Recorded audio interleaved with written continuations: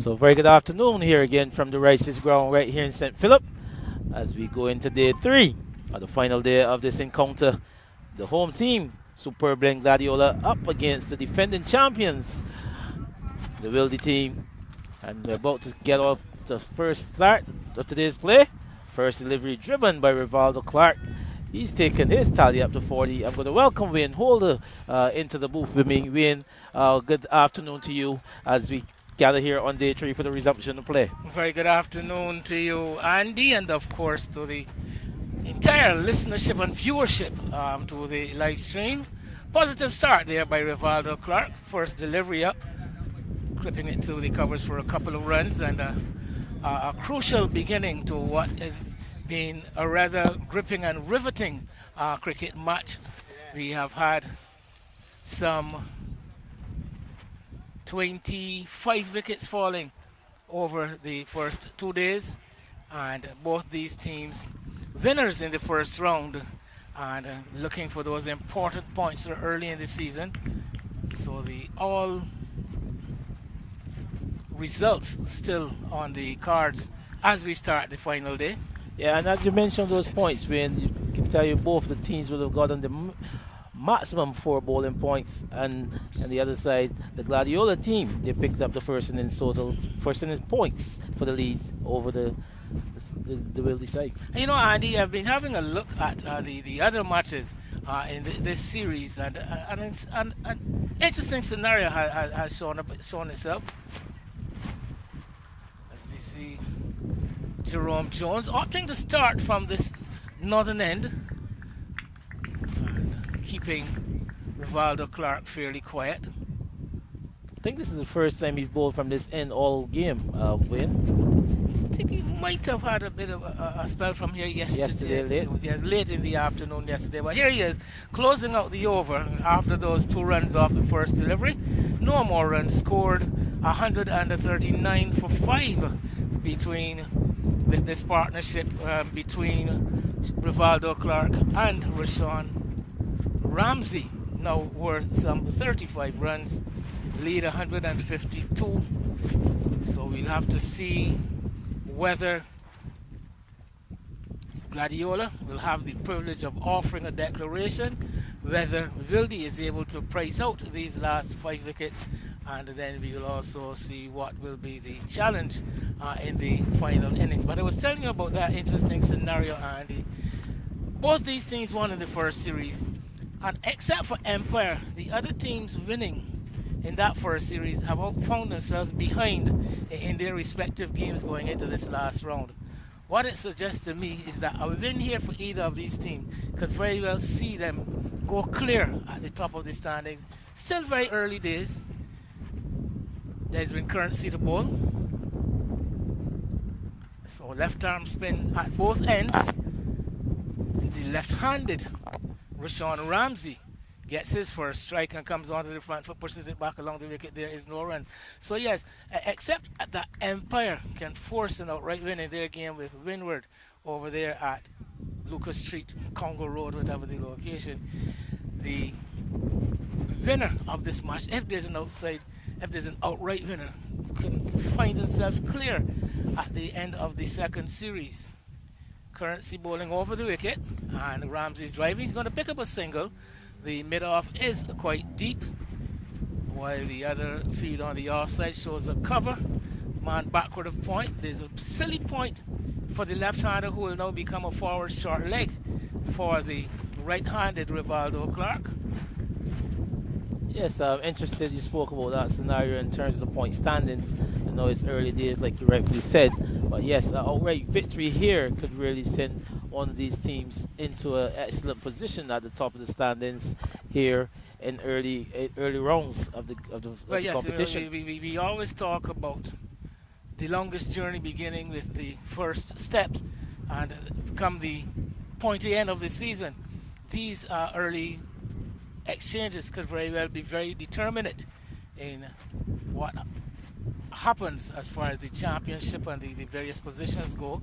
So you never know. Every point counts. That's the important thing. That's the important point, yes. Everything goes. So let's see. Right, beautiful day today though, Andy.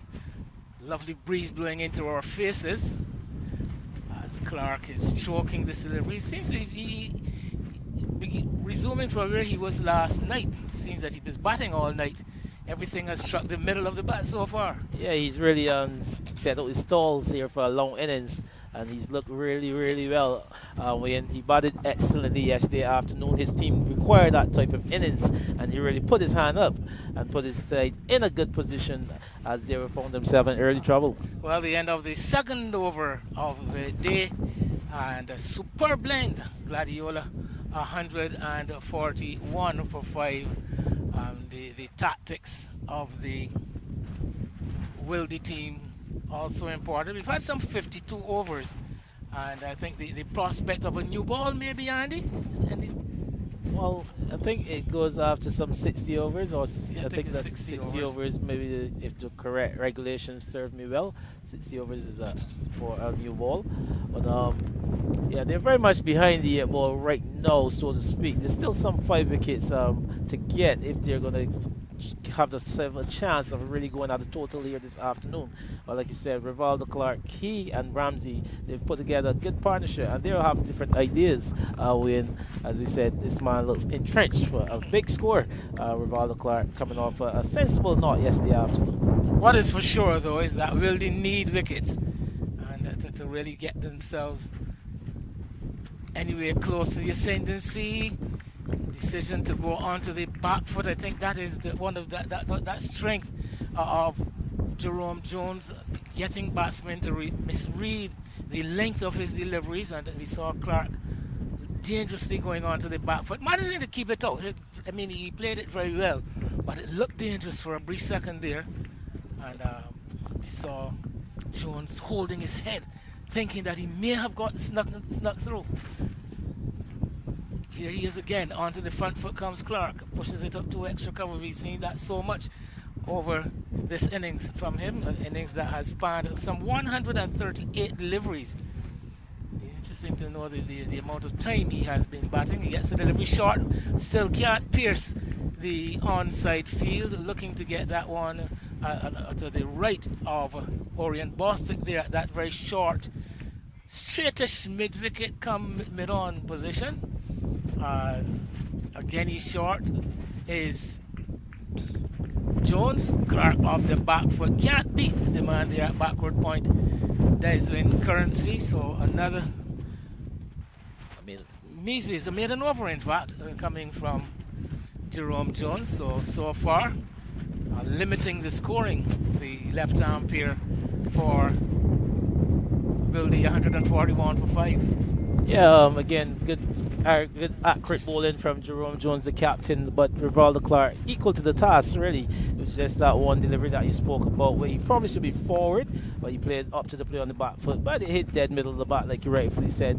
And then he continued to try to get on that front foot, pick the length a bit better, and those shorter deliveries. He couldn't get to pierce the field, but he looked in total control. So Desmond Currency continues. So this is basically the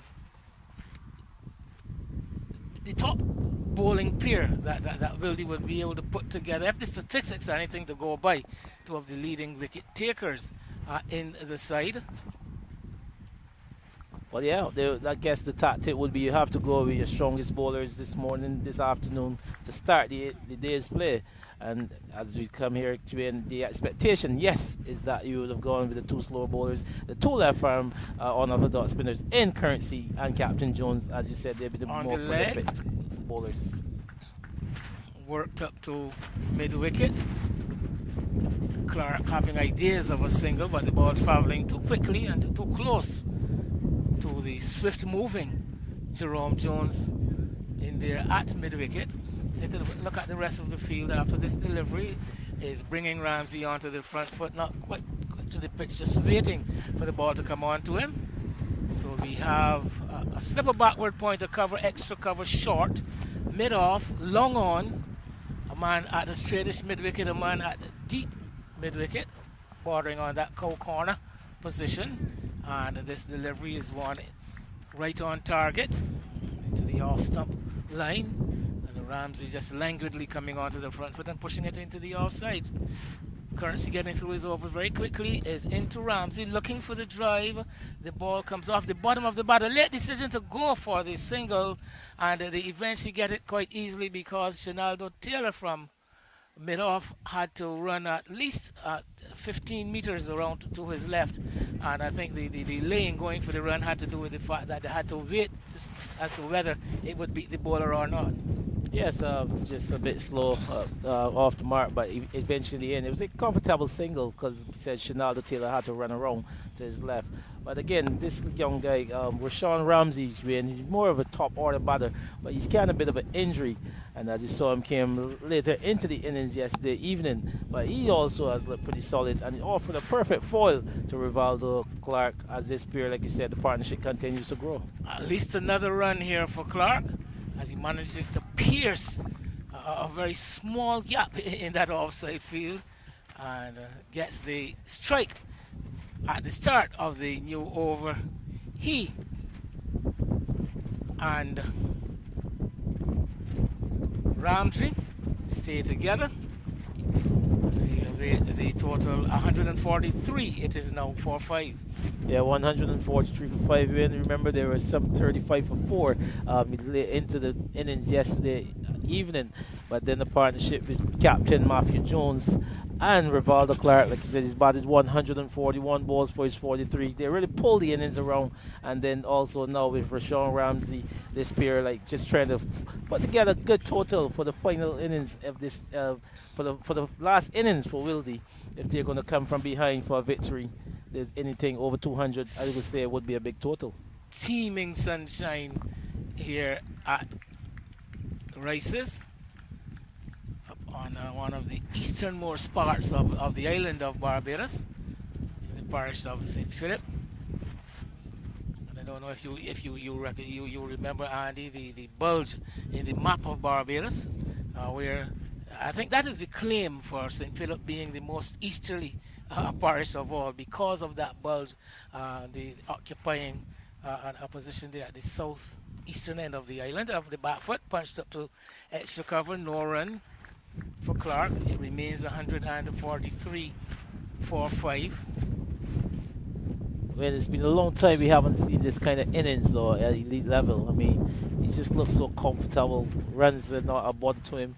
But the way he's playing these deliveries on the merit, and he's really middling the ball, his timing is on point. I think it suggests signs of maturity for this young man. Still very much in the early 20s. I was thinking about this game last night, and it came into my thoughts that there was a time when he and Jacob Bethel were being matched with each other. There used to be a lot of discussion at local level as to who was the better player of the two. While they were both still very much at the under 15 level, we have seen what has happened to Bethel, and we see where Clark is.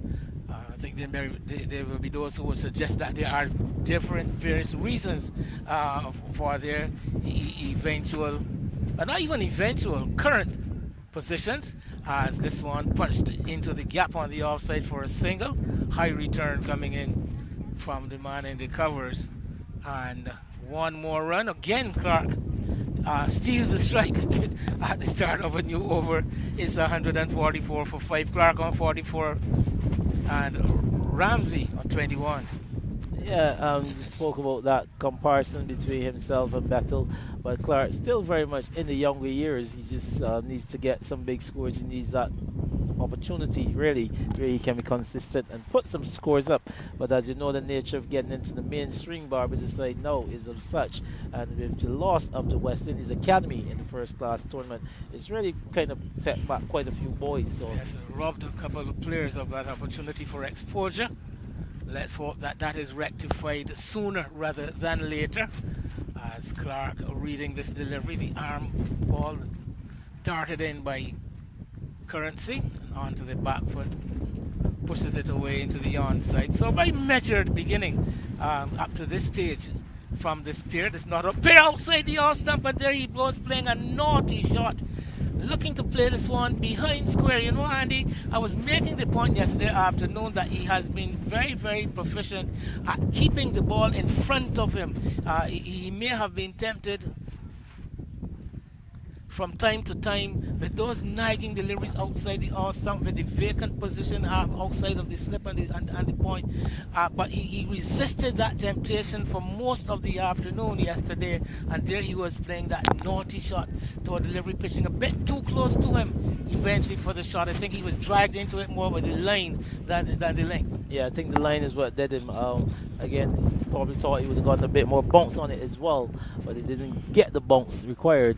And it was a good hit again there by keeper Maynard. Like I said, the keepers in this game have been very efficient. We had some two very good glove men in this game.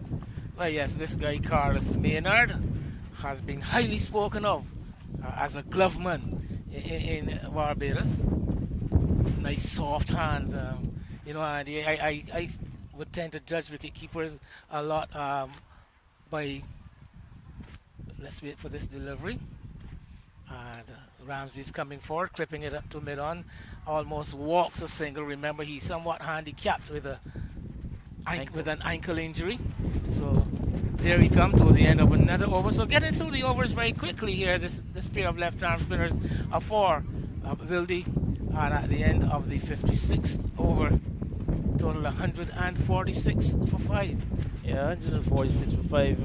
And as we just go over to this game here, where the YMPC are up against the University of the West Indies and the Bayview Hospital YMPC. They trail by some 67 runs until they're 34 for 2 in their second innings. And it looks like Calvin Marcus, your bowler here, he's bowling to Jones. Trotman just worked that one into the onside, and Jones come calling to face up. So what we know is that Xavier Trotman, who was not out overnight, he's continued with his innings. He's lost his partner Shamar Marshall, who went in with him. And usually to see Marshall at the top of the order. How often do you see a night watchman going as opener, Andy? Well, not very often, but obviously the tactics of the YMPC, they've lost him this morning. Jamar Marshall, can tell you, man, he's a player. He can bat. I wouldn't say that he is a tail ender by any stretch of the imagination. But not a bona fide opening batter. No. And seeing him come that early suggests to me that it was a cautious decision taken by YMPC. So he was actually the night watchman. Not a tail ender or a rabbit by any means, but the night watchman. Yes. Anyhow, it is Jones continuing, and he bowls a delivery which is tucked around by Ramsey. The delivery, not a lot of bounce we have seen so far today. That has been so far a feature. Yeah, but the ball, as you said rightfully, is getting a bit older, so probably getting a bit softer. And you could expect with a softer ball, it would keep a bit lower than probably a newer hard ball, where you can get that additional bounce. Also, we are on a second day pitch, remembering that for the last 2 days of these elite games, Saturday, Sunday, Jones around the wicket outside the off-stump to Clark, taking a big stride, picking up the line and leaving it through to the wicket keeper. So these pitches prepared for 2 days, no more preparation after the start of the second day. So this is actually a second day pitch. To keeping low, struck and gone.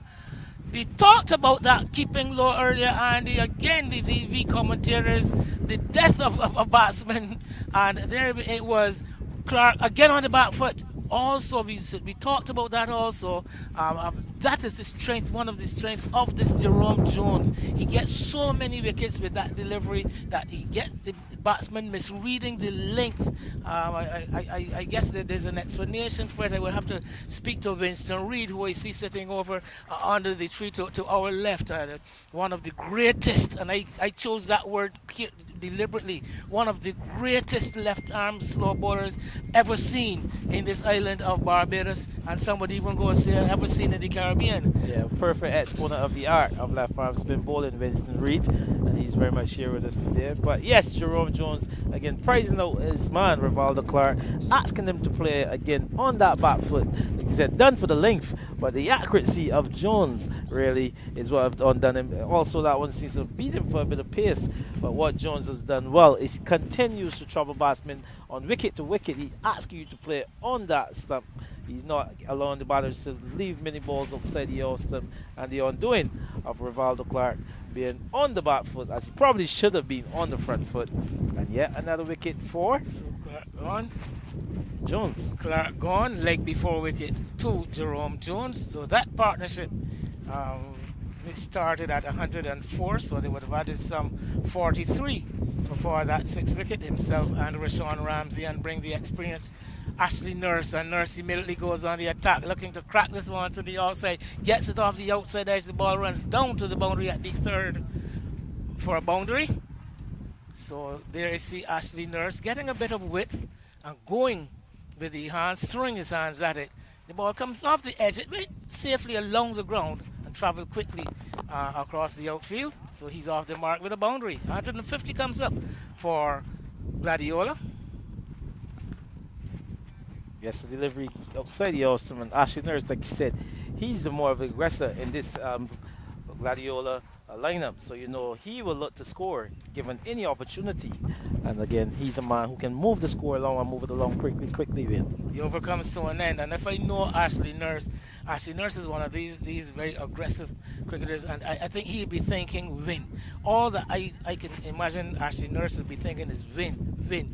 How do we win this match? And of course, it would mean getting enough runs and giving yourselves enough time to get through the Wildey batting in the 2nd innings. So his innings is going to be key. His approach is going to be very instructive. Yeah, himself and the likes of someone like Jamar Eiffel to come. These are players who can move it along. Ramsey can also hit a good ball, but obviously, like you rightfully said, the tactics of the time to bowl out the player, the Wildey side, that will be a feature as to when they was brought to go and how many overs they will give them to give themselves a chance to bowl out this side. Well, Ramsey is on strike.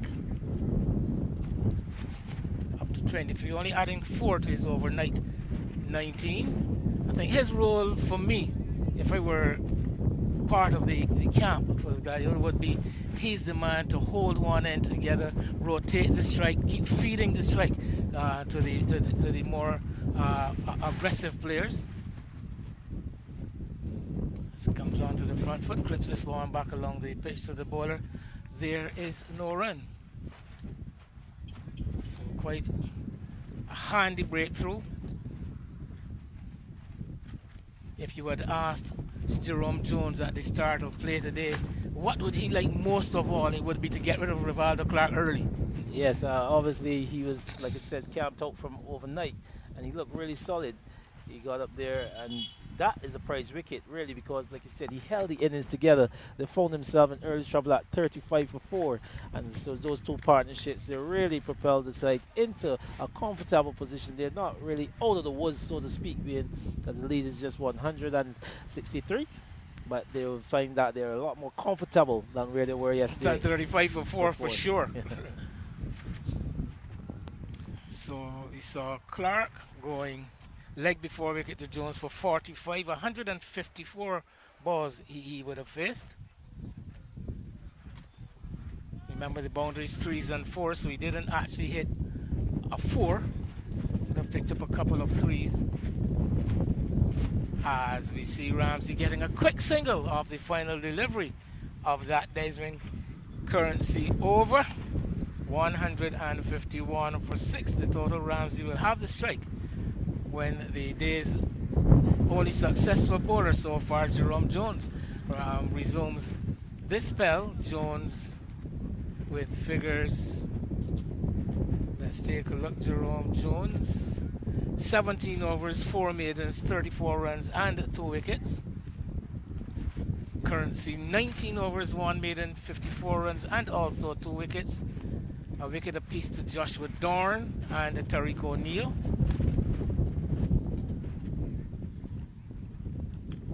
Slapped away behind point. They go quite slowly by Ashley Nurse in particular, but Ramsey looking for that second run from the outset, and Nurse a bit tardy in getting back into his ground. Yeah, I think what happened is that Nurse, he thought with the injury to Ramsey that he would have settled for one, but Ramsey was quite intent for a second. Since yesterday, I've noticed that when it's his runs, Ramsey forgets about the ankle injury. Yeah, so I think that's what would have done Ashley Nurse in, that he thought he would have settled for one with the injury. Comes onto the front foot, comes off the pad, maybe inner edge of the bat. We'll wait. Umpire Prescott doesn't show any indication of signaling a leg bite, so that one definitely coming off the inner edge of the bat, the inner half, and running out into the onside. Nurse quickly calls the youngster through for a single. Probably a bit of turn on that occasion from Jones. So you saw burn the left-hander onto the front foot and just taking that inner portion of the bat. Like I said, there's no short leg there, so there was no danger, and they were happy to get a single in the end. Nurse goes for that lap sweep, exploiting that vast open area behind square, and he's going to get a boundary. Clever play by Ashley Nurse. That is the man that we know. Yeah. That skins. That's a shot, like you said, just manipulating this bowling of Jerome Jones. Had no pace really on it. He took the pace out of that one. Ashley Nurse went into the lap sweep, like he rightfully said. And again, vacant area down behind there. There's a lot of real estate. As he said, there's just 3 men on the leg side. There's a deep mid wicket. There's a man at a mid wicket who's now going to move probably to a 45 and a long one. So again, here Ashley Nurse with his vast experience, just utilizing his skill and have a new field placement going for Jerome Jones. Now we've got all vast open area on the onside. No one saving one, barring that man on the 45. There's a deep mid wicket, and there is the long on. So anything played into the onside is basically at least a run. Well, especially in front of the wicket, particularly. I'll be interested because if he's getting the purchase like we said you're looking for, and he wants to ask Ashley Nurse to go against the spin, really, and he's left the vacant mid-wicket region, but Ashley Nurse continues to play with a straight bat and no danger at all. Jones will continue.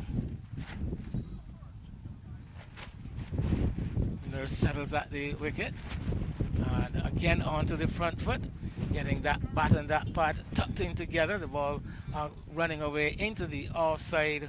So a quiet end to another Jerome Jones over. His 18th. Taken 2 for 40, 157 for 6. Yes, Ashley Nurse is a very accomplished batter. You can't take anything around from him. A genuine all-rounder. One good enough to have scored a first-class century. I remember that century. He batted very well there for Barbados, so you can't take anything away from his batting ability. He's just utilizing his skill and taking Jerome Jones down to that vacant 45 region and picking up a boundary and really asking Jerome Jones to do something differently. And also he had that boundary on the offside a bit earlier, so he's now scored Jerome Jones on both sides of the wicket, albeit behind the wicket, one being a sweep shot and one being a cut shot. Well, we've had some just about half hours play so far, and Wildey progressing, Gladiola progressing from 137, so some 20 runs added in that half hour. Ramsey, who resumed on 19, faces up to Deswin Currency and is looking for a drive, hitting it hard into the pitch. Ball bouncing back along for the bowler to take, and takes a couple of chips, hustling back to the top of his mark, turns, passes umpire Bradford, and Ramsey is picking up the line outside the off stump, leaving it alone through to the keeper. There is no run. So a couple of spectators making their way in onto the Rice's playing field. Not a lot of people around at this early stage. It is a Sunday afternoon, tickled away square for a single by Ramsey. It is, as I said, still early Sunday afternoon. A couple of people, most people in Barbados might have done their church duties earlier today, and some may still very well be on church duty. Then there's the matter of lunch, a very important meal, a very important part of the Barbadiana Sunday lunch.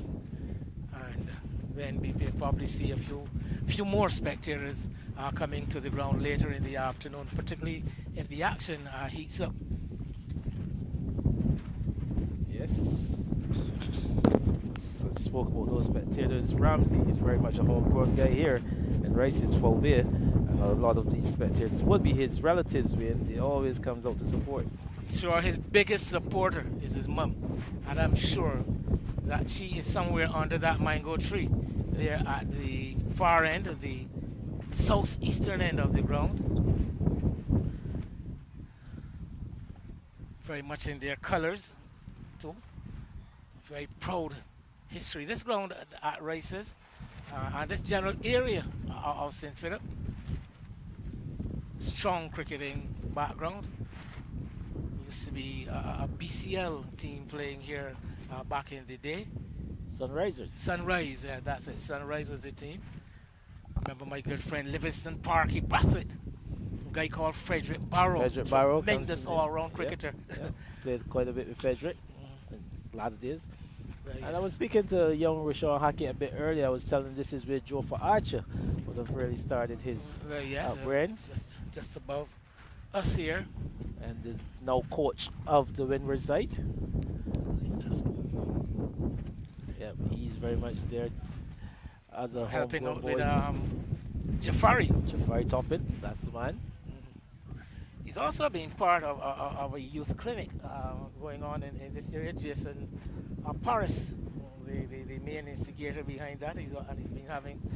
Jofra has played quite a role in that, as this delivery off the outside edge between the slip and the keeper.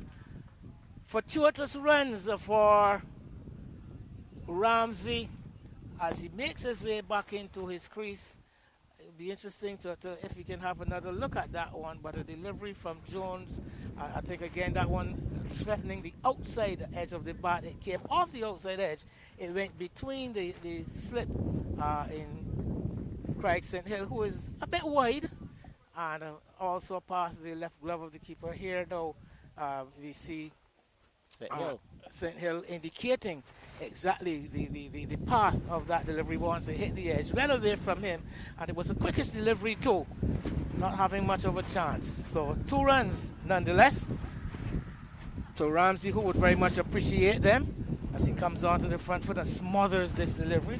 So we've seen both edges of the bat being threatened here by Jones, that delivery hitting the inner half of the bat and running into the onside.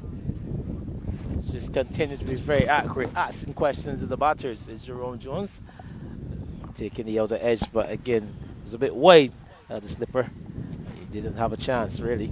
Gets a single down to Tariq O'Neill at long off. So runs coming not in quick fashion, but at least keeping the strike rotating. 176 is now that lead, a rate of just 2.69 they have been going along at. But one could easily appreciate why this man, Ashley Nurse, may very well have different ideas. There he is again, going for the streak shot. This time he's going to pick out the man at the deep forward square, Zishan Mutara down there. Only a single to Ashley Nurse. But one thing I can tell you is that since Ashley Nurse has came in, he's really decided to get the score going. He's not really restricted. He's now moved up to some 8 runs off 9 deliveries win. So as you can see that Ashley's intent to get the score going. So final delivery of the over.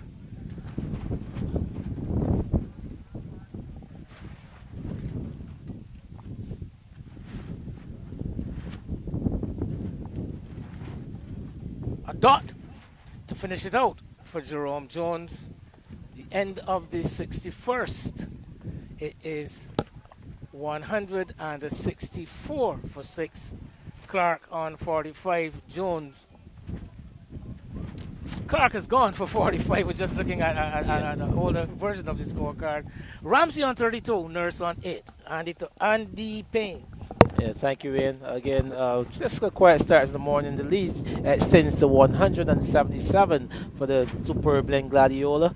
The Wildey, they patiently they're playing. They want to get wickets. They would like to praise out this Rashawn Ramsey. You know, Ashley Nurse, he's got the tendency to score and score at a brisk rate. But again, 164 for 6 present total. Wildey, they would think that they need to get 1 or 2 wickets if they're going to pull themselves back into this game. But Gladiola on the other side, they just need to continue to bat and try to bat them out of the second innings and give themselves a good chance of bowling them out this afternoon and giving them a chance if to try to save the game or if to go for the outright win. As I welcome Rashawn Hackett. Rashawn, good afternoon to you. Hi, good afternoon, Andy. A good afternoon's play so far. Your thoughts? Yes, a good afternoon's play indeed. Been pretty quiet stuff. Gladiola just losing that one unfortunate wicket of Rivaldo Clark. One that kept a bit low and slid onto the surface, hitting him on the pad. But besides that, it's been a pretty quiet stuff. Gladiola continuing their excellent work from yesterday to build this lead to what is now 177. See Ashley Nurse picking up yet another run there.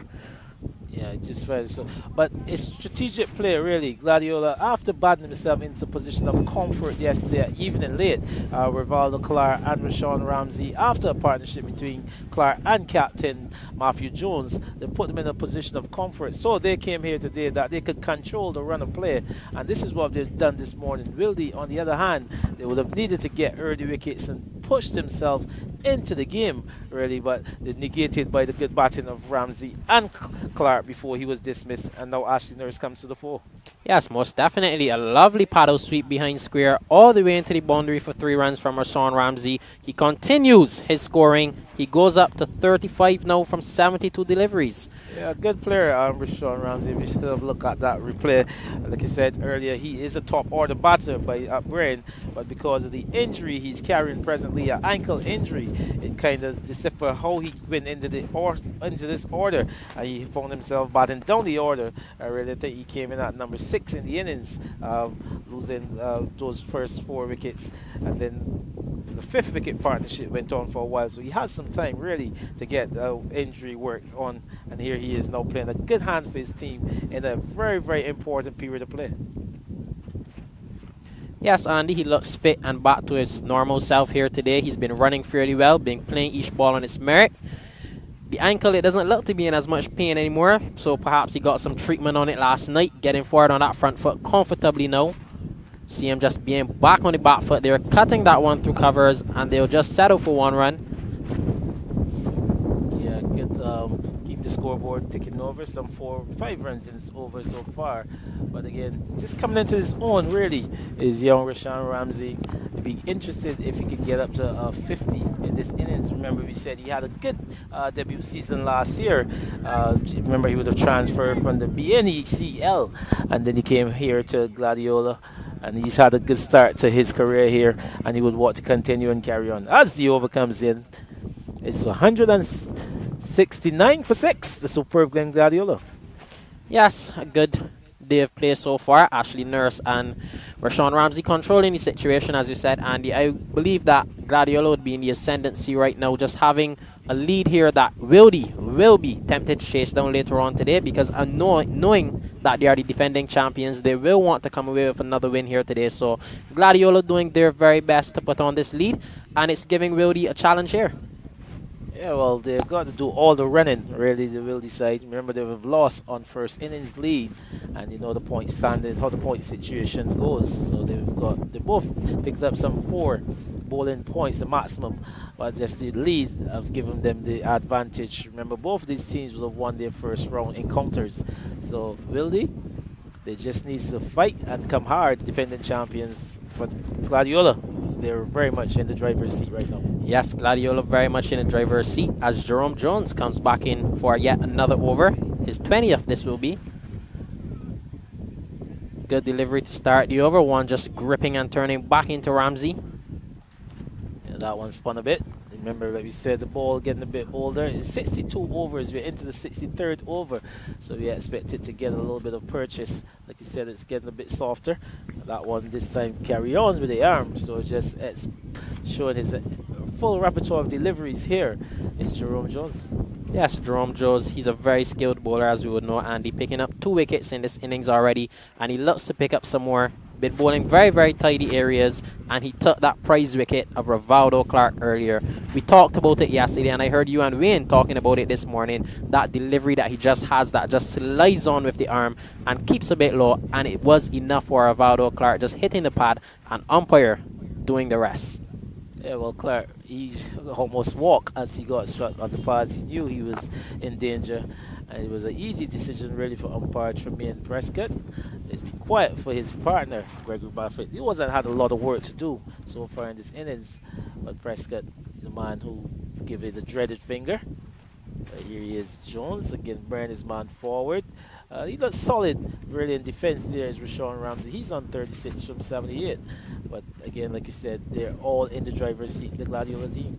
Yes, for Sean Ramsey, he's looked very solid. We know the caliber of player that he is, obviously, and he's coming here today displaying. Oh! As soon as I was speaking, Andy, he goes. Jerome Jones gets the edge of Ramsey, and it goes into the slips of, that's Craig St. Hill taking a beautiful one-handed catch. What do you think of that, Andy? Excellent catch there by Craig St. Hill. Like you said, Jerome Jones continue to showcase his talent, his skill, the ability to move that ball with the arm, taking it away from the left-handed batter. He had previously hit the edge over before, but you saw St. Hill, he was too wide to have a chance. The ball went between the keeper and the first slip. Here he adjusted the position, St. Hill, and came a bit closer to the keeper. And again, finding the edge on this occasion, and the fielder was in a set position and coming up with a beautiful catch is that St. Hill. So they lose yet another wicket. The 7th wicket goes down. The superb Glen Gladiola with a lead of 182. They're 169 for 7. Yes, a beautiful delivery there from Jerome Jones indeed. He continues to show his skill. He continues to show what he's capable of. And we now see a switch over to the Signia Globe Barbados youth team, BCA Youth, my apologies, and Spartan, where Andre Marshall is into a superb spell of 4 wickets for just 72 runs, and he's in his 27th over as Signia Globe BCA Youth lead by 86 runs. Batting for the youth team is Joshua Thompson and Jahidi Hines. Two very good young and upcoming players. This guy, Jahidi Hines, have a lot of time for Hines.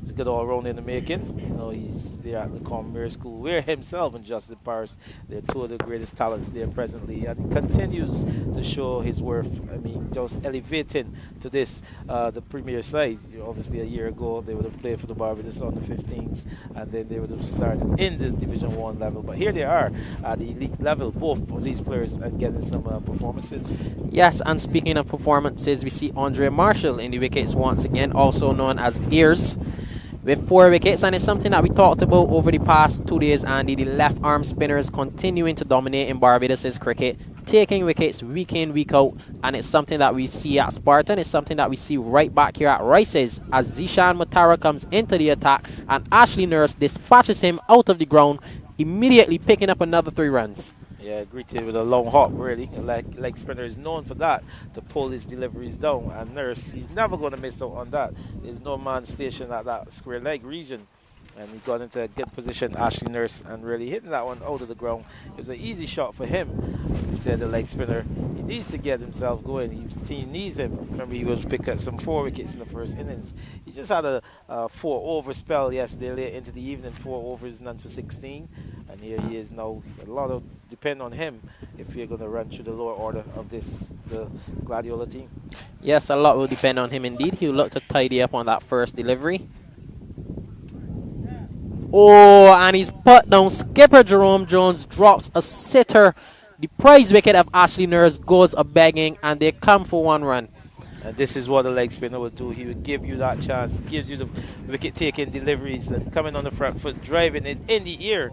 And Jerome Taylor there at a square cover position could not hold on to it. Even that good height, catchable height, you would expect Jerome Jones to catch those. He got a lot of a pair of hands, some safe hands generally. But again, putting that one down, how dangerous can that be? Yes, that can be very, very dangerous, and we know the caliber of player that Ashley Nurse is. He's demonstrated it at the international level, right back down to the domestic level. He's one who can score runs and score quickly. So I know that Jerome Jones will be regretting that drop catch, as it was a crucial moment in this game. But from the other end, Jamar Eiffel gets off the mark, just flicking that one behind square, picking up his first 2 runs. Yeah, I feel the new batter in on the dismissal of Ramsey, the left-handed bat, like you said, turning that one. His first delivery off the leg spinner behind square. There's no one station there, and picking up an easy 2. But with that, the score goes up to 175 as this leads each is closer to that 200 mark. And Rashawn, like you said, on the 4th innings, anything over 200. I think that the Gladiola side would fancy themselves of looking for outright win here this afternoon. Yes, anything over 200 will be a convincing score on the board. Not only will Wildey have to chase down 200, but they will have to chase down 200 in a restricted time period, as they only have today. Jamar Eiffel back on the back foot, hitting that one all the way over square leg for yet another 6. So we see what these two are capable of. Jamar Eiffel and Ashley Nurse, 2 of the aggressors in the Gladiola side, taking a liking to young Zishan Matara. Yeah, the platform is set really for this. I mean, the leg spinner again pulling that one down to the left-handed batter, and that one a long hop spinning into the left-handed Eiffel. So once it spins into the leg spinner spinning into the left-hander, it's an easy shot really. And Jamar Eiffel, he wasn't going to miss out on that. So again, being expensive here is young Zishan Matara. He's under some pressure. Yes, and with that delivery, another over comes to an end. 179 for 7 after 64 overs. Superb blend, Gladiola lead by 92 runs. Yes, you can see him just putting them under pressure. This pair, like you said, a very experienced pair. A pair who can score and score quickly. That does it in boundaries. Like you said, I feel the leg spinner into the left-hander. And any delivery on that short length, you just go into the short side of the boundary here. So that could be the danger as well, as that he'll be bowling into the shorter end to the left-hander. And I'm sure with a win as well, it's easy pickings for him. Yes, and we now see a switch back over to Spartan, where the BCA youth team are playing. Joshua Thompson into a very patient innings. He's one who's reared at Ellerslie School, and he's joined by Jahidi Hines, who you now mentioned goes to the Commonwealth School. And we see a look here at the bowlers breakdown. Andre Marshall being the pick of the bowlers, picking up 4. Shem Holder, Barbados Pride bowler, picking up 2 wickets. And there were some other contributions from that Spartan side. But we're back here at Rice's, where Jerome Jones continues his bowling. See Ashley Nurse taking out the long arm of it and hit that one down to long on where Terry O'Neill is. But again, the tactics should be pretty clear here. No, as we said, they go up to a 200-run lead. The lead is now 193 as they get up to 180 for 7. And I can tell you this pair of Nurse and Eiffel, they wouldn't be looking to prod around for any length of time. Yes, a dangerous pair here. This partnership is one that can take a game away from any opposition. 2 aggressors, but not only are they aggressors, they're guys who bat sensibly. They have big brains on their shoulders, and they know how to go about innings. As Jamar Eiffel, oh, it happened again, Andy. As soon as I was giving a batsman his praises, he falls yet again. I need to shut my mouth, Andy, and just let the cricket play. But Jamar Eiffel falls for 6 runs, caught at deep square leg, as we can see, and Gladiola lose yet another wicket, 180 for the loss of 8. Well, here he is. We spoke about the size of the ground. So there he is going to the furthest end of the ground, hitting against the wind as well. He's got a lovely breeze here this afternoon. And the left-hand spinner just enticing him and asking the left-hander to take on the large side. Jamar Eiffel fell for the bait and couldn't get past Desmond Currency up there at deep square leg. So he loses his wicket. So the Wildey team, they'll be happy to pick up 2 quick wickets, really, in the period. So 180 for 7 becomes 180 for 8 as a new batter will be Jaden Lord. Yes, Jaden Lord coming into the crease. Fast bowler that did some damage earlier today, earlier in this match for the Gladiola side. He will now look to come and play his trade with the bat to get Gladiola up to this 200-run lead mark. And he joins experienced Ashley Nurse at the crease. Yeah, I thought it was just a lack of concentration there on the part of Jamar Eiffel, like you said, taking on the boundary on the big side, the far side of the ground, and into the wind as well. The left-hand spinner asking him into that. Remember, the shorter side of the ground is closest here to us on the commentary booth, and saw him took down young Zishan Matara from this side. I think that really should have been the tactic of his, but he fell to it, and 8 wickets goes down. So Jerome Jones picks up yet another scalp. He's now got 4 to his tally, 4 for 45 from 20 3.2 overs. Yes, so the left arm spinners, as we were just alluding to, continue to dominate in Jerome Jones. He's leading the bowling attack for his side. He once again picking up 4 in the first innings, and now he has 4 again. He'll be looking to pick up a 5-wicket haul here today and get this Gladiola side bowled out. We now see Jaden Lord comes to the crease. Jerome Jones just calls all of the fielders in. Looks to squeeze this batsman. And he brings another slip into place. That's Desmond Currency.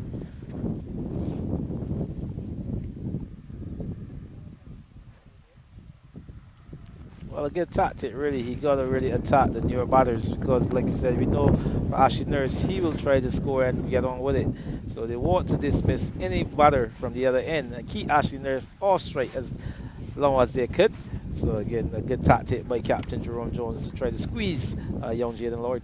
Yeah, it's a good tactic indeed. Jerome Jones, he's also a guy who likes to think this cricket, a student of the game indeed. He's just very tactical in his approach, and we've seen it throughout this entire game. Tactical in his bowling and his field setting as well.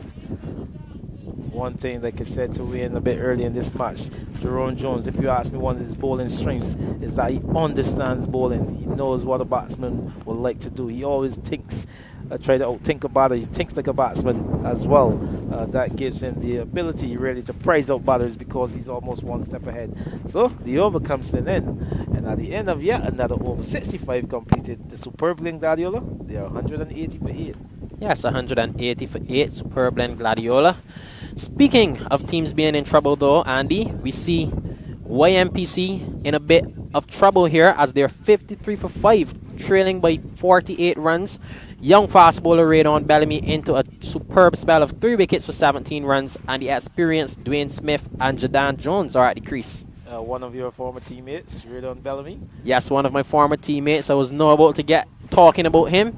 Tall, strapping fast bowler, comes down with a good heavy ball, Andy. He's very tactical in his bowling as well, knows his lines and lengths. He was one who was promoted to this elite division for the UE side after a tremendous first round display in the first division, picking up 5 wickets, and he's been promoted to the elite side and making an impact straight away with 3 wickets. So he's one too that has a lot of time on his hands, and I'm sure that the BCA selectors would be looking at him. Brings Ashley Nurse forward as we're back here to the main play. And one of the other teammates we spoke about yesterday, Thomas Armstrong, a magnificent 150 for the youth team against, I think it's Isolation in the Division 1 lead. Yes, it was against Isolation indeed. Thomas Armstrong marking his name in the history books with a tremendous 150 runs. It's something that is unheard of for our schoolboys in Barbados. So he made a name for himself yesterday with that 150. And what was so impressive about it, Andy, was that he batted at the top of the order, opened the batting, went up over a run of ball, scoring 150 from 138 deliveries. So Thomas Armstrong, what a player he is. One who I mentioned to you yesterday, who's within the ranks of my club. Yes, your club Maple. I'm sure that everyone back at Maple will be very happy about that innings, as he's one that belongs to that club. Yeah, one in the ear, and he's taken. Jaden Lord goes. Easy dismissal. Desmond Currency gets his man. He picks up his third. Just bringing him onto the front foot and driving that one easy to the captain, Jones, into the cover, who made a meal of one in the previous over. But coming in here and picking up yet another wicket is the Wildey side. So Lord, he goes without troubling the scores. 181 for 9. Yes, a soft delivery there again. A full delivery, Lord, just driving that one, not getting his head over it, and just taps it into the hand of Jerome Jones, who cleans it up and takes the catch. So it was very expensive in the contest, and he's picked up a wicket immediately. But Captain Jones, again, just showing the class of his hands. Like I said, dropping the ball in the previous over is unknown to someone like Jerome Jones, who's generally a safe catcher. But here he is, bearing the man forward. Is Desmond Currency. Tall, lanky batter here, helmetless, is Stephon Griffith. Yes, tall batter Stephon Griffith. He bats like he bowls, and he's very aggressive. Anything full of a length, he'll be sure to put his hands through it. But he's back on that occasion, very watchful, just keeping it out. And another over comes to an end, 181 for 9 after 66 overs. A successful over that by Desmond Currency, just prizing out the wicket of Jaden Lord. Like I said, a soft dismissal, really, just coming on the front foot. Couldn't keep it down, and Captain Jones kept picking the easy catch. But it stands here, I think Ashley Nurse, he would walk the farm the strike from here on and really just take on the bowlings, because from here on is how many runs you can get, really, as opposed to time, I would think, with Stephon Griffith being your non-striker. I don't think you will really think that he's a batter of that capabilities to bat a big partnership and get too much runs on the board from him. Yes, Ashley Nurse, I'm sure he'll be looking to put his foot on the gas now, get as many runs as possible for Gladiola, and put Wildey back into bat to chase. Well, not put Wildey to bat to chase, just striking that one down to the long on fielder. Ups for no runs, so the intentions are clear. Ashley Nurse will look to get as many runs as possible. Clear tactic. I mean, he's experienced enough to know his roles, Ashley Nurse.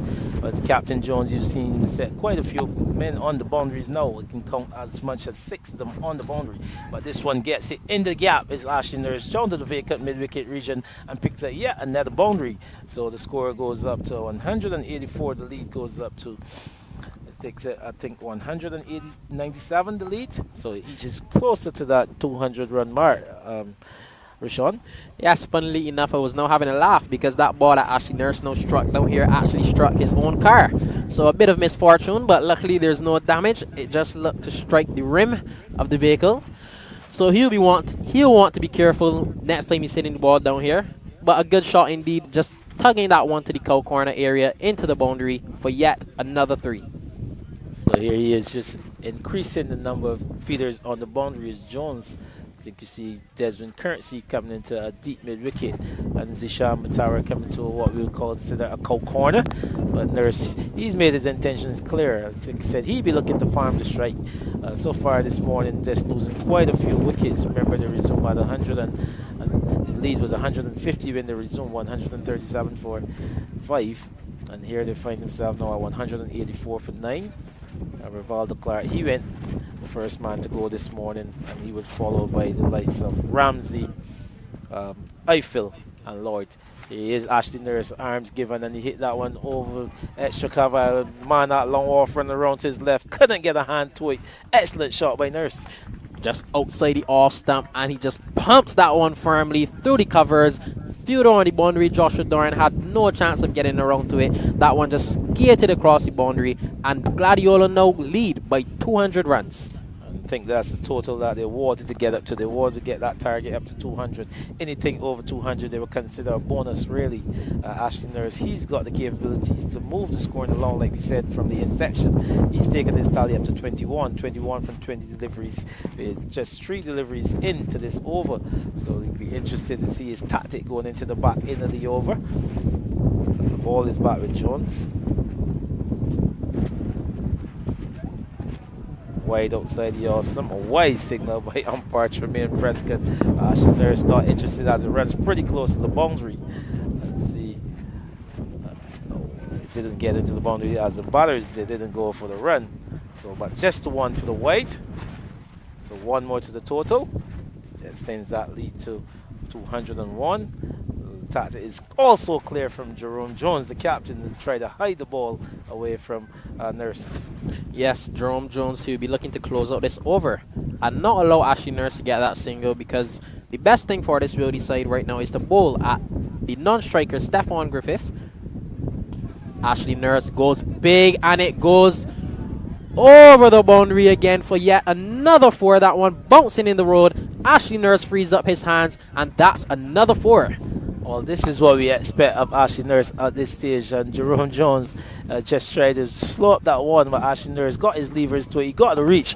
Remember, the boundaries here are 3s and 4s, and it's not a long boundary by any stretch of the imagination towards the roadside, and he cleared the road, Ashley Nurse. So yeah, another maximum. He moves his tally up to 25, and the lead continues. Like you said, anything over 200 runs here now is a bonus score.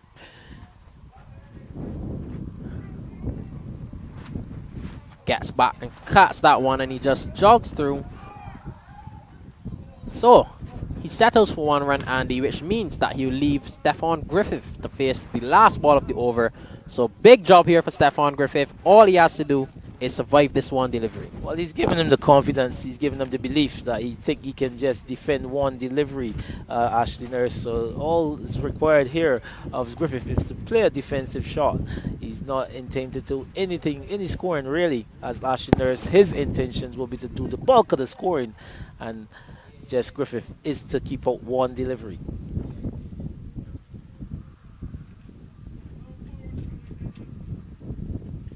And he does so successfully. There's a loud cheer from the crowd. Gladiola supporters happy about that one. So Gladiola live to see another over. 193 for 9 after 67 overs. Gladiola lead by 206 runs. Yes, stout defense there by Stephon Griffith. You can see he got a round of applause from his teammates. But the tactic is very, very clear here. Ashley Nurse, he will be the aggressor. He will look to score the bulk of the scoring, and just left Griffith to defend probably one. He'll be farming the strike from here on as Desmond Currency. He's going to carry on. Tell you anything here is bonus runs. As you can see, Ashley Nurse just having a conversation from afar with Captain Matthew Jones. I just want to get the tactics clear, make sure that everyone's on the same page. As you can see, them spreading the feelers far and wide. They will decide for this Ashley Nurse. As Currency is going to continue. Long off, long on, cold corner, deep mid wicket. There's a man on the sweep on the offside. Delivery outside the off stump. Just flirted with that one. There is Ashley Nurse. Yeah, it's just a gentle flirt as you described it. Not interested to hit that one over the boundaries. So Ashley Nurse will be very decisive about which balls he go to hit here. He likes that one though. Down on one knee sweeping it, but fielder at square leg does well. That's Bostic, the over 50. He looks agile in the field. Stops 4 runs. Well, 3 runs. Well, he got a good bounce and he got a hand to it, so he did well over in Boston. But Ashley Nurse, he's one that knows this ground very well. And I think one of the features about Ashley Nurse is that he's very selective in where he scores his runs on this ground. Yes, forward very early on that occasion, just keeping it out. See, he's not going to challenge that far side of the ground. You can see him looking anything on the offside. He's going to score over the cover, over the extra cover region. I think that's his region, or straight back over the bowler's head. Yes, we know that the far side is not only far, but there's also a breeze which pushes the ball back into play. So he'll be very wary about that. Forward blocking that one. Comes for the quick single. Oh, and they get there safely. It was a late decision by Griffith to really come through for the single. Nurse called him early. Terry O'Neill coming in there from point. He's a bit on the heels as well. Didn't get it into keeper Carlos Maynard in time. Or a direct hit would have been needed if he was to dismiss the man, Stephon Griffith. But leaving Stephon Griffith with 2 deliveries in this overs, Ashley Nurse just coming long forward. And Griffith a bit reluctant and a bit late out of his mark. Yeah, so Stephon Griffith once again has been entrusted to bat final deliveries of the over.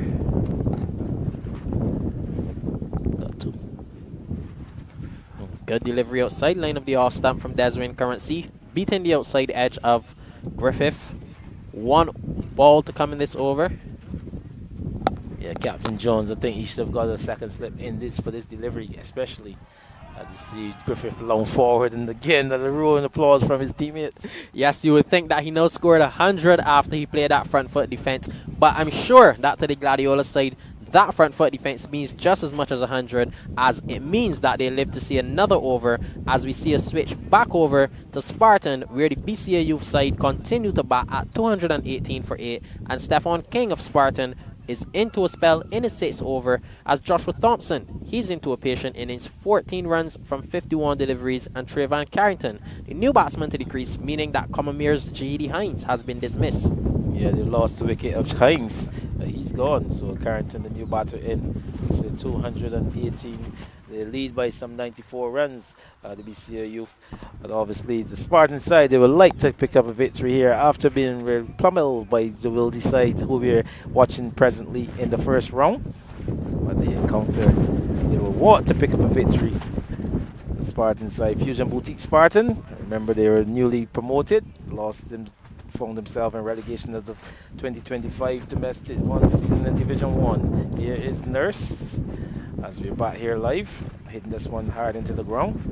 No run resulting, but it will be all farming from here on, do you think, Richard? Yes, we can see the clear intentions from Ashley Nurse. He knows exactly which bowler he wants to score from, and that bowler is Jerome Jones, as he lets a big lash go at that one, and that one rolls into the boundary over the cover area, and yet another 3 runs. So Ashley Nurse, he's very decisive and very targeted at which bowler he's going to attack. Yeah, I think, and it has a lot to do, like I said, the areas where he wants to score his runs. He's very selective, as you see them putting the man in that area now is Captain Jerome Jones as Ashley Nurse, but he's competent enough to get over the fielder's head. So Jones, he needs to be mindful, even though he's got these men on the boundaries, not to get too full. Yes, and you can see the clear plan from Jerome Jones. Bowl wide of the wicket and force Ashley Nurse to hit through that offside, which is the longer end of the field, which is going against the wind. But Nurse, he has his plans cut out too. He'll be looking to hit the ball straight back down the ground over the bowler's head. And that one goes all the way up in the air over the pavilion. So another big swing from Ashley Nurse, and it goes over the boundary for 4 runs. Ashley Nurse continues his assault on this Wildey bowling attack. Yeah, Jerome Jones thought he had deceived his man with that one, but Ashley Nurse got into a really long stride and got his hand straight. Remember, he said he's hitting to the shorter end of the ground with the breeze as well, Rashawn. That's what's so good about him. His selection of shots and his chances of where he's going to take his chances against which bowler and the areas that he's intended on scoring. Yes, it just goes to show, one, the power of Ashley Nurse, because although he's mishitting it, he's easily clearing the ropes. And it goes to show the experience, Andy, because he's very decisive in which end of the field he's going to score from, which bowler he's going to score from. So it just goes to show the value of having an experienced player like Ashley Nurse in any side. And it's something that we think that the younger players should learn from. I argue as well. Here you saw someone like Eiffel, who's also an experienced player, but taking on the further side of the end of the ground with a breeze against him and succumbing to the catch up there at deep square legs. And in a couple of overs previous. But Ashley Nurse more measured here, really, as you see Jones calling his feelers in, as Nurse be looking for a single here. I think Ashley Nurse, he's smart enough to think 214, add another 4 to that, that's 218. So if he gets all the feeders in, I'm sure he could be looking still for a boundary here. Yes, I'm sure. Not all have come in. The long on and long off remain on the boundaries. Yes, they're the only 2 that remain on the boundaries. So the other fielders come in, cover comes in, mid-wicket comes in, square leg comes in. So let's see what happens this final delivery of this over. Well, he's bringing the long off in as well. But I can tell you, Ashley Nurse, the player that all the fielders are coming in, long off and long on, they're now making their way into the circle, really. But Ashley Nurse, he will be going for broke. On the back foot, just punching that one out to the mid-off fielder. No run, so Stephon Griffith will begin the next over for this Gladiola side. And that brings the 69th over to an end, 201 for 9. Ashley Nurse remains batting on 34, and Stephon Griffith, he continues on 0. Yes, so Nurse, smart batting there. You saw Jerome Jones, that final delivery, just arming it in to Ashley Nurse at pace. Really, Nurse, he quick enough to hit it down to the feeder there, bossed it at that extra cover region. But he also now exposes young Stephon Griffith, not so young, but the tall, lanky last man, really. But even with this tactic, you would think that he would want to have a second slip in place, because you think you can prize out the last man in Griffith. Yes, so we now see a switch back over to Spartan, where the BCA youth side continue to bat at 230 for 8. But we're back at Rice's, where Stephon Griffith will face the first ball of this Deswin currency over. We now see player coach Craig St. Hill calling for his helmet, so he'll go short under the lid. And that's a clear tactic. You must be able to attack the last man, really. It makes no sense having him in, Ashley Nurse on the go, and you're not looking to prize out the final wicket of Stephon Griffith. Shortly comes into play. I'm surprised that it doesn't have a man at that second slip region for the last man, as Desmond Currency is known to arm the ball away from the left-handed batter. Yes, a matchup here that's anticipated indeed. Currency. Loud appeal, and umpire Gregory Brathwaite gives him. So with that, we have the end of the Gladiola innings, 201 for 9. That innings comes to an end. Desmond Currency picking up the final over. So that means that Wildey have 215 runs to win this game on day 3 of the BCA Elite Division. Yes, the Currency just needed that one delivery which he lined up to Stefan Griffith, who had no answer really. He tried to hit that one through the leg side. He went around the ball and missed it completely. An easy decision for Gregory Braffett. Like I said, the Elite Empire from the ICC, now retired. Easy decision for him. One of the most competent umpires in this region. So, all out for 201. The Signal Globe. Sorry, the Superb Blend Gladiola, 201. Desmond Currency picks up a 4th wicket. He can also 4 for the captain, Jerome Jones. Like you said, 215 is going to be the target for the Wildey side when they come here to bat in the 4th innings. Yes, 215 runs on the board, so we know that it will be a good matchup here. Runs on the board for the Gladiola side is always a positive, and Wildey, they have batting in their artillery, so it will be an exciting match here today. Over in other games though, Andy, the YMPC side continue to struggle at 70 for the loss of 7. Radon Bellamy, that we previously spoke about, picked up 3 wickets. Calvin Marcus picked up 2 wickets. Javid Leacock, 1 wicket. And Demel Evening, he picked up 1 as well in that UE versus YMPC game. Yeah, so young fast bowler Radon Bellamy picking up 3. Demel Evening picking up 1. And currently batting for this YMPC side is Kemal Smith and Renako Belgrave. He's a new addition to the YMPC side this season. He transferred over from your club, Maple, Andy. I'm sure that you wouldn't have been the most happy about that one because he's a valuable player contributing both with the bat and the ball. So we now see some action over from that game as YMPC continue to fall further into a hole. Javid Leacock picked up a wicket in this over already. And they're still trailing by some 28 runs or thereabout. So they're in a spot of border, really the Bayview Hospital YMPC team. UE getting the better of them so far in this game. Here is the delivery, look to be going over the top. See, it's wait for the signal from the umpire and 4 more to the total, so 4 to the good of Kemal Smith. I tell you, the deficit comes down. Javid Leacock, the leg spinner, as that over comes to an end. Really here. So this is a game that should fancy a result as well, Rashad. Yes, this is a game that should fancy a result. Let's just give a recap. YMPC, having batted first, scored 202 all out. So this is a very subpar innings for them in the second innings. And in response, YMPC got up to 303. So that means that they achieved a lead of UE, my apologies, got up to a lead of 303, not a lead of 303. The lead would have been 101 runs. And YMPC in response are just 76 for 7 in 21 overs. So they find themselves in a spot of bother. Still trailing. As we see, that's Demel Evening, regional first class player, previously represented the West Indies Academy and the combined campuses and colleges side. Also had a brief stint in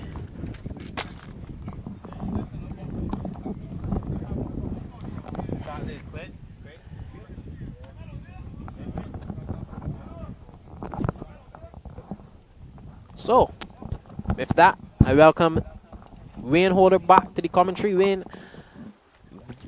Wildey bowled out, not Wildey, my apologies, Wildey bowled out Gladiola. And now they now have to chase 215 runs. What is your assessment of this game so far? Well, definitely what we know for sure is that Wildey will need to make the highest score of the match if they are to win this game. And I think at 214 with some 53 overs, a minimum of 53 overs left in the day's play. From my perspective, Wildey have no choice but to go for these runs.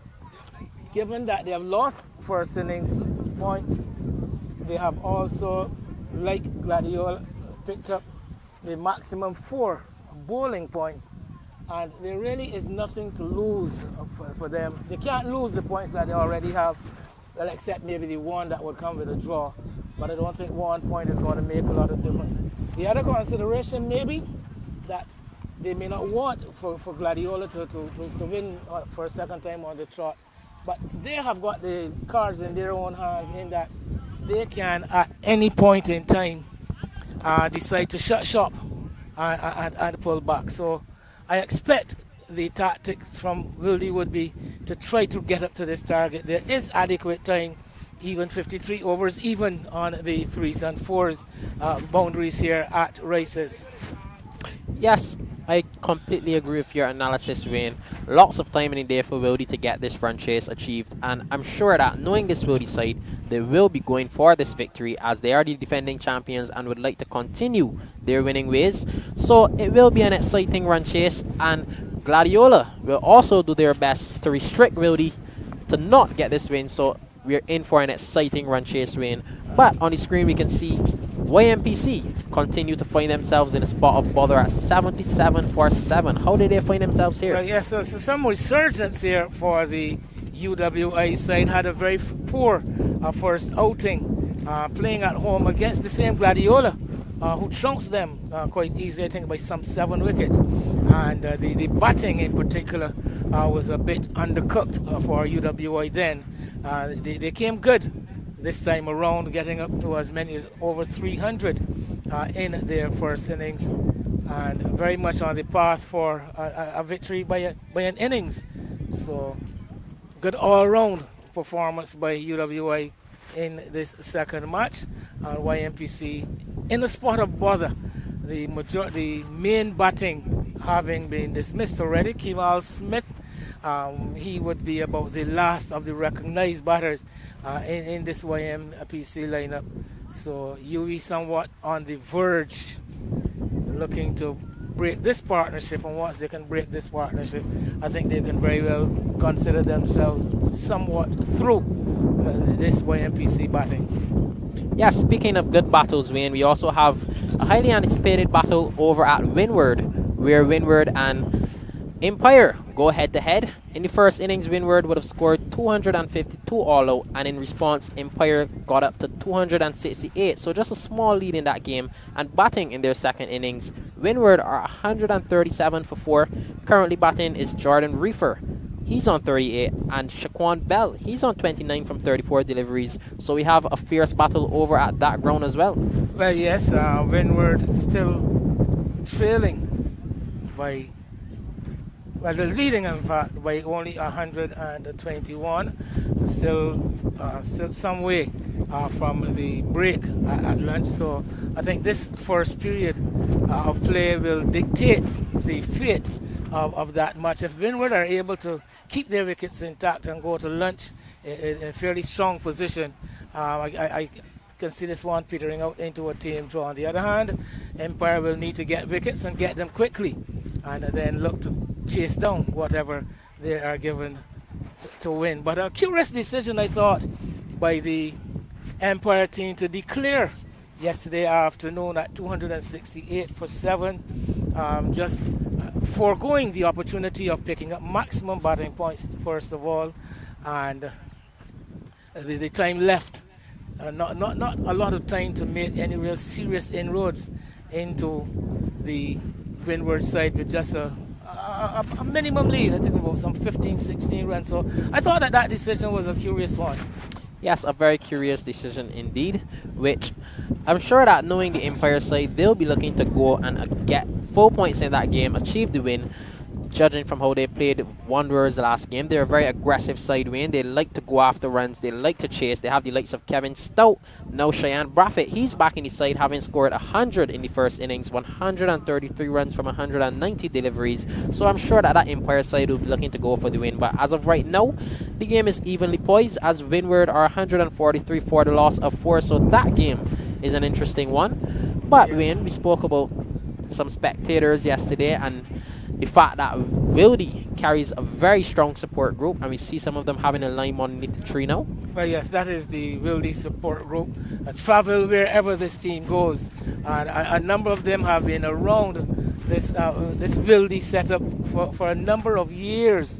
As I explained to you yesterday, Wildey emerging out of the Banks team of former years, and I know for sure, as I look in this crowd, I can see a number of faces who were around when they were Banks and who have continued to be loyal supporters of this Wildey unit. Of course, people like Winners, and the Wildey side has been doing very well. If you know, one of the real stronger clubs, and I use the word clubs, the fabric of the Wildey club is quite strong. and they have remained as such over the years, led by a man called Mark Estwick, who I think is still the president. And you know, there's a history. You know me and my history. Yes, definitely. I'm here for the lesson today. There is a history connecting Banks and now Wildey with YMPC. The YMPC itself has had a very rocky history. I don't know if you know of my connection, my association with YMPC many years ago when your father was a boy. I do not actually, because I obviously wouldn't have been around at that time, so you have to educate me on that. Yes, well, yeah. I did have a bit of history with YMPC. I played with YMPC for a number of years as a wicket keeper. Some would hesitate to say batsman. It's just that you became a batsman because you had to bat. But yeah, I did play for a few years in a YMPC setup, and this was around the end of the 70s into the first half of the 80s, that era.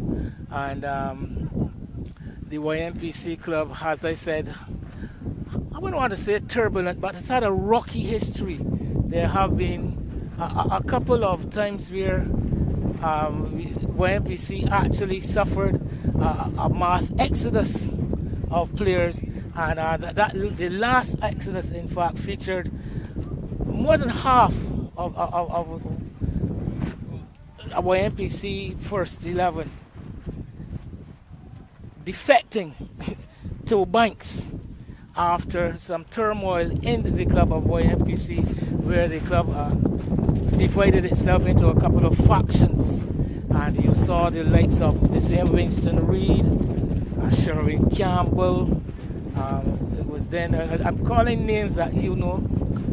The same Orion Bostic, Terry Rollock, a couple of other names that might not have been household names, Stephen Lord, who was a very senior member of this side. So a number of YMPC's best players actually defected to Banks at that point in time, and there was this breakup. It was not the first breakup either, because I would have also witnessed another exodus of players when I was in the mid-80s, when I was very much a part of the club, where we lost the likes of, Andy would remember these names, the Terry Hunts, the Wilbur Bruce, Roddy Estwick, Wendell Coppin. These are YMPC players of old who would have moved out of the club. Another breakdown in the club, and another split up of factions, and these guys moved off. Most of them went to Carlton, and again left another group of players. But one thing you can say for YMPC, whatever has happened, they have prevailed and have remained strong. Like I said, that adversity, I think, is one of the pillars on which that YMPC club is being. But this bank side, that bank side that transformed Mark Estwick, who is now the president at Banks, he emerged as a leader, both on the field as captain in his playing days, and now more recently as president of what is one of the stronger clubs in Barbados. Yes, so we're ready for the resumption of the final innings in this game. Jamar Eiffel opening the bowling. He's bowling to Shenaldo Taylor, who punches that first delivery straight back down the ground, and he will open his account with 3 runs. So Wildey opened their account with a boundary. Up and running over pitched by Jamar Eiffel. I think we saw something similar to this yesterday in his first spell. Pitched up delivery driven through the vacant mid-off position. No one at home at mid-off with the 3 slips and a gully in place. And there's also a man on the sweeper at deep point. Now we're going to see a slight change in personnel. No change in field, but a slight change in personnel. I think the more mobile Zidane here is going to be coming out of the slips, and Rashawn Ramsey, who has had his problems with that injury to his ankle, is going to take a position at second slip. Yeah, so Jamar Eiffel comes in for his second delivery. Another full one.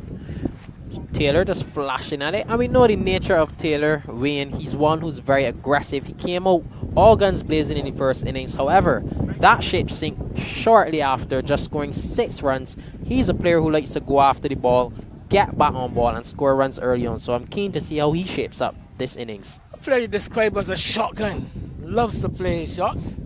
Our opening batsman up front, left-handed player. Nice on the eye, a good player to watch, very exciting. And Jamar Eiffel will be looking to crank up some pace here. Look for this early breakthrough for Gladiola in this match that has been closely contested from the very beginning. Full delivery, and Taylor misses out, just flashing at that one, but it's a wide ball. So Jamar Eiffel, he starts a bit over the shot. Well, yes, gets his radar slightly wrong, and that ball, as it turned out, quite wide, and no chance of Taylor actually catching up with it. He did flash a big drive, as you mentioned. It looked like a nice juicy full toss, but when you see umpire Prescott spread the arms, you know that it would have been somewhere out of his reach. Yes, and it just goes to show the sort of player that Taylor is. Wide, straight, down the leg side, on the off stump, he'll go at it, try to get back on ball. That one angle down the leg side, keeper does well. That's for Wildey Clark. He's a great glovesman. Nice movement by the keeper, skipping around down the leg side. That ball taking off on pitching somewhere inside the crease, and nice carry through to the keeper. Nice sound of the ball plopping into the gloves. I was about to make a point to Andy, you know, a sign of a good glover of the ball is the sound of the ball when it hits the gloves. You know when the gloves are really, there's a sound that goes with a ball with really soft gloves, as against when the gloves are hard, when the hands are hard. It makes a completely different sound. But then again,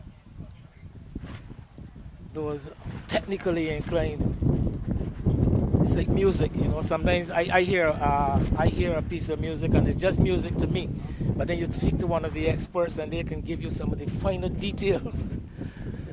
People who are trained in sound and the like. Yes, I understand what you mean. There's a particular sound when that ball makes good connection with the gloves, and Taylor just on the back foot, cutting that one all the way over the boundary for 4 runs, and he starts this innings in a no-nonsense mood. Taylor, how do you like that shot, Wayne? Well, there's also a sound when a ball is sweetly timed, the sound coming off of the bat. And that one was really asking to be put away. It was a short delivery outside the off stump, wideish. And Taylor will live on that shot day in, day out. And the ball's just standing up, hitting it in front of square, hitting it quite powerfully over the boundary. Not that the boundaries here are very big, but out of the ground it went for another maximum. Yeah, so Eiffel starting a bit expensive. He ends the over with a good length delivery. Taylor just tucked it into the leg side, and that completes the first over. 9 without loss for the Wildey side. Well, early days yet, but a good positive beginning, as one would expect from Shenaldo Taylor, who is going to have strike when the new over starts. Interesting to note that the player coach Craig St. Hill are coming in as the opener. I remember they used Tariq O'Neil in the first innings, so that is a position that seems somewhat unsettled for the Wildey side. So something of an experiment, one would want to suggest. Yes, we know that the likes of Zachary McCaskey normally would open the batting for this Wildey side, but he's absent, being injured. Dimitri Richards. Yeah, so their 2 openers are absent. So in the absence of those players, Taylor, who's a very capable batsman, along with Craig St. Hill, they've opted to step up and open the batting. But Nimar Bolden also missing. yes, Nimar Bolden, Akeem Jordan. So as expected, it will be Jaden Lord to take up the attack from the south. Yes, he'll start with 3 slips and a gully in place. Deep point, cover in place, mid-off, short mid-wicket, and a fine leg fielder. That one just turned into the leg side. Taylor wants to come back for 2, and they'll get there safely. So good running from the Wildey side. 2 runs to start this Jaden Lord over. Well, heavily populated offside, offside dominant field, and Jordan may be guilty of getting that one a bit too straight. Once it was played into the onside, just the widest mid-on and a man at long leg on the onside. So lots of open space there for Taylor. That one, a good back of the length delivery from Jaden Lord. Yeah, just tucking him up. And Taylor just loosening the hands on the bat on contact. No one under the helmet in the short leg area. 3 slips of the gully in place. So it tells you exactly where the captain may want Lord to be directing his deliveries. Big flash outside of the line of the off stump there from Shenaldo Taylor. He's not looking to block any or leave anything wide of the off stump. He'll have a throw of his hands at it. Yes, and on this small ground, any contact made can see the ball, especially with the faster bowlers in operation. You can see the ball running to the boundary fairly quickly.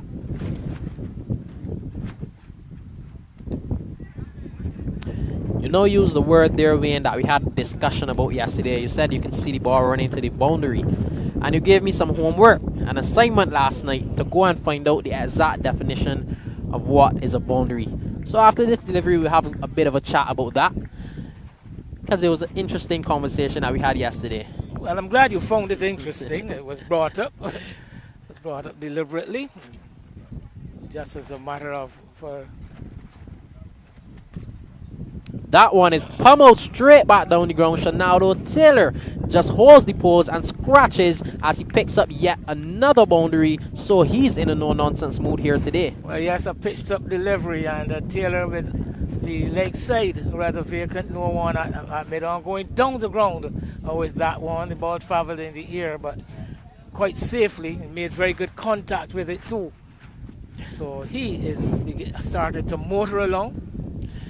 Yes, he has started to motor along. But while we wait for that ball to come back, Wayne, when I did my research, I wrote it down to the definition of a boundary. It was defined as the perimeter edge of the playing field marked out by a rope line where 4 or 6 runs are scored if the ball touches or crosses it. That was what the internet told me a boundary was. So by that definition, either a 4 or a 6 can be considered a boundary, and that was what we were having a discussion about yesterday. Big swing there from Shenaldo Taylor. Another over comes to an end, 14 without loss at the end of 2 overs. Well, yes, and Taylor continuing to enjoy the start of this innings.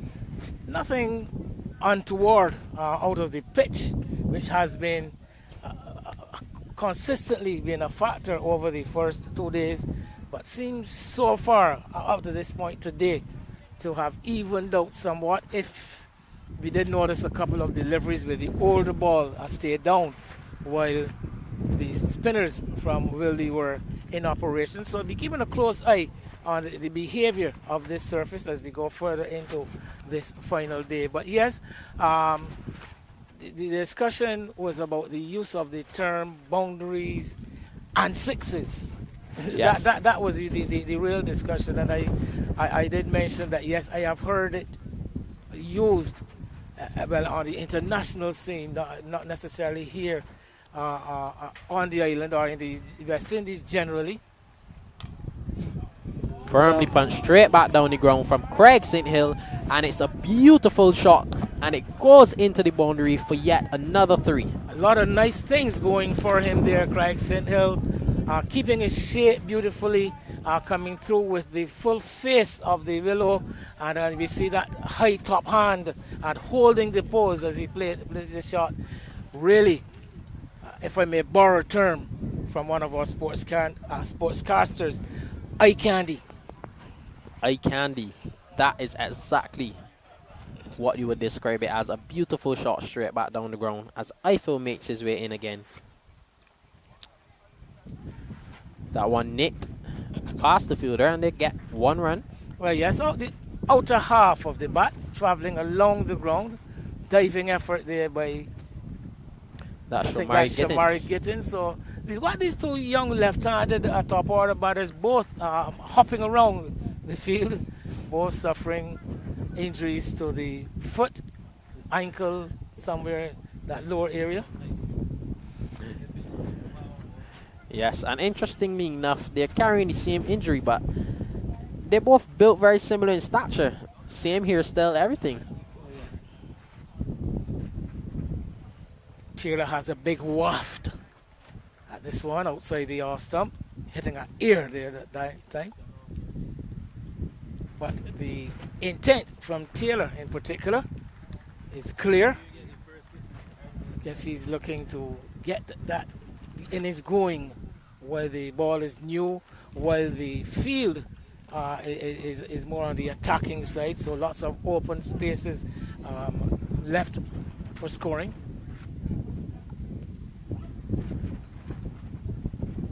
Short delivery, angle down the leg side, but keeper Rivaldo Clark does well.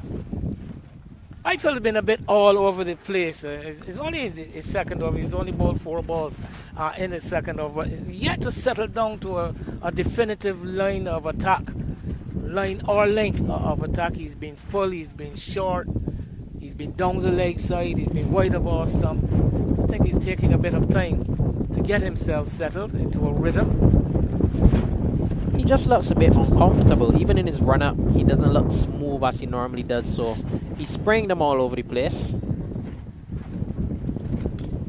That one, back of a length delivery, and Taylor just striking it beautifully into the ropes for yet another 3 runs. Right, give the batsman credit for that.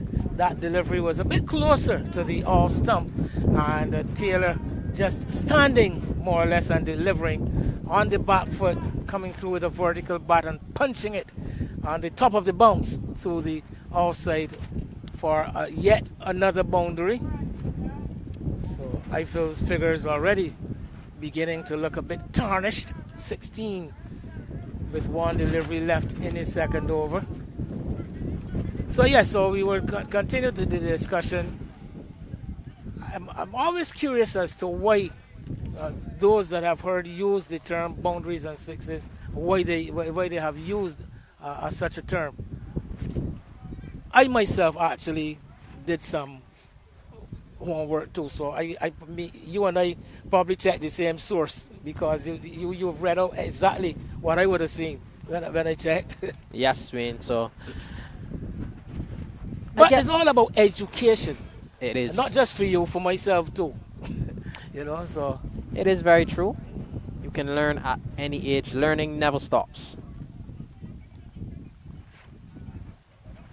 And you can learn from anyone too, Wayne. That's another thing. I can learn from you, and I'm sure that you can learn from me.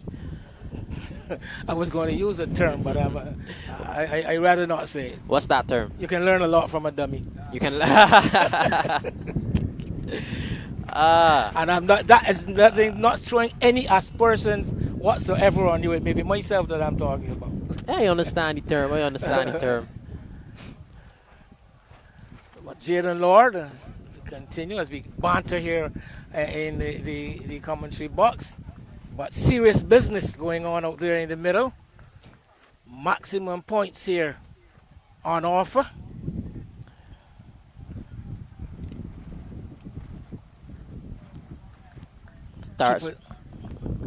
He starts with a good delivery outside line of the off stump.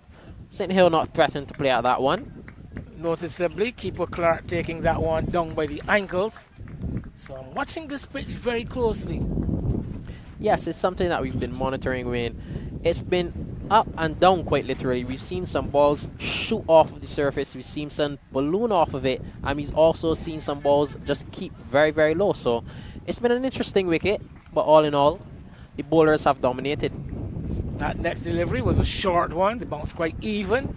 And St. Hill, a tall man, getting on top of it and guiding it to the right of the square cover, the cover point. Gets a single, so he's already put Taylor back on strike. Taylor, the more proactive of the pair.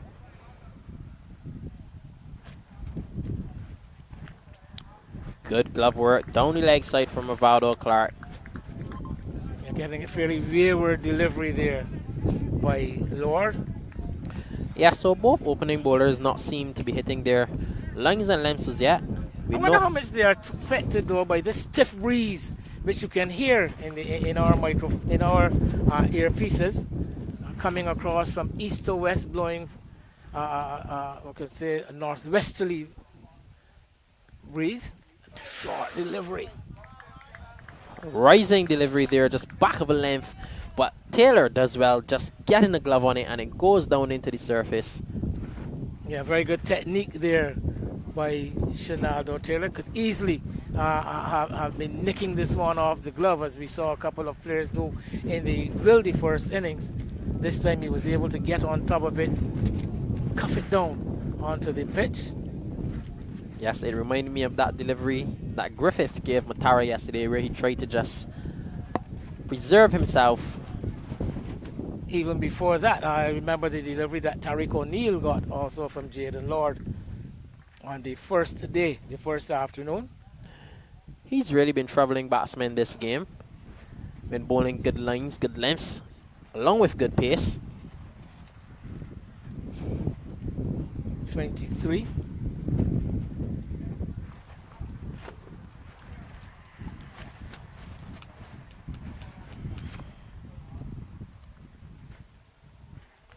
Big drive by St. Hill, head thrown in the air, totally in contrast to that straight driven boundary in the previous over from Eiffel. This time we saw him head thrown in the air, head thrown back, and having a wild swing, looking for power more than any precision. Yes, and with that, 4 overs have come to an end. Wildey, 23 without loss. So that beginning, looking to build a solid foundation. 215 the target, as we mentioned, the highest score of the game they would need to achieve for victory. And Captain Matthews has already made his first bowling change. Jamar Eiffel, who has looked a bit out of sorts, has been replaced, and the first innings hero for Gladiola as far as bowling is concerned, Stephon Griffith, comes into the attack. So another throw of the dice by the Gladiola captain.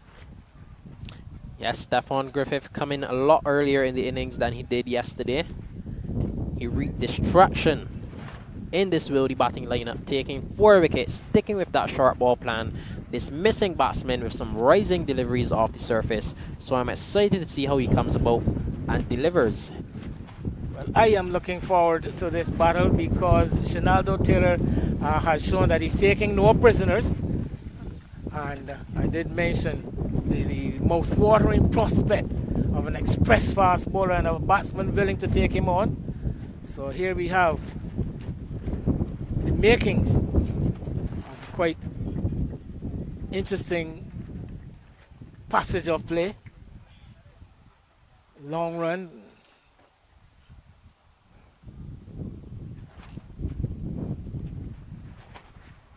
And Taylor goes big, high, wide and handsome, back over long on. That was total disdain.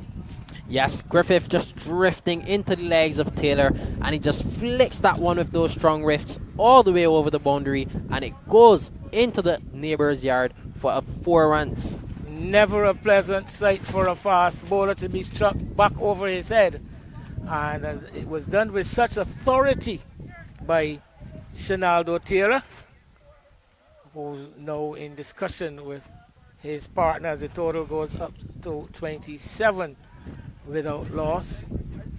That was a shot of disrespect, Wayne.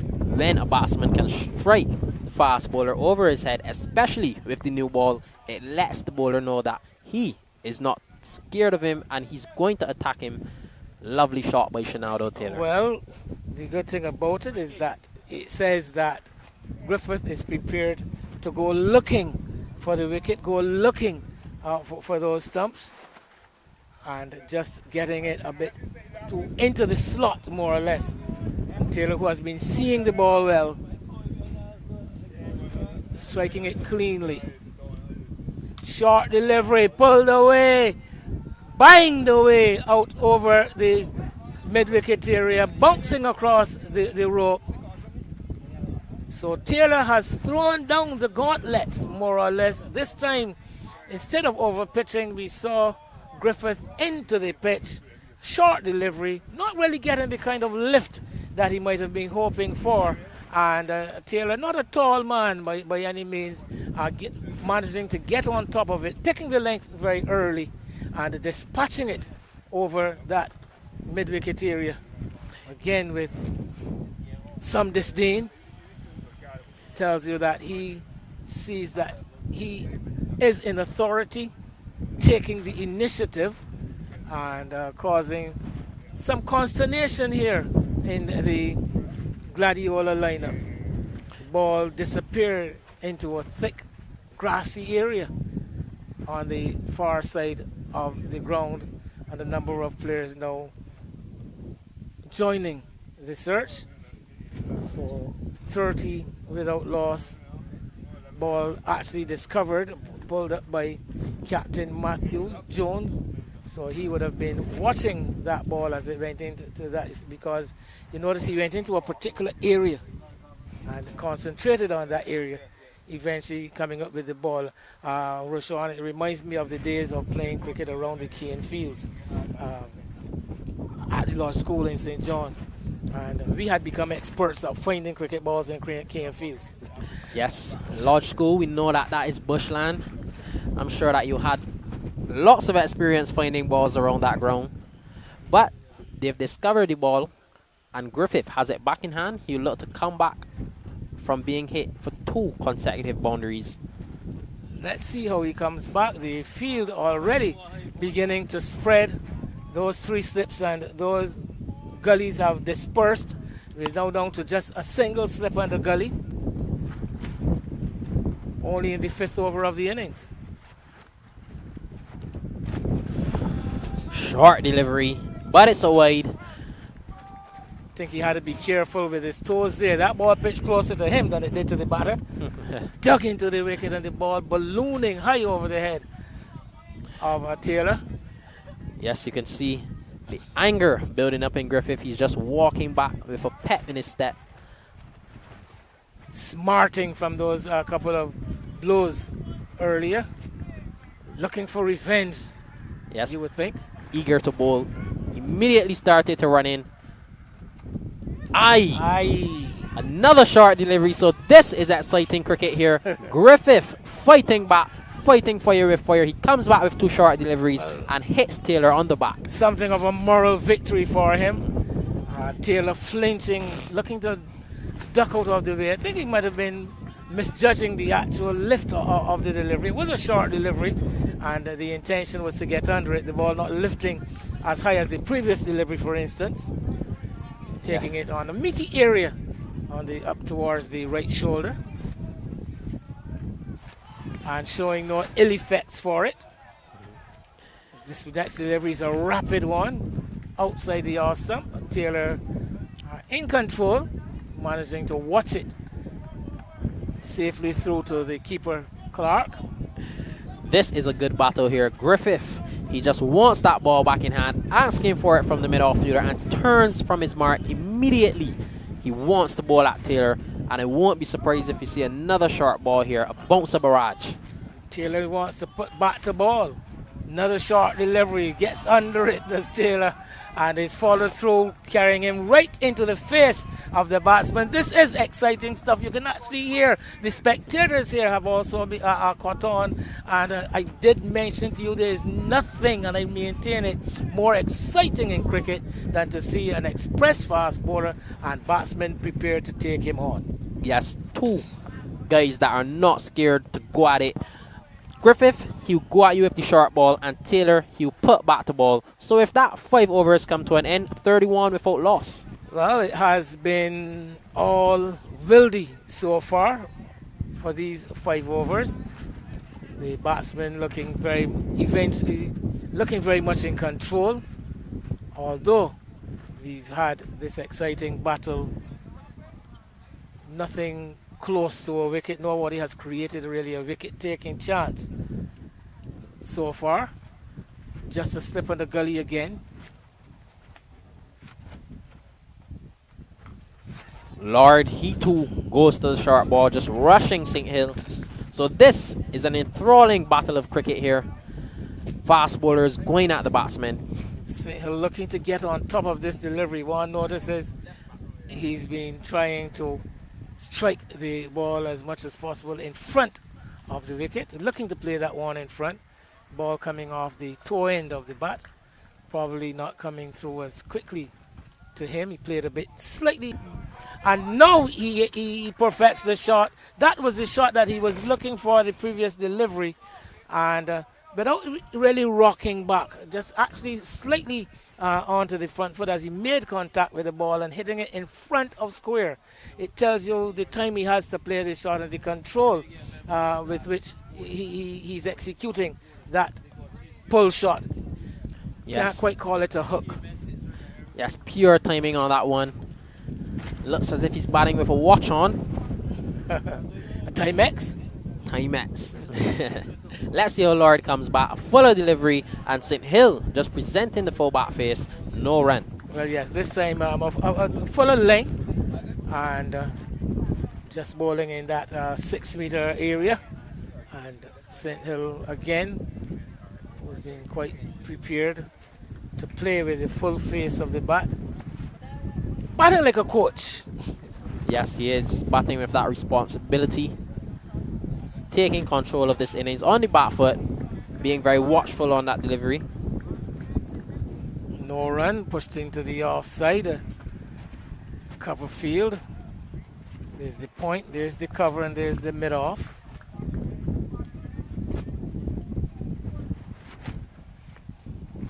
As Gladiola losing their wickets in a heap though today after the partnership between Rivaldo Clark and Rashawn Ramsey.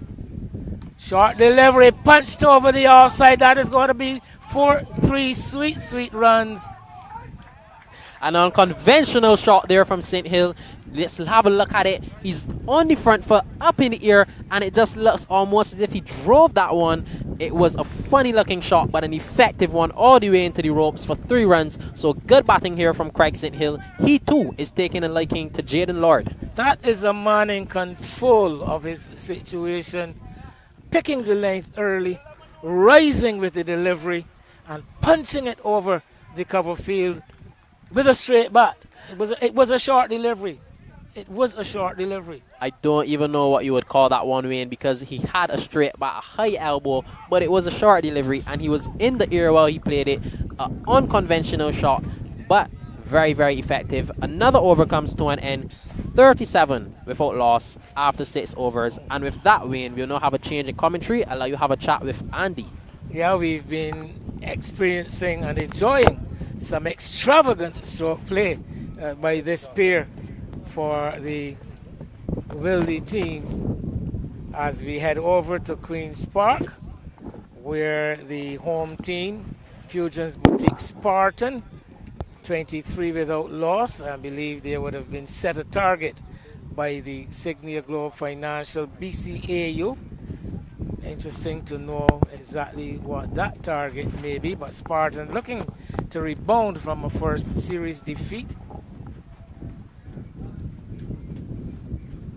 So they now require another 95. There are 24, so 123 to win. Set 123 by the youth. 24 without loss. Captain Akeem Springer and Achilles Brown, the regular opening pair for Spartan. In the meantime, the Captain Jones getting his field in place for the start of a new over from Stefan Griffith. Roughed up a bit in that first over by Shinaldo Taylor, although he did come back towards the end of the over. We welcome Andy Payne back into the seat next to me. And there is Griffith. He may have lost a couple of batters, but he definitely has won the war. Let's see it. Short delivery, looking to tuck it off the hip was Taylor, not miscuing, and the ball going straight into the hands of the fielder there under the helmet at forward short leg. That looks like Rashawn Ramsey. The breakthrough comes. Griffith has his man.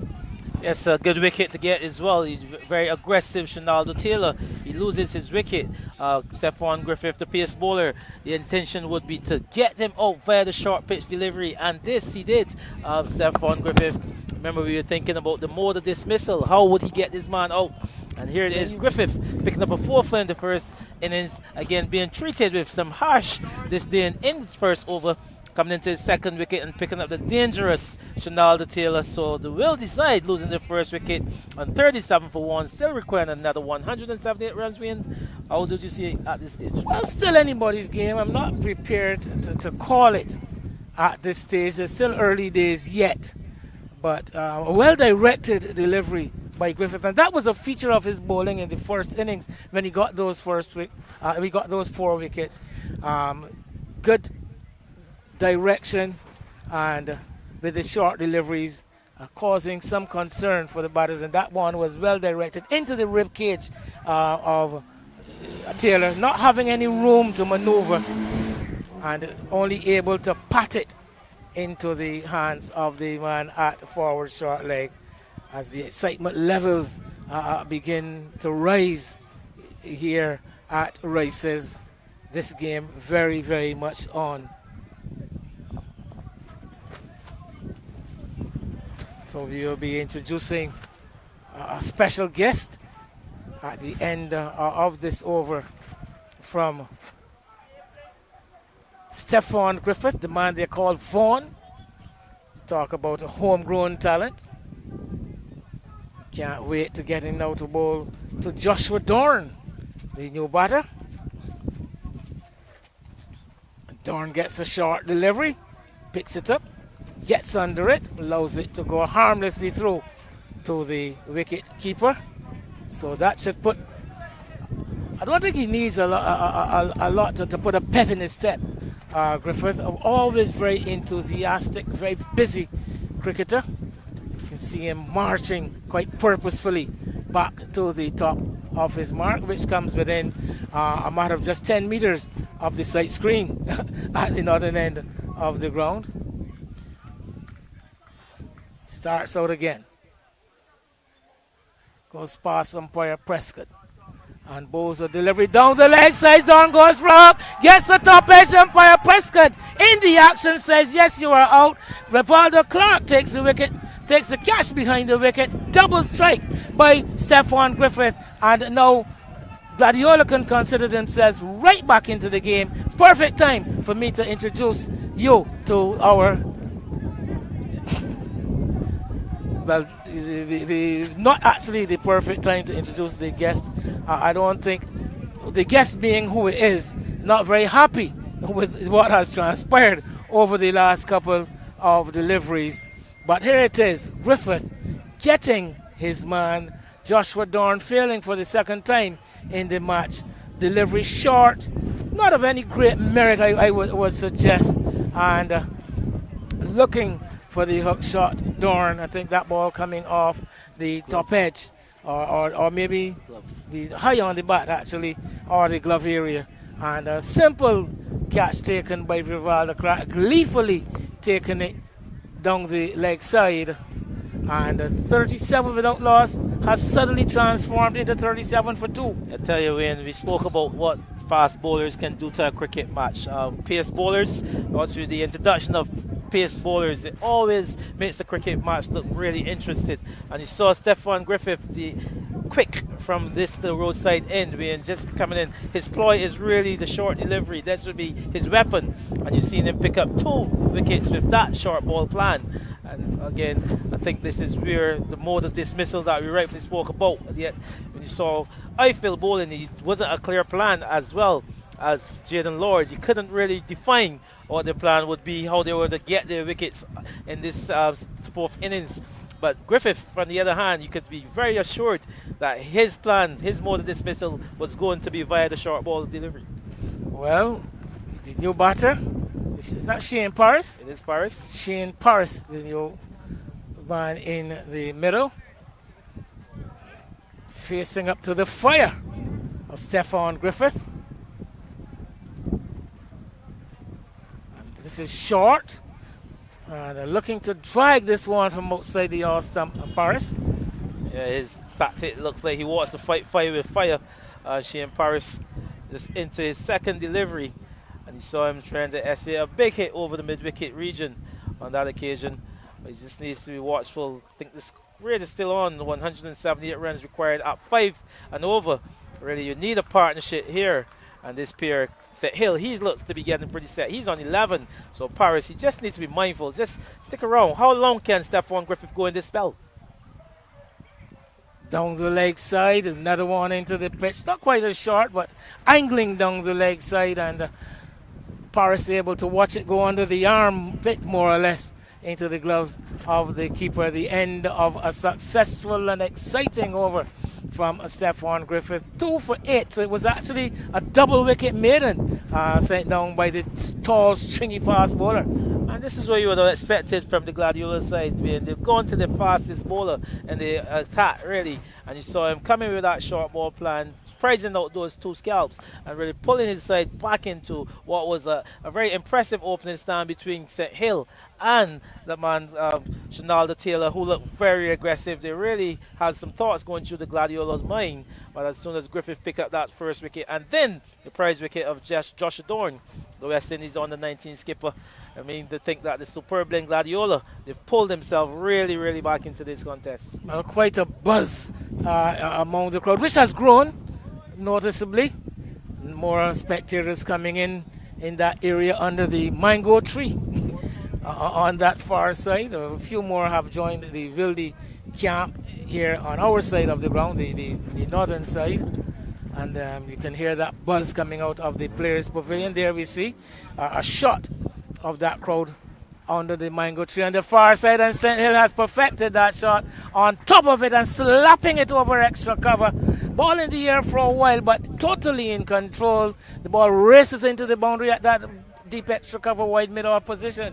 Yeah, Craig St. Hill, a tall, attractive player, man. It's really getting on top of the bounce on that delivery and hit that one over the extra cover region to pick up yet another boundary. It'd be interesting now to see what is Hill's tactic. Will he continue in this aggressive vein? Will he just bat around for a while? Just see the Pacers out. Seems to get a partnership with Shane Paris. Lord strikes! I was going to tell you, I was more interested in how Lord was going to respond. He went the short route and he paid the penalty. He came a lot fuller this time, just about that 4th, 5th stump line. And he had St. Hill groping outside the all-stump. Classic caught behind wicket for the young fast bowler with that celebration of running towards the pavilion. And now Gladiola very much in the ascendancy. This game has twisted on its head. That's a very good wicket. I can tell you, a good length, good line, just leaving the right-hander. I tell you, a good comeback after being pumped over the extra cover region in the previous delivery and hitting that one on his perfect line, perfect length, and nicking off St. Hill, going through a comfortable height to Rivaldo Clark, who made no mistakes whatsoever with that one win. And like you rightfully said, finding himself in further trouble. Now 40 for 3. The pace bowlers doing the bulk of it for the superb Glen Gladiola side, putting the Wildey side under tremendous pressure as the first innings pair who did that repair job in Carlos Brathwaite, the former captain, and Shane Paris. So Carlos Maynard, former captain, and Shane Paris. This pair will have a big job on their hands. Saw a story about Carlos Brathwaite advising the Indian authorities to take their time with young Vaibhav Shivavanshi, and he used the example of a Brian Lara when he appeared on the scene. West Indies didn't actually rush Brian Lara up to the international. They groomed him for a while around the more senior players, and there was Carlos Brathwaite offering some advice to the Indian folks. But Carlos Maynard, quite proficient batsman. Like I said, they were instrumental in that repair job for the Wildey side in the first innings, this pair of Maynard and Paris. So similar job for them now, if they're going to get their team into some respectability and look to challenge this target late into the evening. But I can tell you, it's really a cock-a-hoop superb Glen Gladiola team who's really taking the advantage. Lord on the stumps, calmly bringing a bit of calm to the proceedings. Maynard just gently pushing that one back along the pitch to the bowler. There is no run. It remains 40 for 3 in this innings after Gladiola resuming 137 for 3 were bowled out for 201. Earlier today, clipped off the hit down to the vacant fine leg area for a boundary. Maynard off the mark.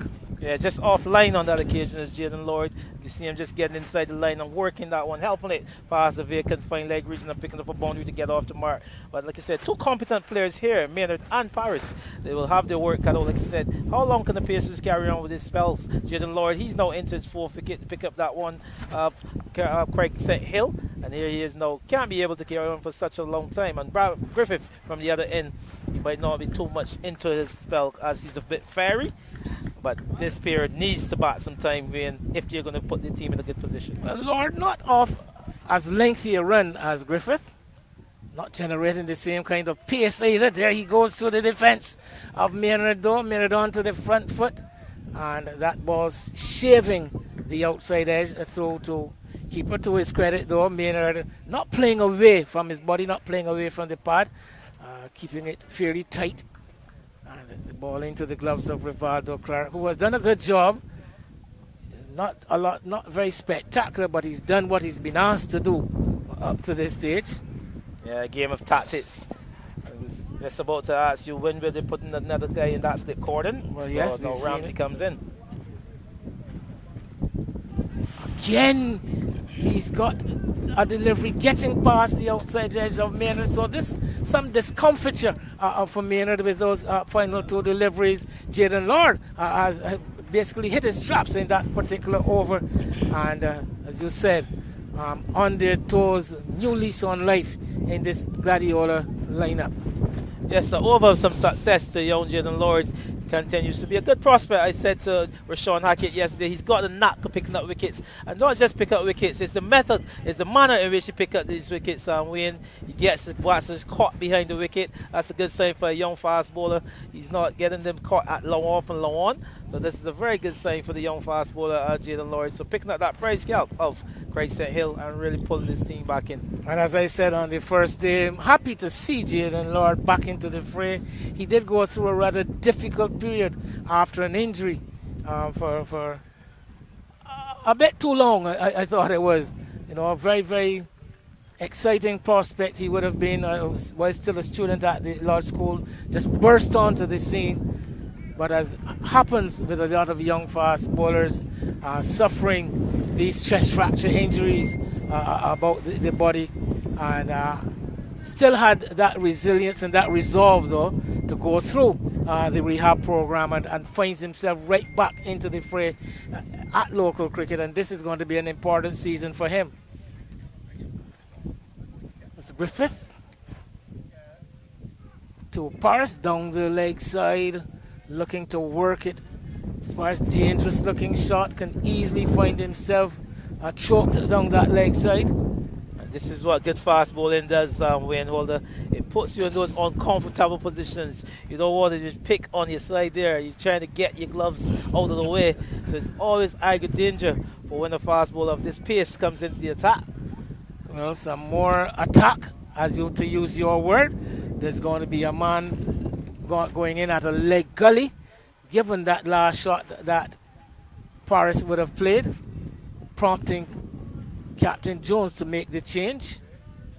As the delivery is outside the off stump, I think we can safely say Paris playing well inside the line of delivery, not following that delivery outside the off stump, and so to the keeper, but very proactive Captain Jones. Immediately, as we described, that little clip off the hip attempted by Paris, he's put his man, moved the mid on, and put his man in at the leg gully. There's also a man at long leg. There's a deep square leg just in front of square, obviously with the leg gully and the long leg. Two men already behind the crease, as this short delivery is another innocuous one, is going to be signaled wide. Yeah, just trying to strive for that extra pace. Like I said, his mode of dismissal is going to be the short delivery. So I'm sure that Matthew Jones, the captain, he wouldn't mind giving up that wide. Obviously, he shows intent is that he wants to get the batters on the back foot. Really here is Stephon Griffith, and you can see with the introduction of a forward short leg, there's a leg gully. You've also got those two slips in place and a gully. As these the leg slip now comes So out more, of position. more movement. Because he's going to come back to that mid-on, that short mid-on, which suggests that Griffith may be looking to bowl a bit fuller and a bit straighter. So he's put some cover in place as he strides in and bowls the delivery just on top of that off stump, squaring up Paris somewhat, getting on top of it. The ball out of the outer half of the bat on the first bounce to the second slip fielder. So there are two slips to the gully, backward point, extra cover, that short mid-on spoke about. Man under the helmet at forward short leg. Now the fielder gone behind square on the deep, and then there is Jaden Lord at long leg. So don't expect a lot of drives from Griffith given that field, as this one is again challenging the hip area, and Paris managing to get himself inside of the line. Ball through to the keeper. So we do promise you that this time we will keep our promise of introducing a special guest at the end of this over. Yes, Vin. We reneged on our promise through no circumstances that for which we can be blamed.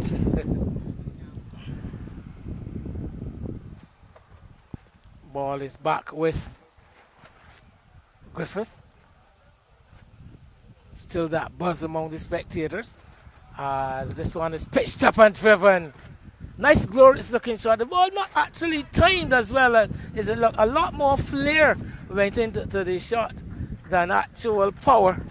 They still managed to get 3 runs as Matthew Jones from extra cover runs back, does the fielding. Is 44 for 3. Well, I think that's going to be now 47 for 3 at the end of the 9th over of this replay by Wildey, looking to get it to 215 for victory. There are 43 for 3 as I vacate the chair and leave Andy to introduce our special guest. Thank you, Wayne. Like you said, Shane Paris, very attractive player, former Barbados under 19 player, is coming on the front foot there on that occasion, just half-heartedly pushing that one up to the mid-off and picking up 3 all run. And again, Stephon Griffith continues with his pace and really try to get his team into a proper position of going for an outright victory this afternoon. But the pair of Carlos Maynard and Shane Paris, their just first job will be to do a repair job here, get the partnership going, and then get the team up. So late onslaught this afternoon. But the special guest that Wayne has rightly said we have is none other than Desmond Currency. Good afternoon, Des. Good afternoon, Andy. How you doing? Good. Goes by the nickname Karila. The team clears place in the position here at 47 for 3, trying to get it to 215, as that one is one bounce and into the boundary from Paris, as Jaden Lodge outside the awesome whiff given, and Paris give him the treatment. 4 more brings up the 50 for the Wildey team. They find themselves at 50 for 3. Desmond, Yes, please. this game has its place. Yeah. After the start, I reckon we just gonna have a look, consolidate for a bit, and see how it goes after lunch. Yes, you got up to the lunch period to come. You wouldn't want to lose any further wickets in that period. But this pair, Shane Paris and Carlos Maynard being a former captain of this Wildey side, they both pull you out in the first innings into a comfortable position after finding yourself in a bit of trouble. And here they are again in a similar position. Yeah, I mean, obviously we lost like 4 main players in the first team, so welcoming back Craig St. Hill, who's the player coach, and Shane Paris. So we're trying to fight here against Gladiola.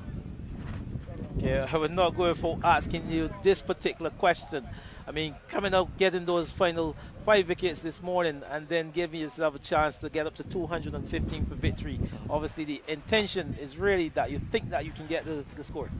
Yeah, but obviously we're playing 3s and 4s, so 215, I mean, seems like a lot of runs. Obviously, be playing with light. You know, Gladiola have a lot of seamers, so we don't know if he will get in the full 51 overs.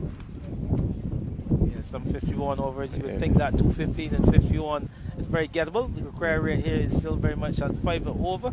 You require a further 165. 5.2 is required rate. But like you said, all of those other factors coming in, like the over rate, all that. See, Lord, a good delivery outside the off. Some goes through to Carlos, to Rivaldo Clark, the keeper.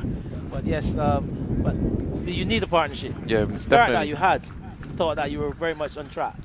Correct. We were on par. As you said, like 5 runs over will put me there. But you know, when you lose wickets, now you gotta have a reset, have a strategy about going forward. It's Lord is at the top of his mark again. And Desmond, and on your own personal achievements of recent, I mean, you just achieved that important award from the Barbados Cricket Association, was the 2025 season. Can you tell us about that award? Yeah, I actually wasn't looking for it, to be honest. When I went to the awards, I read the little script, so I got most improved player. I just told myself, well, I think it's well deserved. Worked hard over the years, so just want to continue working hard. Delivery driven pleasantly through the offside by Shane Paris. That should go over the rope now as well. Paris, like you said, an elegant player. How you want to describe that for the crowd? Yeah, that's a beautiful shot to the outside for 4. Yeah, all the viewers would really enjoy that. But the over comes to an end. 10 overs completed, and the Wildey side, they're 53 for 3. They're trying to get up to 215, the victory target. I have very much here with me Desmond Currency, one of the senior players in the Wildey side, just continues to tell us about his achievement of recent. Des, obviously you're also fresh off of a century in the first round. How good was that, the feeling? Yeah, that was amazing. It was really ecstatic, you know, well deserved. I always try to put my best foot forward for Wildey Cricket Club. It's a club that I love. So anytime we need something, I'm always the man to do it. It's definitely one of the most reverend all-rounders in our game here in the domestic circuit. Continues to get wickets at regular intervals. Now adding runs to his repertoire is Desmond Currency, and you were also a former leader of this team at some point. Is that correct? Yes, captain a few games when Jerome Jones was away. Even the 50-over squad when Carlos Miner was away. Picked up the reins and carry on the job. And let's mention your team now, the Wildey team. You guys have been doing excellent over the past couple of seasons. You can tell us what has been the purpose and what was really the lead up to such great achievements. I reckon it was just being consistent, sticking to the basics, you know, playing hard cricket, and that took us a long way. From 2022 when we had Cling St. Hill, you know, he really built something really, really special at this club, and when he left, you know, Craig St. Hill picked it up. We had Nemo Owen as coach, but he's moved on now, but everyone know what they have to do going forward. It's a group of players who've been together for quite a while. Like you said, the exodus of those 5 players from your first game and still coming here, a bit depleted, if some might mention, but you the replacements. You can see the likes of Maynard, Paris, like you said, a few more coming in. But it just argues well as to what you guys have at the Wildey side. Yeah, we have something really, really special at the team. Not like to you, everyone sticks together, you know, we support each other, and that's about it. Just sticking to the basics and doing the right things for a long period of time. All right, we're going to let you continue here in this Stefan Griffith over. Just going to see if you fancy yourself in this chair over time, so you can give the viewers a little bit of your insights into the cricket game. Yeah, Stefan Griffith runs into pull the Carlos Maynard. Maynard is ducking. Balls goes through to the wicketkeeper. No run. Score remains on 53 with 3. And over number 11. Carlos Maynard, he's on 3 off 7. Shane Paris, he's on 9 off 15. There you have it. The man just showing his all-round ability. Just on the microphone is Desmond Currency. There's spinner coming here. You pick up just no wickets in the first innings. You pick up 3 in the second innings, 4 in the second innings. Sorry. Then on the surface of this, something that you're not accustomed to seeing in domestic cricket. How challenging was it to bowl on this surface? Yes, it was actually a little challenging. You know, the wicket. Obviously, the ball's bouncing a lot. It was getting a lot of bounce to arm off the seam. The the second innings, the wicket started to settle down a lot more. So they had to group a lot more balls in the second innings. So like I give kudos to Ravada Clark. He really put a good fight for us. So I just try to keep picking up wickets and keep pegging back Gladiola. Yes, and in tandem with your captain, Yeah. Jones, Jerome Jones, you guys picked up some 8 wickets between you guys. Really a tremendous feat.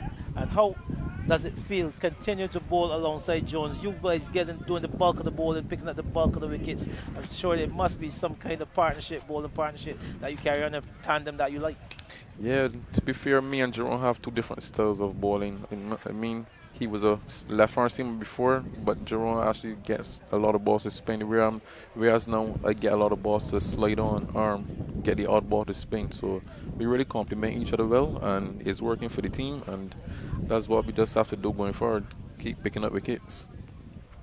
As Griffith, he's about to bowl to Paris in the final delivery of this over. Griffith 2 for 13. He's really broken the bat of the innings with that wicket of first. It was Taylor, and then he got the wicket of young Joshua Dorn, a short delivery, just skipping and dancing as Paris as that one goes through to the keeper. The over comes to an end, so 11 completed. The score is 54 for 3. And Howes finally, before Desmond Currency exits the box. Desmond, who you think will be the trump card for you guys if you're to get home here this afternoon, losing those first 3 wickets? These 2, Shane Paris and Carlos Mena, have to take it a long way, but after that it'll be left up to me, myself and Jerome Jones to really finish it. Well, Des, I just want to wish you all the best for Thanks the a lot. remainder of this game. It's a pleasure to have you continue to do what you're doing right now. You've made that team to Peru. I know it was a very important part of your passage. You really played well to get there, but I know you've got yourself set on the bigger picture. So, all the best to you going forward. Thanks, Desmond. Andy. Thanks. So there you have it, Desmond Currency. Man picking up 4 wickets in the first innings, winning the most prestigious award in Barbados Cricket Association's 2025 season. The male player of the year for 2025 is Desmond Currency. It was a pleasure having him with us here. This stream goes to you live via Bell Imagery in association with the Barbados Cricket Association. When you're back into the chair as we're getting closer to the luncheon period, it still needs to get up to another. Let's see, the target is 56 for 5. Still required another 159 runs. We're in the 12th of 53 overs available. So I think there is definitely a high prospect of a decisive outcome in this game, as the Lord is getting a Maynard to square up to a delivery, just pitched on a good length, just back of a length in fact. Yeah, and if you follow how this game would have played throughout its entirety, the newer ball picking up wickets, you go into that middle period where the batter seems to settle down, and as the ball gets a bit older into the back end, wickets fell at regular intervals. Remember in the first innings, Gladiola losing their last 4 wickets in quick succession. So too did the Wildey side in their first innings again here today. And then wickets at the top, good period in the middle, and then on to the back end of the innings. If this game carries on in this rate, I mean, I'm not Einstein, but I can see how it goes. Well, yes, and this pair seemingly trying to settle down. I guess the next objective would be to get to lunch without any further alarms. This delivery, Maynard coolly with a good cool head, all defense. So basically looking to survive until the break, which is just about 5 minutes away. But we have had an action-packed first session. We saw 5 wickets going down, the last 5 wickets going down, almost in a heat for Gladiola. Driving straight, Captain Jones can't stop this single. But yes, and then we saw that burst of excitement, of activity at the start of this innings with the new ball. First, Shinaldo Taylor prepared to take on the faster bowlers, but once young Stefan Griffith struck, the pair of Griffith and Lord taking over for Gladiola. Now we see this pair trying to, as we have seen throughout, as you mentioned, the pattern throughout the match, looking to settle in the middle order. Jones starts and stops. Lord, in fact, starts and stops. Just the one slip and the gully in place now. The man at deep third. Deep third at Rice's on the northern side is not very far.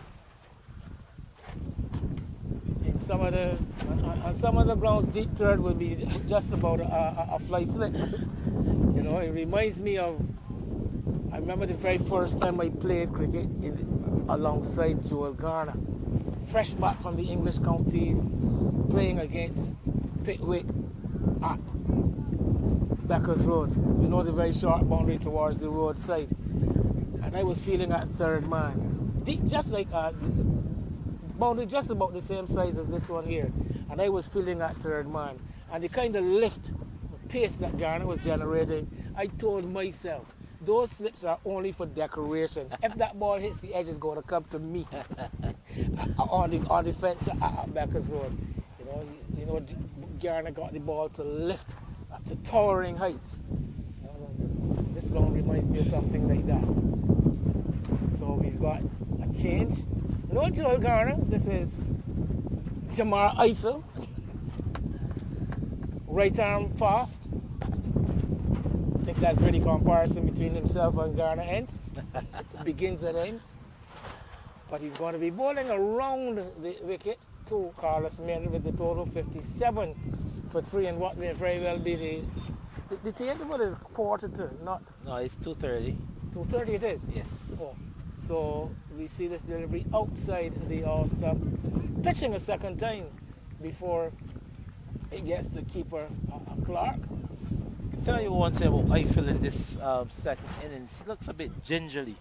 I saw him bowl that first afternoon of this game, and you know, but he looked real express pace. But here he is coming into this innings. He seems to be a little bit gingerly. I feel. Maybe we'll monitor him as the innings goes on. Just his first delivery, maybe a little bit stiff. Maybe favouring a bit of a niggle, possibly. Clipped off the pad, ball rushes quickly down to the fielder at fine leg, Rashawn Worrell. So a bit of rotation in the strike, 58 for 3. And left hand, right hand combination causes for some adjustment for the bowler. Players of just about even height, Paris probably an inch or so.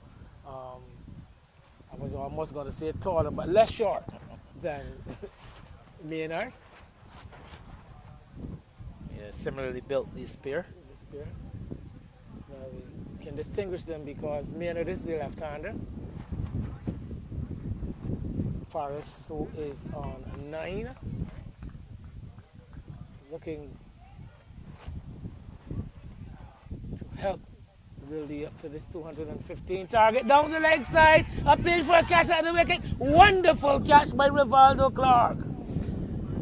It's an excellent catch there by Clark. If you have a look here, a ball down the leg side. He'd be disappointed that he didn't get more bat onto that Shane Paris. Really a ball of no real merit when just down the leg side. Paris trying to whip it somewhere behind square. Just get a feather really, and like you said, a fantastic catch by Rivaldo Clark. Diving to his left and coming up excellent. So going to the tea interval as the umpires Tremaine Prescott and Gregory Raffett pick the bills. The Wildey side find themselves in further trouble. 58 for 4, like you said. Jamar Eiffel not looking the express pace he was in the first innings, but nevertheless picking up that price scalp. Getting a good wicket, getting the wicket of the experienced Shane Paris. I think that is the wicket to Rivaldo Clark. Though. Nice movement. I've been admiring his footwork, in particular Rivaldo Clark. And there he was moving down the leg side, getting both gloves to it. And the ball must have picked up some pace after hitting the edge. And he was very quickly into position and take the catch. So, Gladiola. Yeah, Wayne, I don't know if you would have heard, I've mentioned that Rivaldo Clark is doing quite a lot of glove work with our former West Indies keeper at the Kensington Oval in Shane Dorridge. was there last week, and these guys were having themselves a session. So I can tell you, he be doing quite a lot of wicket keeping duties of recent. Is this Rivaldo Clark, and you can see as he's moving here in this innings, like you rightfully said. Yeah, good, nimble footwork. I've been admiring it since the first day, and here it is. Gladiola really know. I can say with a distinct advantage. That wicket gives them a distinct advantage going into the final session of the match, and it must be of some major concern for those Wildey supporters away to our left. I think they have gone very quiet, and it will be a long, agonizing luncheon interval for them. Yes, Wayne, and just before we head into lunch, I know we're going to take a break as well. But one thing I was asking the Wildey players yesterday is about their prestigious record facing defeat here in this game. I can try to remember from them when was the last time that they found themselves in this position. As you know, Wildey, they've been very dominant over the last couple of seasons, and it's a record that they don't want to fall to win, but they find themselves in really a hole here if they're going to save this game from defeat. Well, it is, you can see on our screen, vacant out in the middle, but at the break, Wildey set 215 to win, 58 for the loss of 4 wickets, with the not-out batsman Carlos Maynard on 8, on the verge of the break, losing Shane Parris, caught by Rivaldo Clark of Jamar Eiffel for 9. They have also lost Shinaldo Taylor for 24, caught by Rashawn Ramsey of Stephon Griffith. Craig St. Hill caught by Keeper Clark of Jaden Lord for 14, Taylor making 24, and Joshua Dorn for a 2-ball duck, caught by Clark of Griffith also. Earlier today, we saw Gladiola resuming at 137 for 5, dismissed for 201. The wickets going down today, those of Rivaldo Clark for 45, Rashawn Ramsey, who was not out overnight, for 36. Ashley Nurse eventually left not out on 34. Jamar Eiffel out for 8, and Jaden Lord, the last man, dismissed for no score. 4 for 64, identical bowling figures for Desmond Currency and Jerome Jones. Currency bowling just the one delivery more than Jones, 23.1, as against Jones's 23 overs to be the main bowlers for Wildey, and set 215 to win, as we told you, as you can see on our screen. Wildey 58 for 4. We'll be back with more after the break.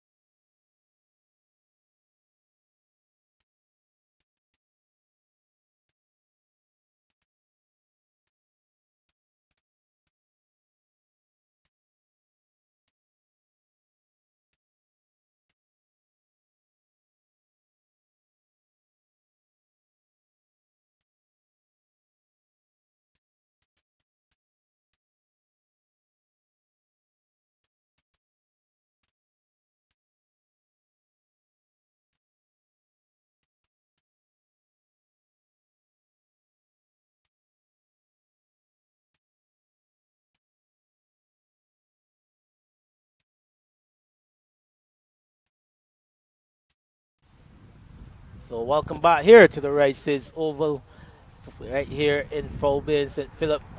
Tell you as it sets up for an interesting finish of this third day's play.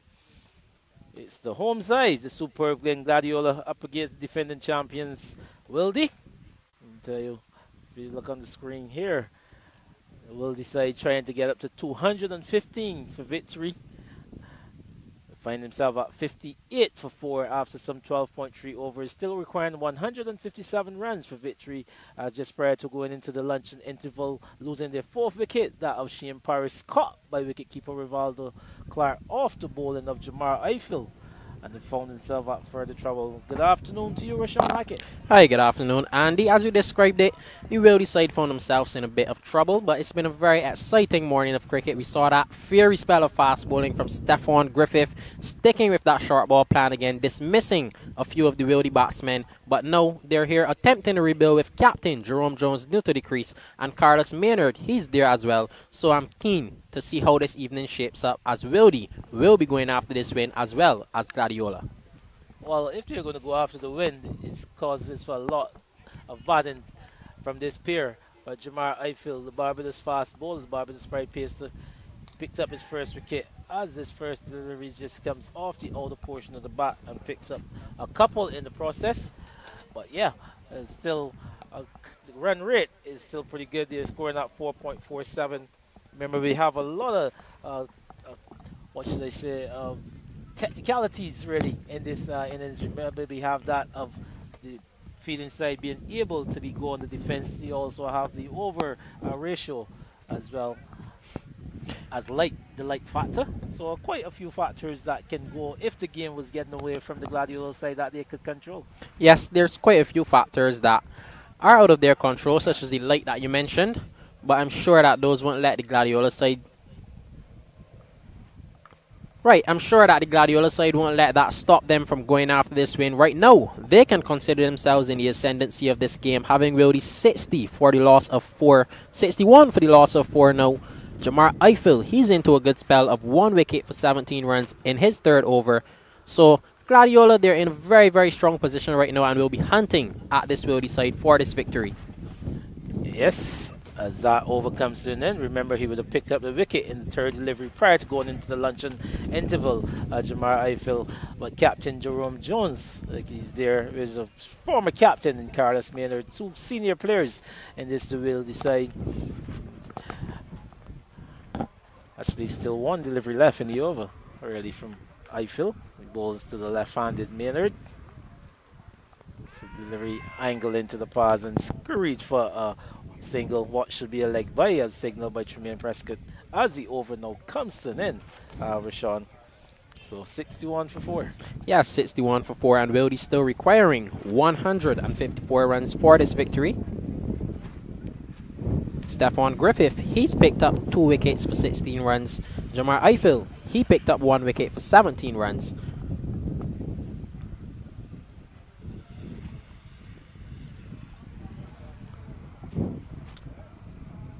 So interesting passage of play, but to see a good start to this, the chase between Shanalda Taylor and player coach Craig St. Hill. They look in excellent form, taking on the pace bowlers of Eiffel in his opening spell, as well as that of Jaden Lord.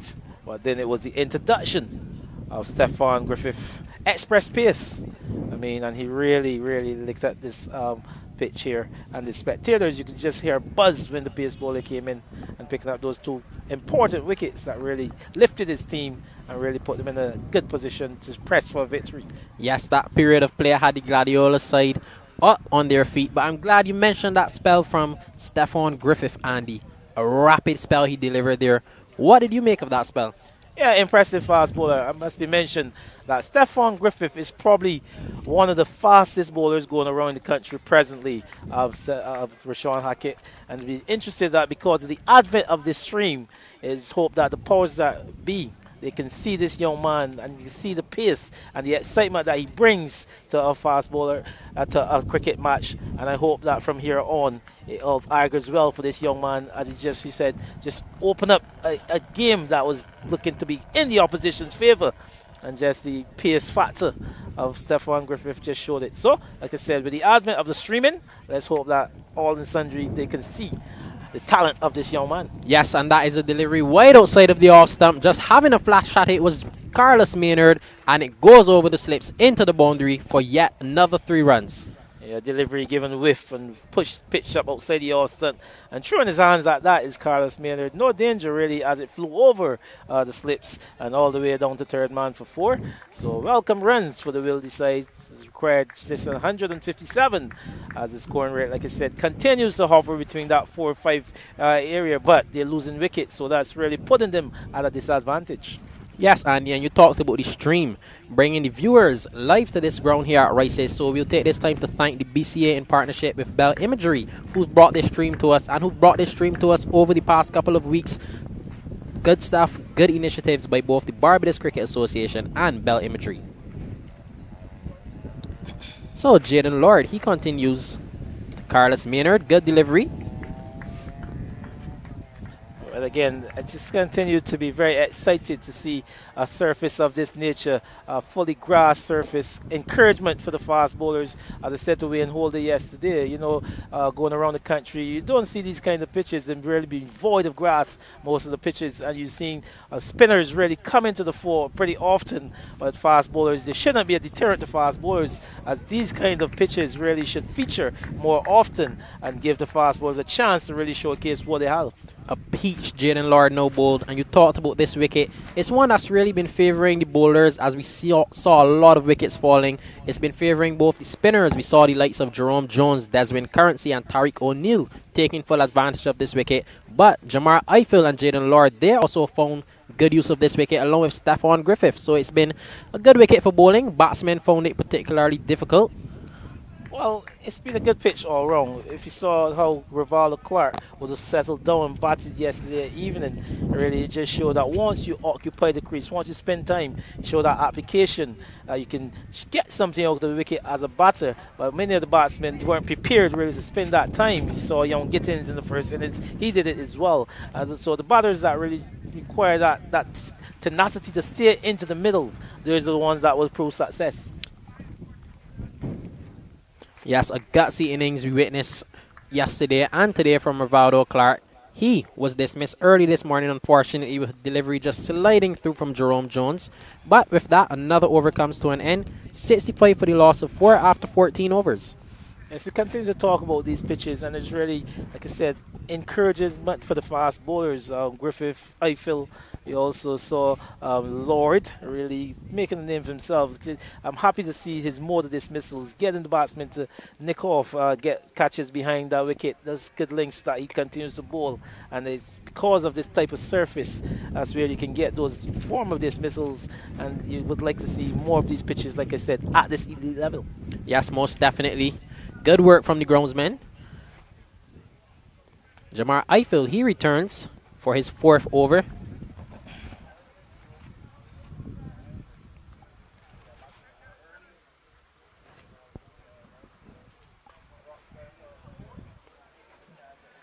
That one was driven through the covers from Captain Jones. They just jogged back for 2 runs. The touring guy is Jerome Jones, like you said, a former West Indies under-19 player, more of the all-rounder role. Used to be a former seam bowler, now just does his left arm on-off a dot spin stuff and continues to be very successful with that. Like I said, he's one who understands bowling and is getting him plenty wickets, but here he is. His team requires him to bat, a role that he's not unfamiliar with. And like I say, he just needs to get a partnership with one of these batters and hope Carlos Maynard, who's also a competent batter, can stick around and spend some time with the captain. See him just on the front foot blocking that one.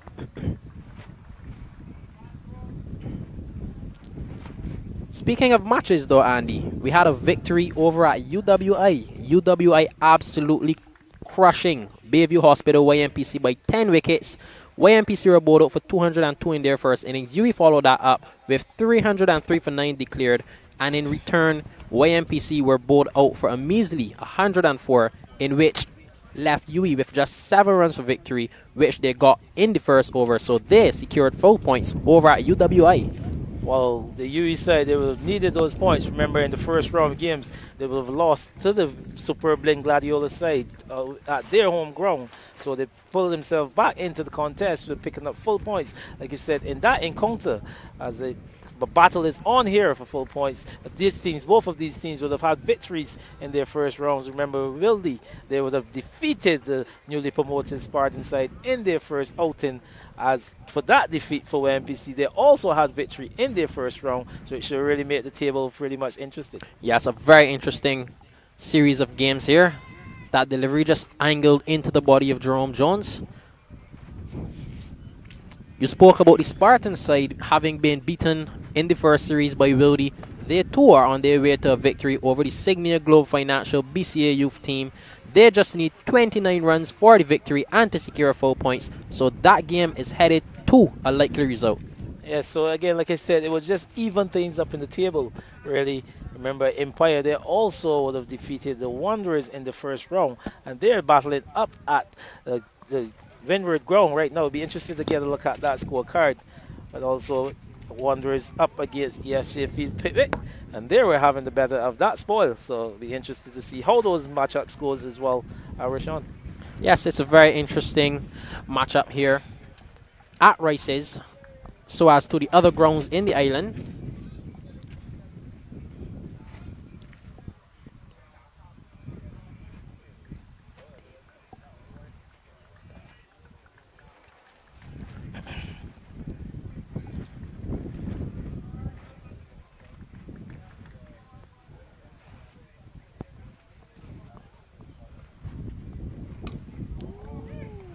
That's a towering shot by Jones, short of a length and hit full over the car park area here on the western side of the ground. Jerome Jones getting into a really good position as a short delivery, got the treatment really. As I feel, he said he seems to be traveled a bit of injury, really doesn't look really comfortable. That one didn't have much pace on it, and I can tell you that's gone a long way out of the ground. Yes, a long way indeed. That delivery just sat up and Jerome Jones sat on the back foot, hitting that one all the way over the top for 6. But we see a change of scenery as we switch over to Windward, where Windward are going up against the Empire side. They're currently on 223 for 6. Kobe Williams, he's featuring with the ball for the Empire side, with having already 3 wickets for 61 runs. And batting for this Windward side are Rico Wiggins and Latrell Greenwich. Yes, so that one seems set to go in for a draw. I've said Empire side declaring yesterday, like you said, but a lead here just seems intent on batting out this afternoon. Is the Windward side leading by 208 runs. They'll be asking if they were to get dismissed now for the Empire side to try to get up to that total of beyond 200. So that one seems to be headed for a draw. Yes, that is a likely draw there, but we must make mention of Cheyenne Brathwaite, who scored a tremendous 133, freshly back into the squad, and he immediately made an impact. What a wonderful knock, and what a wonderful player he is. A good player, not quite lucky enough to break into the final 11 in Jamaica in his first round, and then he had to fly back home as someone like the West Indies present test captain Rawson Chase. He made his way up to Jamaica, where he found himself in the final 11, and Cheyenne Brathwaite replacing Rawson Chase at the Empire Club, and they say the A&A Auto Parts and Express Empire, and he just fitting into that theme. So I could tell you though, most of the players that were engaged in the Barbados Prize pre-camp setup, they had some good performances ever since they've got back into the domestic circuit. Yes, most definitely. Oh, and that one is nicked past the slips region, but Shomari Gittins isn't able to get a hand to it, so it goes into the boundary for yet another 3 runs. Yeah, good length delivery just outside the left-hander's Austin, leaving him, and he just going into a drive half-heartedly. I don't think it carries the catchable height, but Gittins, who's also nursing a little bit of an injury, didn't get a hand to it, and it carried all beyond the rope for yet another boundary. So bringing the score requirement down, they now require 141 as they find themselves at 74 for 4. Yes, Andy, and you mentioned the Barbados Pride just moments ago. They're currently batting against the Jamaica Scorpions, where they're 168 for 1 after 50 overs. Skipper Craig Brathwaite stepping up once again. He's currently on 68 not out from 148 deliveries. Jonathan Drates, he's also there with 64 from 100 deliveries. The dismissed batsman is Shane Mosley, 23 runs. He was run out. Yeah, Braffett and Drates, two very good players.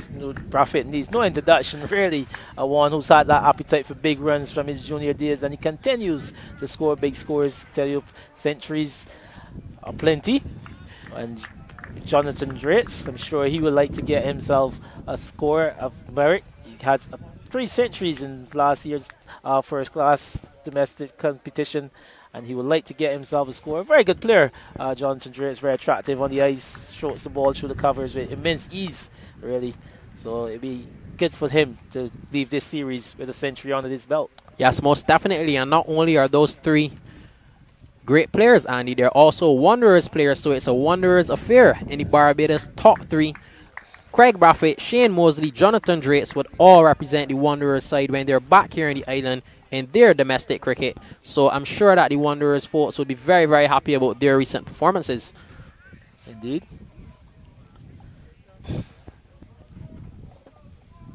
So the Barbados Pride, like you rightly said, battling away there in Jamaica.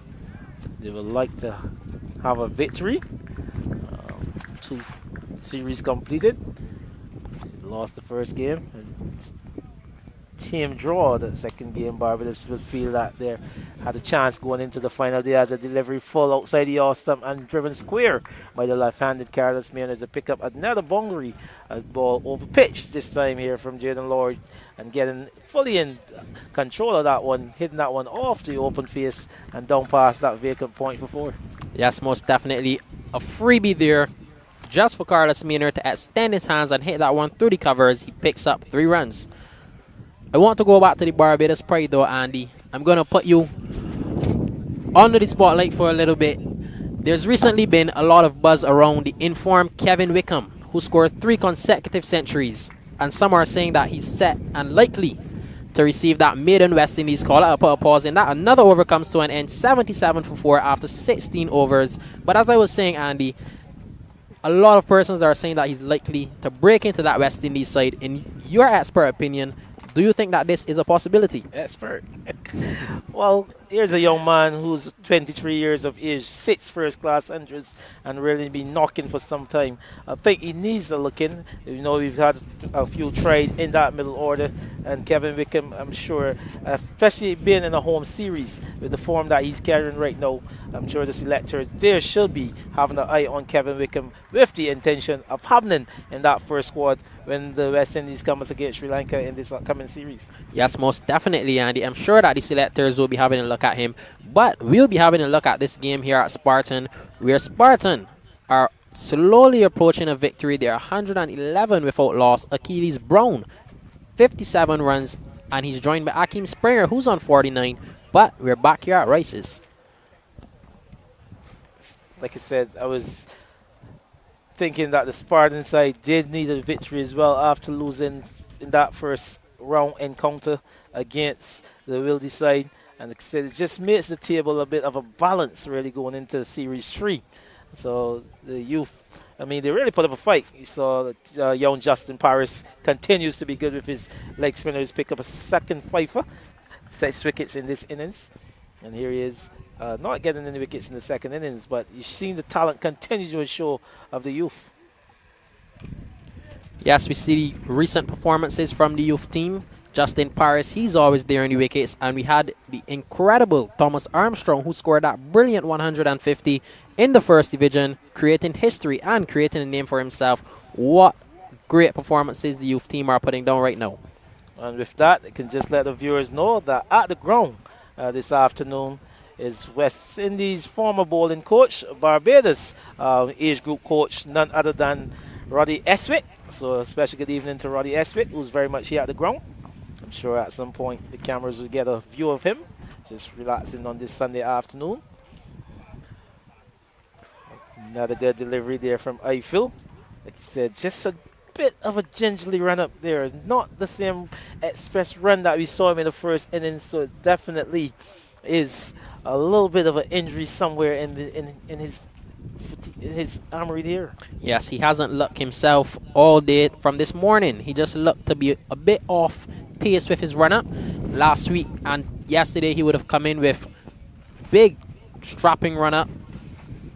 bowling some quick deliveries, but today he's been a bit all over the shop, so he'd look to get that tidied up.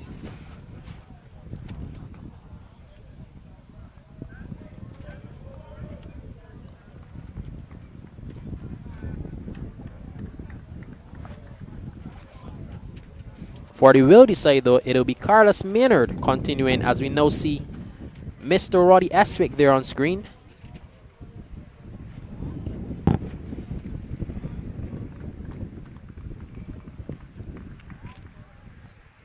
It's good to have the services of someone like Roddy here. He said really enjoying the afternoon out.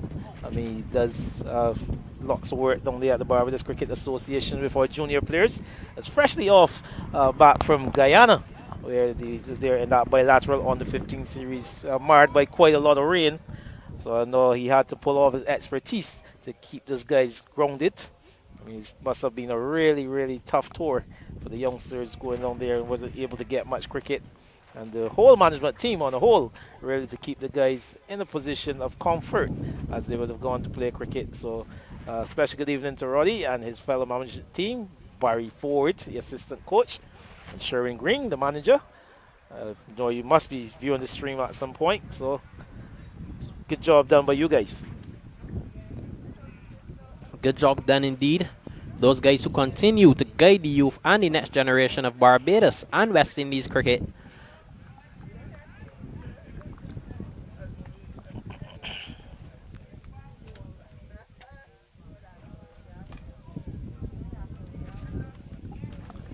Another over comes to an end.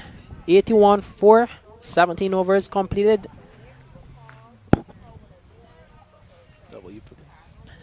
Yes, Andy, and we now see a plane going over the ground. But back to this Spartan and BCA youth game. Achilles Brown, 62 from 68 deliveries. He's in good form, already scoring a half century in this competition. And Akeem Springer, 50 runs. Spartan just requiring 1 run, so we could potentially witness the last ball of this game. Carrington pulls out. That's not Carrington, that looks to be Joshua Thompson, the left-handed spinner.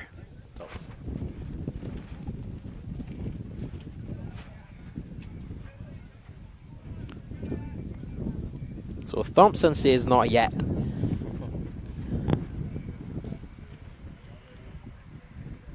Akeem Springer.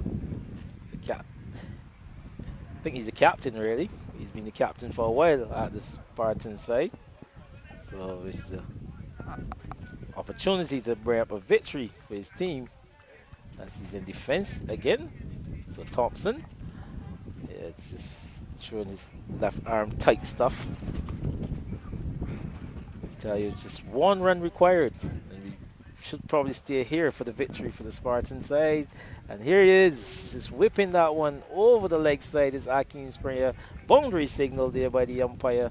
So victory for the Fusion Boutique Spartan. So yet another victory in this round. So that's 2 victories down. Rashawn Hackett Spartan rebounding from a resounding defeat against the Wildey side in the first round. Here they are, lifting their first victory of the season. Yes, and as you said, Andy, that just makes the table more interesting. 2 sides that were defeated in the first round come back with astounding victories. So I'm sure that after this series, the tables will be very interesting. Yep, so back here at the main ground, where the Wildey side trying to get a 215 for victory. They're 82 for 4. They're still scoring a good rate, 4.7. Wildey still require 133 runs for victory as the introduction of Ashley Nurse, the veteran in this team. Ashley Nurse, we bowl into the right-handed Jerome Jones, the captain. Yes, the first time that we've seen Ashley Nurse for this game. So he says it's time, and he comes in to offer his expert off breaks. Jones just skipping down, not making good connection with that one. We also see the introduction of a short leg, Andy. Yeah, like I said to Wayne a bit earlier, in the middle periods it seems to have gotten a bit easier for the batters as the ball tends tend to lose that early lacquer, but it's also offering a bit of spin. As you see that one help behind square from Jerome Jones as Ashley Nurse is losing his radar slightly and angling that one into the right-handed Jones, and he helped that one over the fine leg area and over the road for another boundary. Yes, just helping that one around the corner. Ashley Nurse just getting a bit too straight, and Jerome Jones making easy work of it, just angling the bat, helping that one down the leg side, and it goes for yet another boundary. Ball appears to be lost, so we'll have quite a bit of delay. Well, Nurse, and a good introduction as well. We've got the left-handed Carlos Maynard there, so the right-hand off-spinner taking the ball away from the right-hander. Surely that he be looking forward to that matchup with Carlos Maynard. But here it is, Jones, like you said, a very competent player, good all-rounder in his rights. He also have Desmond Currency to come, who also scored a century in that first round against the Spartan side. He's still very much in the hatch, but it's going to be Nurse. Just using his feet, just getting that one to short mid-wicket, no run. But a good battle should be on here, as Ashley Nurse, we know he'll be trying to spin the ball into the right-handed Jones. You can see that well-set field on the onside. Jerome Jones, he's just back and defends that one. 85 for 4 after 18 overs. A good Ashley Nurse over comes to an end. Yeah, so see the introduction of the off-spin of Ashley Nurse. He will be looking really to extract some purchase on this surface. Remember, it's the 4th innings. This pitch is also a 2-day pitch, as the nature of the regulations is that your second day of play here after the first, the third day play after day 2. There's no further preparation in the surface, so it should be a day 2 pitch. And Ashley Nurse can tell you he'd be fancying himself of getting some purchase on this surface. Yes, Ashley Nurse, he's one who's so experienced, having a wealth of experience at the international level, regional level, all around the world. So he will be a big part here for this Gladiola side if they are to get this victory. But from the other end is Stefan Griffith. He returns with the ball. 2 wickets already for just 13 runs in his 4 overs.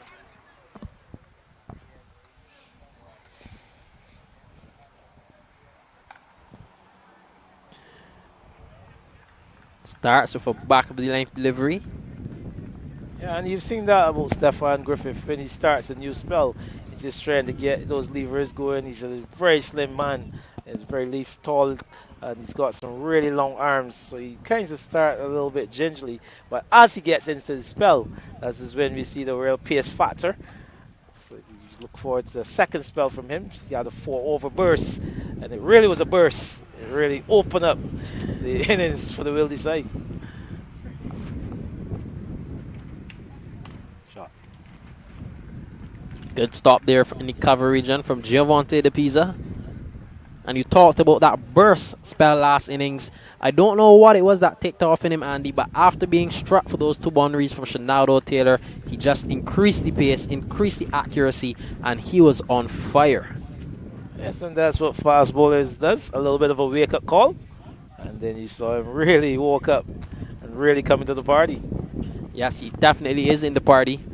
At the lunch break, I heard a bit of banter. He asked one of the Wildey players, "Do you own a chest guard?" And the guy said no. He said, "Well, you better get one fast." Ball. It's a good delivery. Just leaving the left-handed Maynard. So yeah, just trying to get his rhythm going.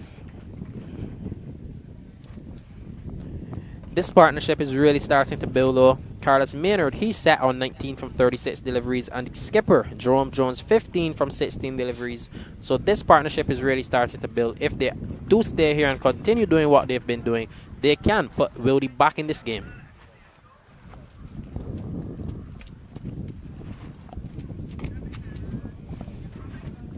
Solid in the defense is Maynard.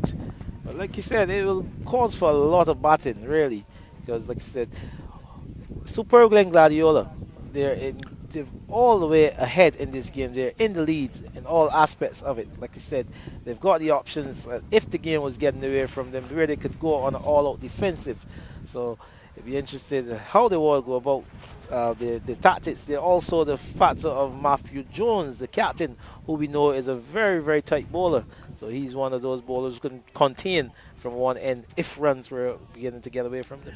Yes, lots in stock here for this Gladiola side. There's the likes of Matthew Jones, Stephon Griffith, Jamar Eiffel, who we've seen already, Javonte De Pisa, Ashley Nurse, who recently started a spell, Jaden Lord. So it's not an easy bowling attack to face at all.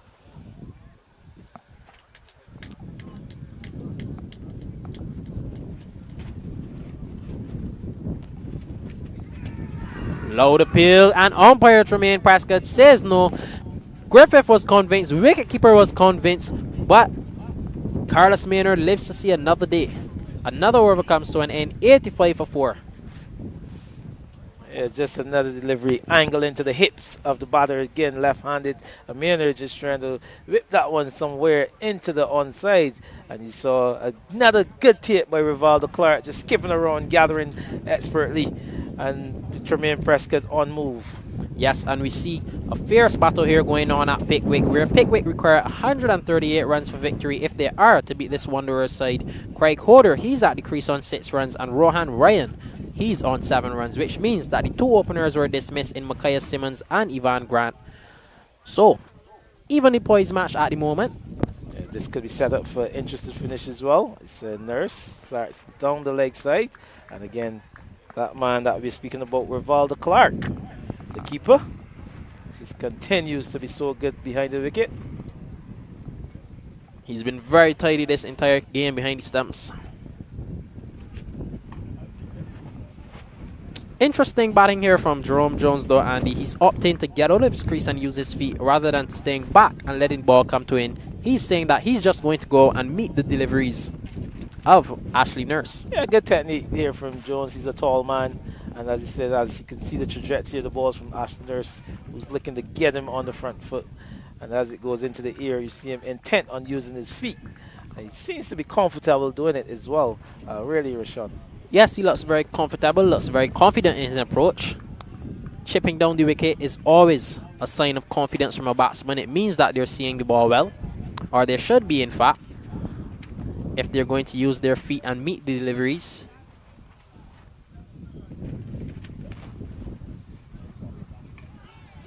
Back on that occasion. Yeah, quicker delivery. So again, just picking length perfectly there is Jerome Jones. Like I said, picking that length as it's floated up. You can see him looking to get on the front foot, looking to use his feet. And the shorter delivery, just him getting deep back into the crease as he is again. And that one spinning past the leg side.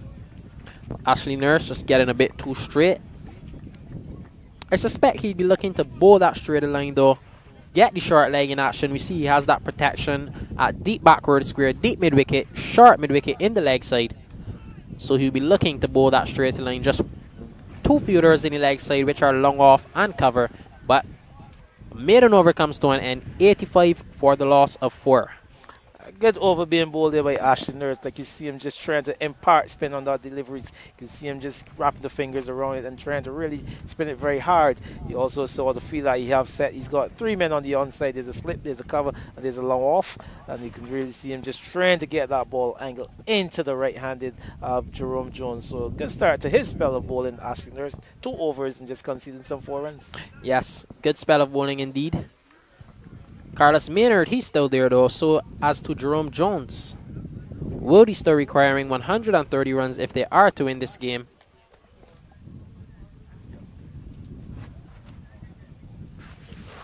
Big swing there from Carlos Maynard, just misses out. Back of a left delivery from Stephon Griffith. And again, we continue to speak about the pace factor. There's always that X-man in your team, and Stephon Griffith is the X-factor here for this Gladiola side. You can see him just inducing yet another fault shot, trying to cut that one way too pacey for him and True Maynard. So that's what the pace can really do.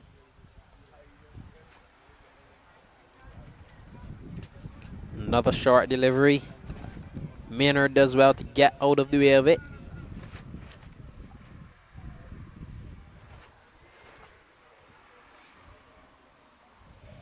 Stephon Griffith, though, he looks a fast bowler.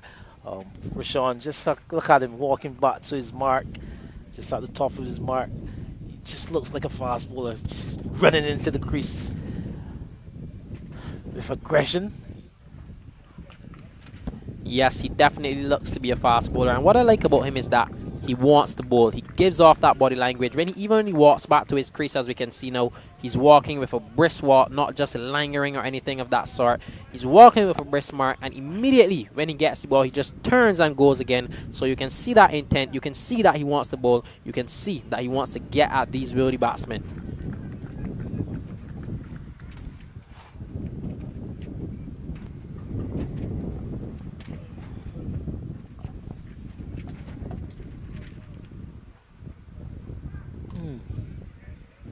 Good effort delivery.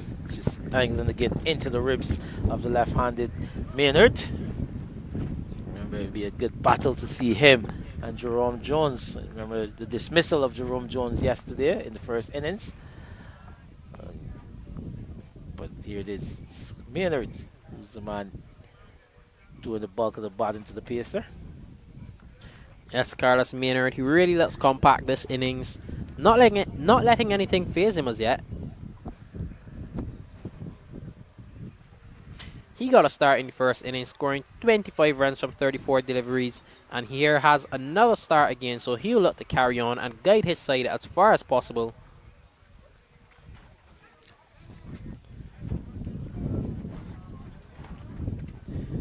That one was a rapid delivery into the gloves of Maynard. Comes 2 for 1 run. Yeah, just creating that uncertainty. There is Stephon Griffith. You see, like Maynard going for the pull shot, hustling onto him into his gloves, and carrying all the way down to fine leg. But again, good fast bowlers create those kind of problems for batters. Yes, he's a good fast bowler indeed.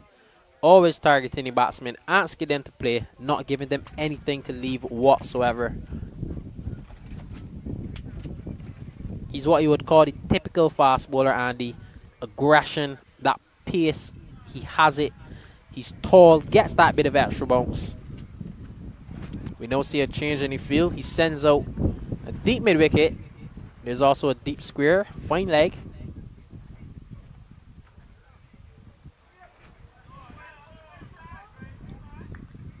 Another good hit there by the keeper Clark.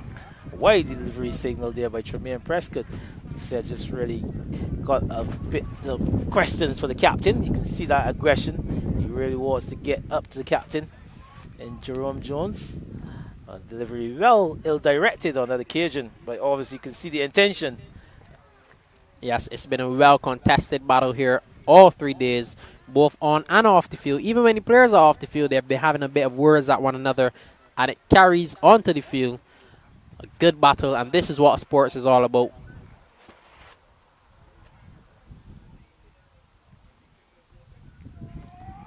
Jerome Jones having a big swing at that one. Disappointed with himself. And Griffith stands in the middle and gives him a word. Jones looks back. He's not phased. 87 for 4 after 21 overs. Like you said, this is a battle that we want to see. We want to see that Jones and Griffith battle. Like you said, Griffith got the better of his man yesterday after being dispatched over the mid-wicket region. And he came back and having a big swing and cut off the other edge and caught by Clark. So here is a little bit of a banter, like you said, between this pair. But it is a battle that we will want to see. Yes, it is a battle indeed. Who comes out on top? This also is a battle that we like to see. Yes, over at Windward. They look to be taking a break. 248 for 9 though. A game which is almost certain to be heading to a draw. At 3:37, just about 2 hours left of play. Declaration, maybe? Yes. Jordan Reefer. He was unfortunate today earlier. Andy dismissed on 99 runs. He did all of the hard work to get there, then to be dismissed by Nathan Seeley.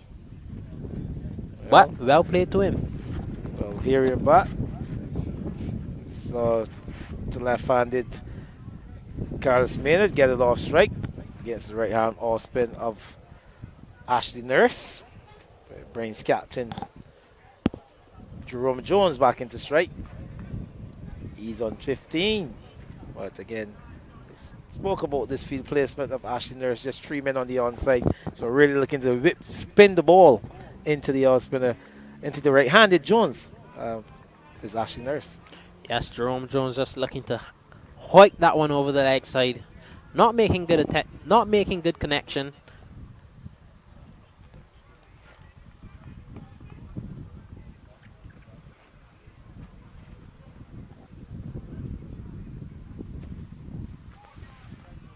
Another expansive drive. Ashley Nurse just flighting that one outside the off stump. Jones, he looks disappointed with himself, wanted to get back on that.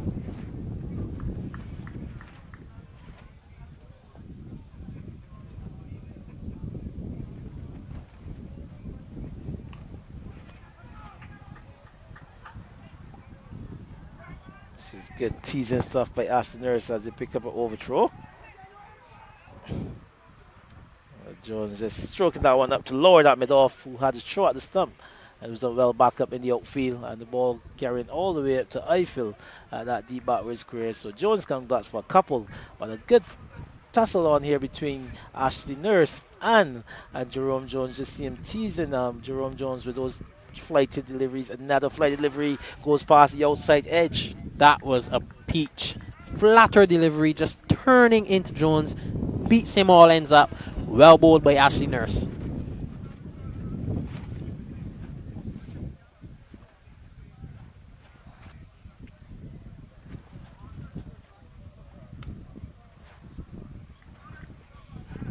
This is a good contest. So 3 runs off that. Ashley Nurse is over.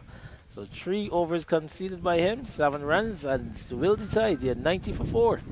90 for 4. Wildey continue to toil away as they get closer and closer to the runs required for victory. Still an evenly poised match here, Andy. It's anybody's game for the taking. Gladiola, they would require 6 wickets for the victory. Wildey still requiring 125 runs with just about 2 hours left in today's play. So it's anyone's game. It's a good contest, really. Still a further 31 overs, as I was told here by our fellow commentator, Wayne Holder. He should soon come a-calling. So 31 overs requiring 125 runs on a quick outfield and not so large boundaries. Griffith, he starts with another short delivery. Just turns and goes back to his mark.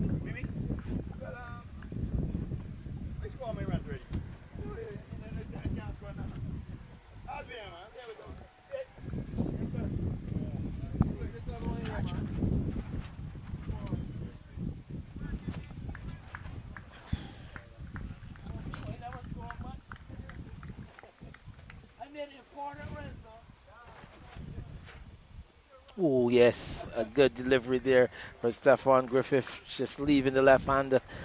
Good bounce, good carry. Tell you, the pace bowler really brings a buzz of excitement.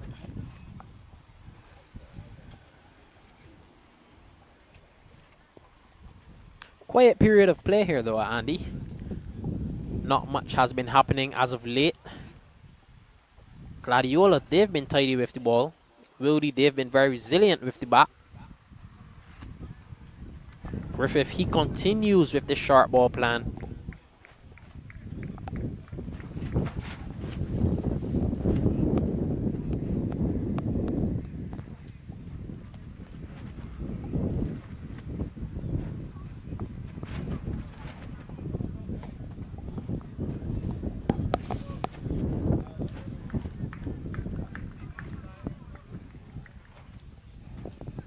See that eagerness to get at this batter is Griffith. Yes, you definitely can. I want you to have a look, Andy, immediately after he delivers the ball and he completes his run through. Just have a look and see how quickly he turns and starts walking back to his mark. He has that desire to bowl, the desire to come at these Wildey batsmen. Shot. Just changing his angle and punch off the back foot through the cover is Carlos Meredith, picking up a boundary as well as Griffith just going over the wicket and trying to get that ball into the left-hander, who's well in position on the back foot and punching that one past the piece out of the cover region and picking up yet another boundary. An attractive shot there from Maynard. Up on his toes, just punching that one through the offside. He carries this total up to 93 for 4. Wildey still requiring 122 runs.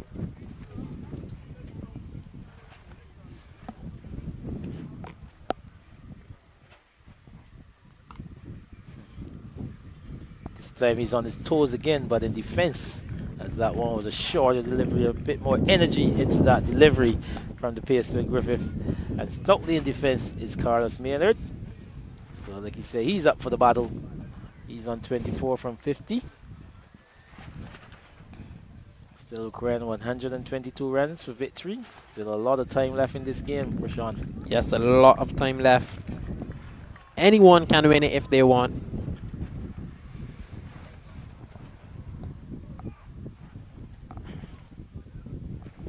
Delivery outside the off stump. Brings another over to an end. 93 for 4.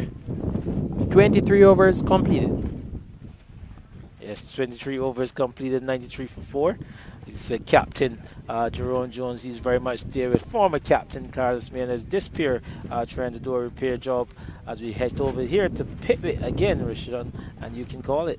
Yes, we see that. Pickwick are 144 for the loss of 3. The most recent batsman to be dismissed was Craig Holder. They still require 132 runs for victory, but Ian Boyce, he's in his work with the ball, having 2 wickets for 36 runs in his 11th over. Rohan Ryan and Kyle Hope are at the crease for Pickwick. Yeah, Ian Boyce, a player that we spoke about that first game that we did, Rashawn. He seems to be in good form. He bat and ball, everything was hitting in the middle of the bat when he batted, and he bowled a marathon spell there at the Wanderers ground in that first game against the ANA Auto Express Empire side. And here he is continuing his work. He's picked up 2 wickets, and here he is as it seems to be going for a break, maybe, or is that That looked another like wicket? That looked like a wicket. Yeah, I'll be interested to see if the scorecard changes there. But Ian Boyce, like you said, he looked threatening from that first game. He picked up a 3 for, but here he is into the wickets again in this second round. And to tell you what, he looks like he's in good form for the season. Yes, he does look like he's in good form. I'm just having a look to see if he picked up another wicket. Yes, he did. His wicket tally moves to 3. So, Pickwick find themselves at 144 for 4, chasing these runs for victory. Ian Boyce, he's picked up his 3rd wicket.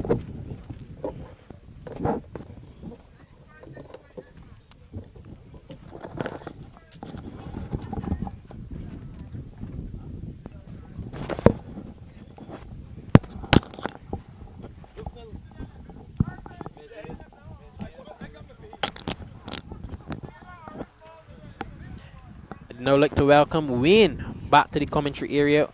Wayne, what's your analysis on the cricket that you've seen so far in this last session? Well, it has been something of a regard from the Wildey side. Captain Jones, remembering coming in after the luncheon break to replace Shane Paris, who fell just before the interval. And he, in combination with Carlos Maynard, have remained resolute and defiant at everything that the Gladiola side has been able to throw at them. Gladiola hasn't depended a lot on spin throughout this game up to this stage, but here we see Ashley Nurse into the attack, his very first spell of the match, and he could play a very key role here. Let's see how the Gladiola spinners, if they do actually manage to get into the game. Yes, Ashley Nurse is into a very tidy spell so far. Into a 4th over. The 7 runs conceded. Jerome Jones, you know, a mysterious cricketer, one would have to say. He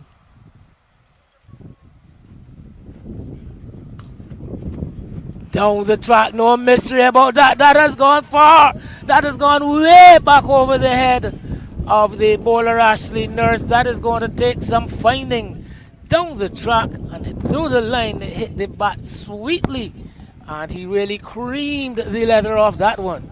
Just bludgeoning that one straight back down the ground, almost knocking that plane out of the sky. A terrific shot there from Jerome Jones, using his feet, getting to the pitch of that delivery, pumping it straight back down the ground. What a shot that was. Well, yes, and Jerome Jones, as I was mentioning to you, something of a mysterious cricketer, and I tell you why. He emerged onto the scene as a really powerful looking, strong left arm fast bowler, playing for Barbados and West Indies youth. 2 World Cups actually.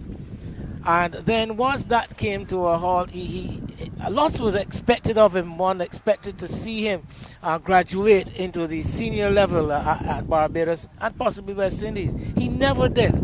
But what has happened, he transformed into a genuine all-rounder at the local level and has played many a key role for his sides, both the foundation school and the Wildey side, with the bat, and of course making his contribution with the ball. And then we saw him again transform into this slow left arm bowler, almost miraculously. There he was very prominent, very prolific as a wicket taker. So he continues to evolve more or less, this Jerome Jones. And here he is looking to lead the charge for his team. He goes down the wicket once again. That one is in the air. Oh, they will rue this one. There we saw Stefan Griffith at deep mid-off, basically in no man's land. There was Jones again advancing down the track, looking for a shot similar to the one early in the over. Miscued his strike, the ball dropping inside the rope at long off, but chance goes a-begging because Griffith was not in position to take the catch. And there he is capitalizing on a wayward delivery from Nurse down the leg side, heading himself to another boundary outside the leg stump, and just a matter of eating from the plate provided for him. Yes, just helping himself with another boundary there. Ashley Nurse, he's been struggling with that line, just getting a bit too straight on a few occasions, and Jones just capitalizing on each and every chance that he gets, sweeping that one down on one knee. Now we see Griffith back in the approved position at long off, right back on the rope. Could it be a case of closing the barn door after the horse has broken out? 2 runs on the misfield. So things not going the way of the Gladiola side here in that particular over. They could have, some would say they should have had the wicket of Jerome Jones, but the Wildey captain still continuing to lead the fight for his men, playing by example, one would say, playing a captain's role up to this stage. Yes, he's been impressive throughout this whole game.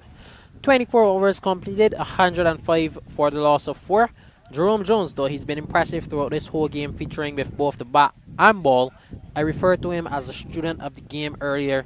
He's one who really thinks. You can tell that he's very clinical about his approach to both his batting and his bowling, and he's a good all-round player, helping this Wildey side wherever and whenever necessary. Well, I mentioned about his evolution as a player, but as a leader, he's also shown a quite good acumen as a leader of this Wildey team, a very strong outfit, a very strong unit. This Wildey institution has been over the past, let's say, 5 years or so in local cricket, and tactically he seems very sound also. So quite an all-round package you get out of this Jerome Jones. So here we see long, lanky Stefan Griffith back into the attack. Bowls a short delivery, but Maynard has been handling Griffith quite capably so far. Not prepared to take him on. See him just looking to evade these deliveries. But one marked feature of his game, he's been continuing to keep his eyes on the ball, not want to just duck out of the way, take his eyes off the ball, watching the ball swing inside and outside the line of deliveries. That is also a very good technique facing up to these short deliveries. Yes, he's definitely looked comfortable. Nothing has looked to face him yet, Wayne. Although he's been ducking and weaving, he looks very confident watching the ball all the way as it passes him into the wicketkeeper's gloves. He looks very compact. He looks like a player who's here to score some runs today. Could be the perfect foil to Jones. Jones is going to be looking to score. Maynard possesses all the shots. I can tell you that I've seen him many times before. He has all the shots, but his approach will be one of consolidation first, caution first. Oh, that one catches the top edge. Maynard just trying to duck out of the way, but it gets the bat and it goes down to fine leg for 1 run. A rapid delivery there. That was a really quick one from Griffith that time, and Maynard disconcerted somewhat, looking to duck out of the way. I think he might have been slightly undone with the fact that the ball did not lift as prodigiously as he may have been expecting. And again, I keep talking about this pitch. You get some ballooning, some taking off, and some not rising at the expected level. I think that was the undoing of Carlos Maynard with that last delivery. Yes, you can tell that Stefan Griffith, he's really enjoying his bowling here. Using the short ball over and over again. Almost becoming predictable as he's in down the leg side. Jones has a waft at it. Although it's predictable, the Wildey players still have to play it, Wayne. Well, that is what pace does. That is what extra pace does, in fact. The ordinary, without the express, you really have no problem, no worries. But whether you expect it or not, when it's coming at this kind of pace, it could be a bit more challenging. Yes, most definitely. I was making mention to his desire to bowl here at these Wildey batsmen. Just have a look at how quickly he turns after he delivers the ball. Yeah, has a nice smooth transition into his run-up. One notices, well, in this case he's being held up, but on many occasions, I think I might have heard you mention it too. On many occasions he just collects the ball on the turn and moves smoothly into his run-up. And what I have noticed too is that he hasn't had the no ball problem that used to plague him in earlier parts of his fairly short career. So he seems to have gotten his strike pattern under control and not really producing a number of no balls as he used to when I first saw him. Yes, it just goes to show the fact that he put some work into his game in the off-season to fix that no-ball problem. You can definitely see that he's back. He looks improved. He looks faster. He looks to be a good fast bowler, one who can cause trouble to batsmen this season. Jerome Jones looking to counter-attack. There he was giving himself room to get that delivery back over the head of the bowler. Doesn't make contact, the ball bouncing over the stumps and into the gloves of the keeper to bring us to the end of the over. And Wildey 106 for 4. Still 109 runs they require.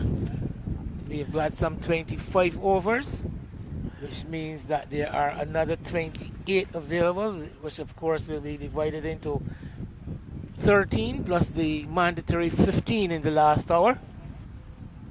Jerome Jones, he just looks to be the polar opposite of Carlos Maynard. Carlos Maynard, he's there. He looks to be there for a long time, just batting and batting away, facing deliveries, respecting the good ones, scoring off of the bad ones. But Jerome Jones, he wants to score good or bad. That we saw that last delivery, he just having a big swing there at Griffith.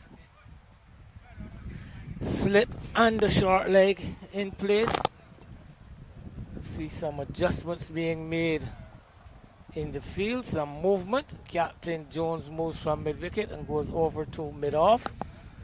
Jaden Hoyt, the substitute fielder, he's going to be coming off. Has this delivery outside the off stump, slashed away down towards deep third, chase right field. He can give it up, the ball goes across the rope. Yes, Carlos Maynard just getting back deep in his crease, cutting that one away fine behind the point fielder, and it goes into the ropes for 3 runs. Yes, going with the tide more or less. The off spinner spinning across the left-handed batter, and the man at backward point, not quite on the 45. That one slicing off the face of the bat.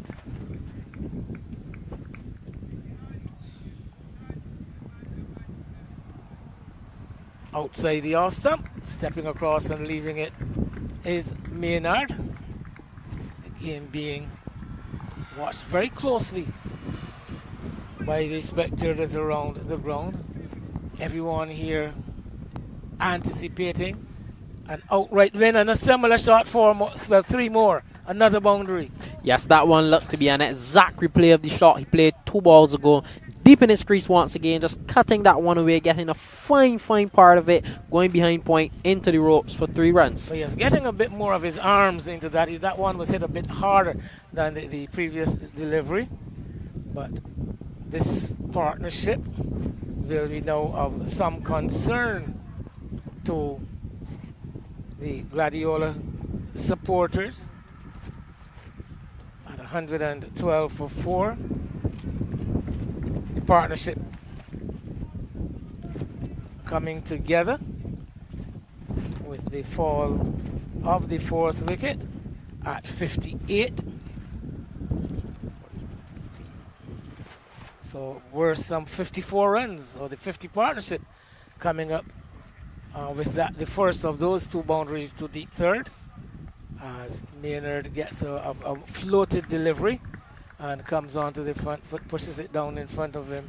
There is no run. So this game continues to sway back and forth. This partnership building really starting to look dangerous here. The back foot punches this one hard into the ground. Not having that width to capitalize on to get that ball behind square. Nurse actually around the wicket now. Maynard is onto the front foot, growing in stature, Carlos Maynard, and at the end of the Ashley Nurse over, it's 112 for 4. Maynard 31, Jones 29, and the game definitely entering a different phase as we head towards what generally we've anticipated will be an exciting climax sometime later this evening. Yes, but we make a switch back over to 4 Square Oval, where Wanderers and ESA Field Pickwick continue to battle away. Pickwick are 169 for 6 in 41.2 overs as they chase the total that was set from Wanderers. Antonio Morris, he's at the crease. Pickwick requiring 105 runs. He's joined by Preston Clark, who's now joined him on just 3 runs. Pickwick continuing to lose wickets, one notices. Yes, and they're losing those wickets to Ian Boyce, who we just mentioned, 5 wickets for 49 runs. So he's picked up a fifer as Jerome Jones continues some reckless shots here at Rice's, just backing away, looking to cut that one over the point region. Taking his chances, Jerome Jones, as the Wildey faithful showing a bit more spirit now that this partnership is in progress. They were quite muted at the lunch break with 4 wickets down, but they've come to life. It's Griffith, the man charged with the getting this breakthrough for Gladiola. Down the leg side, a lone appeal coming from Griffith as this delivery down the leg side. Jones looking to whip it away. But I was having a chat earlier. Andy did mention the presence of a former West Indies bowling coach and senior coach in the Barbados circles, Roddy Estwick. And Estwick was talking to me about some of the technicalities, the differences between, let's say, the approaches of Griffith and Jaden Lord. I'll tell you more about it as Griffith is in, and short delivery guided away down towards the deep wide third position. Chase for the fielder from backward point is going to pull it back inside the rope on that far side, and just a couple of runs But there was Jones getting on top of the delivery, not looking for power, using the pace of the bowler, in fact, and guiding it down towards wide third man for another couple of runs. Yes, Wayne, so you were telling me about the differences in bowling actions, any technicalities? Well, yes, not necessarily the actions, but the approaches, where he was pointing out to me that a young like Jaden Lord gets nothing out of his run-up because Griffith is short over the head of Jones, ducks out of the way to the keeper, because there's no pace generated in the approach to the wicket. And he made the joke. He said, well, he can stand up at the stumps and bowl at the same pace because nothing is coming out of the run-up. He was making the comparison with Griffith, who was all bustling action as he approaches the crease, and he made a technique. He talked about bowlers keeping their feet under them. And Griffith has an excellent strike pattern according to him, and remains, his feet remain under him as he approaches the wicket. Then this, whereby he's able to generate so much energy out of his delivery, as against Lord, who owes whatever pace he has to his whippy fast hands and getting nothing out of the run-up. Talked about that energy from Griffith, a lifting delivery there, just hitting Jones in the head. I'm sure that Jones won't be happy about that. Yeah. But, open my mind to some things that I didn't even think about, because now that I'm watching Griffith, I definitely can see that his feet remain on him when he runs in. Yes, leaning forward more throughout his run-up, right up until his delivery stride. Nicely stroked out into the cover area, and they will settle for another couple of runs.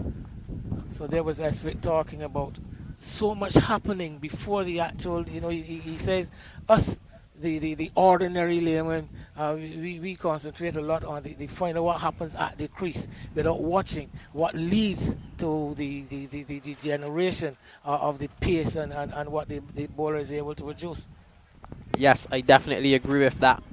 We know that Mr. Eswick, he's a very wise man with loads of experience underneath his belt. And has a track record that says he's an excellent coach. I mean, it is not a matter of someone looking and saying, well, what they believe, but all the stats and evidence is there to prove his work with the Combermere program over the years, what he has been able to produce out of that. Since then, transitioning to the very highest level as the West Indies bowling coach for a number of years. And as soon as he was relieved by the West Indies, the Barbados Cricket Association were quick to snap him up and get him back into the local program while doing a lot of work at the youth level. Yes, most definitely. We see an airplane flying over the island now. Viewers perhaps are looking down, watching some of the cricket action taking place. Well, it's going out of the island. It's not long before it's off the island. Barbados is not the biggest land surface, and the airport very close to the ocean. So once that plane gets airborne, it's over the sea. It's true. And away from us. So we have a change of bowling happening at the southern end. Captain Matthew Jones introduces himself for the first time this innings and starts with a short delivery, tugged away behind square into the boundary for 3 more. Yes, he just starts with one, just a long hop in the middle of the wicket. Maynard capitalizes on that one, down on one, he's sweeping it behind square into the boundary for 3 runs. A nothing delivery, you would have to call it. The ball sticking in the fingers, actually. Yes. And Maynard having all the time in the world to pick his spot, and choosing to go into that vacant area behind square. That one just looks like the warm-up delivery. Short again. This one is hit to the right of Griffith now at the deep square leg. So the first one, he delayed his shot and picked the spot behind square. This one playing it a lot earlier in front of him and getting it away to the right with a lot of power, and continuing to pick up boundaries. Carlos Maynard, remember, he struck 2 boundaries in the previous over from that very same end to the off spin of Ashley Nurse, and here he is starting out with another couple against Matthew Jones. He is up to 37, and the total up to 122. Skipper Matthew Jones just starting with 2 freebies. Easy scoring for Carlos Maynard as Wildey is closer to victory with just 93 runs needed now. Gladiola, they still require 6 wickets for victory, so we have a game on our hands. Whose game will it be? That's the question. Jones deciding to come over the wicket is again short, and again this one is put away wide of Griffith at deep square leg. Again hit in front of square and running into the boundary. So 3 consecutive threes here, and Carlos Maynard taking advantage, to borrow your word, of some freebies offered up by Matthew Jones. Yes, just long hops there. Balls pitching short of a length. Easy scoring for Carlos Maynard. All he has to do is get back to it, and those balls are gone. We now see a change in field. Fielder Zidane Herwood, he goes down to strengthen that leg side field on that square leg boundary. So there's now deep mid wicket, forward square leg, and a backward square leg. This time Maynard is standing up and just ripping it off the pad for a single this time. That brings Jerome Jones back in strike. He's looking to take an attack to these Wildey bowlers. This is fine partnership batting too. You know, we were speaking about Carlos playing that holding role and Jones doing the heavy lifting. But you know, every now and then the roles need to be reversed, and there we saw Maynard helping out and taking some pressure off his captain. That is fine batting in partnerships. That is what batting in partnerships is all about. Jones, this one pulled all the way over the ropes for 6. The goal is scampering. Another 4 runs for Jerome Jones. Matthew Jones is into an expensive over. 14 runs coming from it already, Wayne. Well, this is poor bowling. Definitely. I mean, it cannot be described as anything else. Another rank long hop. And Jerome Jones is a very powerful man that he is. Doesn't need a lot of wind up. Just laying back on the back foot and getting those very strong forearms into the shot. That ball sailing over one of the longer boundaries here at Rice's, and would have been 6 probably at most other grounds in Barbados. 14 runs conceded in this over already. An expensive over for Matthew Jones. He'll look to close out without conceding any more runs. Could this be the turning point that Wildey needed? Well, definitely pressing on as another short delivery is hit. This time the catch is offered to Jamar Eiffel at deep backward square. Jones gets his man with the final delivery. And what a crucial blow this could prove to be. Another short delivery into the wicket. Jerome Jones just looking to hit that one behind square over the boundary, but instead he finds fielder Jamar Eiffel and he has to go. Well played innings, but he's dismissed by Matthew Jones. An expensive over comes to an end, but it ends with reward 130 for 5 after 28 overs. Wildey still requiring 85 runs. Well, you say expensive, but expensive to whom? Because yes, there was the 14 runs that came out of the over, but would it have been more expensive to Wildey losing their captain at this stage? You ask a very good question, which only time will tell, Wayne. A big wicket loss there for Wildey, but Gladiola, they made their breakthrough. The man is Matthew Jones, so he does the job. 130 for 5. The slight difference there, though, is that Matthew Jones was serving up a bevy of long hops, of hit-me balls. That last delivery was not quite as short, but going with the mood, going with the flow, Jones on the back foot. I think that one a bit closer to it, bounced a bit more too. Thereby, he wasn't able to freely get his hands through it.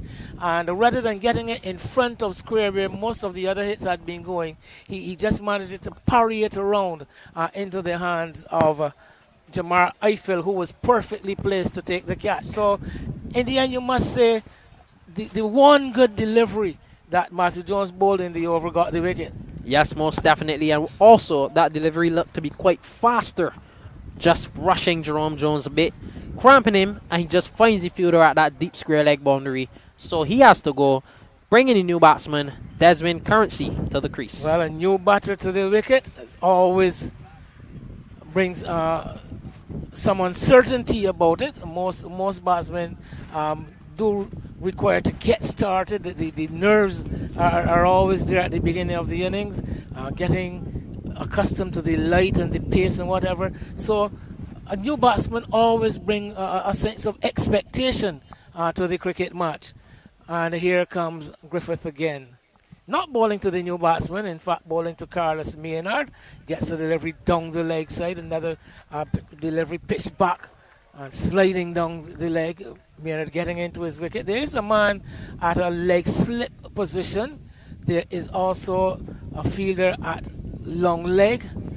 Then under the helmet is Ramsey at forward short leg. So Griffith expected to continue this body line attack, given the field that he has. Comes and bowls a short delivery there again off the hip, turning it away out of the reach of the man at that fine leg slip. But you can see the intention, you can see the plan clearly. Gets off the strike though, does Maynard. Desmond Currency bowls left arm, bats right-handed. Still some batting ability, some batting strength left in this Wildey side. Yes, Desmond Currency, he comes into the fire. He'll face up Stefan Griffith for his first delivery. Let's see how he navigates it. Slip and gully in place. Forward short leg still there. Short forward square, because the fielder feeling quite square. That is Ramsey. I think now they are going to resort to just the one slip, wideish, in a wide slip position is Shamari Giddens. Ashley Nurse from first slip goes into leg slip. So again, we're expecting this short barrage from Stefan Griffith, showing good stamina. He's back for his second spell, 9 overs and 2 balls. Cool conditions, still quite nice, breezy.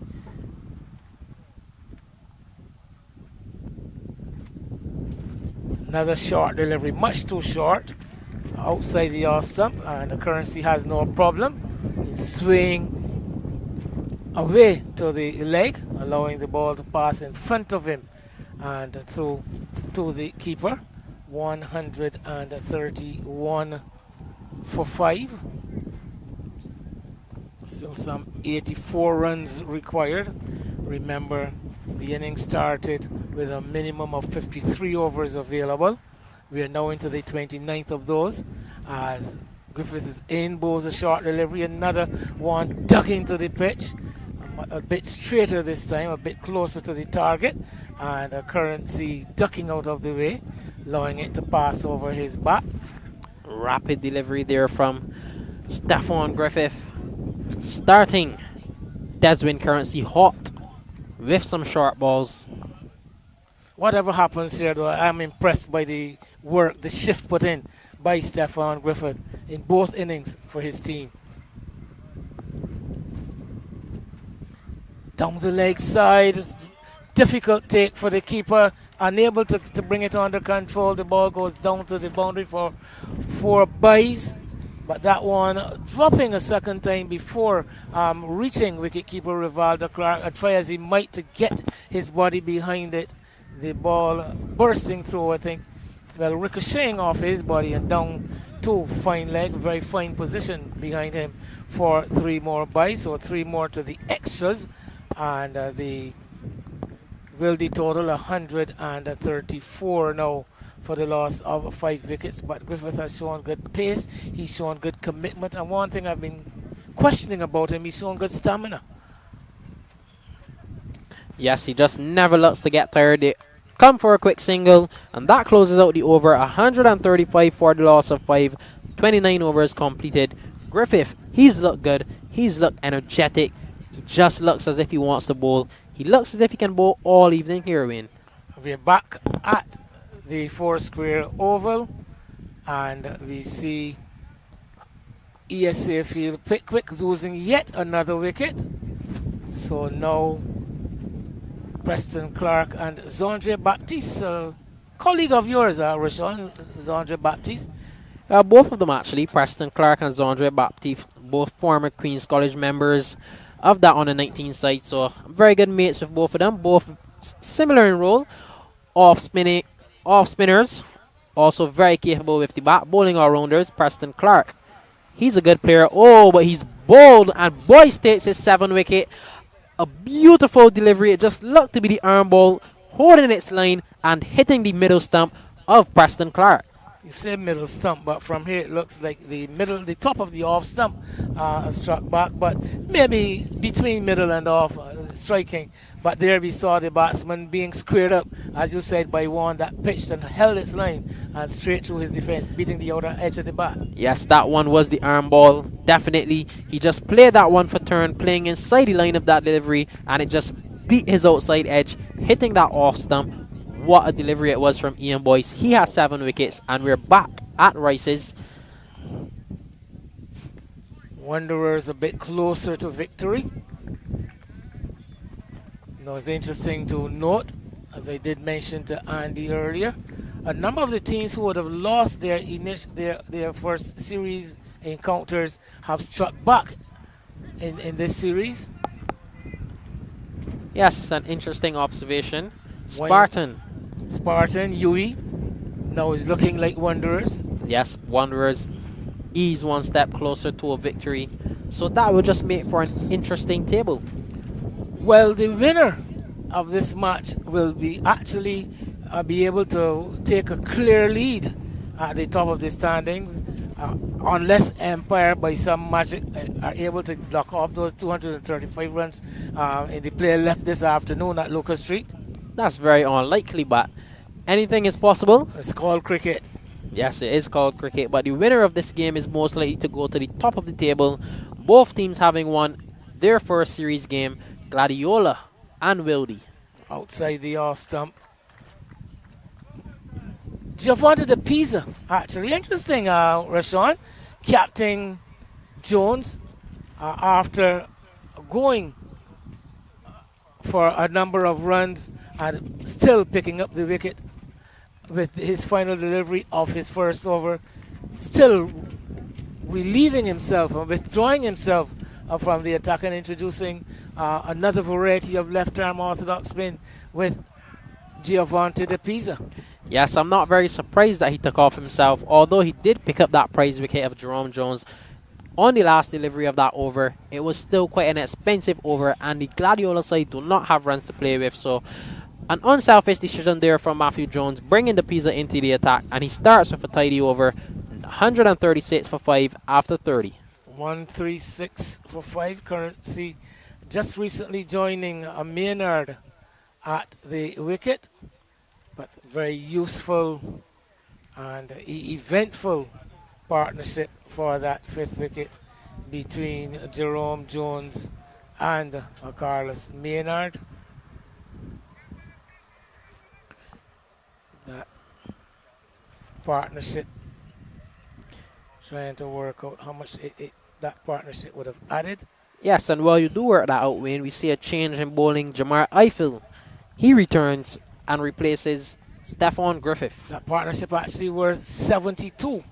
So 72 very valuable runs for Wildey. As you mentioned, Jamar Eiffel back for yet another spell, and he's pitched up and driven majestically by Desmond Currency. Beautiful shot, just high elbow, stepping into that one, punching it straight back past the bowler, picking up 3 runs. What a shot that was by Desmond Currency. I am sure this is at least the 3rd time that I have seen Jamar Eiffel come back for a new spell. Starts with a half volley, driven down the ground for a boundary. Yes, at least 3 times I've seen it. I've seen it too. He just hasn't looked himself at all today. How he was bowling on day 1 was an absolutely different Jamar Eiffel from how he's bowled today and yesterday. He just looked all over the shop today, just bowling some fuller deliveries, driven back past him. Reinforces the offside field. As Currency again driving, dragging it out towards deep mid-wicket. Jaden Hoyt, the substitute fielder, chasing back. pulling it back some 8 meters inside the boundary. Batsmen get a couple, so Currency looking for the big shot, looking for the drive. This time the ball off the inner half of the bat, and again we're seeing another adjustment in the field. Looking to cover those areas, looking to quell the rate of scoring. We've now got a man in at mid-wicket. There's also a cover. The mid-off has been put in. The mid-on has now been pushed right back too long on. As Currency faces up and gets a delivery, which he's driving, stroking it in fact. I said driving, but just stroked easily back over the head of the mid-off fielder, landing in the road on the northern side, the roadway on the northern side of the ground. Again, I feel guilty of being full and of being light. Those light or full pitch deliveries, and Currency really making full capital, picking up a maximum. That was an exquisite shot, Wayne, straight out of the textbook. High elbow holding the pose there from Desmond Currency. He looks good. Wonderful shot straight back over the head of Jamar Eiffel. He moves into double figures on 11, the total 145 for 5. The current run rate quite healthy, Rashad, at 4.75 as Eiffel comes in again, and Currency this time on the front foot and pushing it up to the hobbling Rashawn Ramsey, moving around from extra cover. So remember at the start of this innings I did say that given the current situation of the game, that Wildey had no choice but to go for these runs, and the rate of scoring that they have achieved so far suggests that that has been the intent, the attitude, the approach. Wildey off stump, playing inside of the line. Let's have a look at it a second time. As he coming onto the front foot, actually that ball actually sneaking in between the bat and the pad. I would not be surprised if it might have actually touched the inner edge of the bat, but into the top of the off stump, and Eiffel gets his man one more time. A wicket goes down just when the momentum seemed to have been shifting Wildey's way. Brilliant delivery from Jamar Eiffel, one that pitched on the line of off stump, just hitting that surface and seaming back into Desmond Currency, beating him all ends up, cleaning up the stumps. So another wicket falls for Wildey, 145 for 6. They still require 70 runs. 4 wickets in tap, and Jaden Leacock, who does have some pretensions of being an all-rounder of sorts, coming to the wicket, so still not really through the batting as far as Gladiola is concerned. Still some batting depth left in this Wildey side. Still not ready to call it up to this stage. The fat lady, she's not yet at the ground, but she'll be here to sing when it's all over. You know, I always wondered where that saying came from. Who's the fat lady? Like you? Well, the fat lady sings very well. Down the leg side, clipped away, down to fine leg, 3 runs. Just a fine tickle from Bellamy. And as a batter, Rashawn coming to the wicket, you would not ask for anything better than a delivery just on the pads, just pitched up, just asking to be touched to fine leg for a boundary to get off the mark. Yes, a good shot indeed. Bringing that over to an end, 148 for the loss of 6. But that fat lady term may be something we have to look up. Yes, Wayne, but over at Pickwick, we see that the game is all done. Wanderers have wrapped it up. Ian Boyce, he was the star bowler, picking up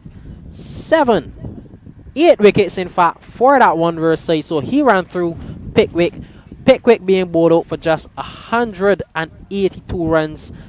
Wanderers won by 93 runs, so that makes even a more interesting turn for the table. So you see the 3rd outright victory for the day, and having an excellent game all round Ian Boyce.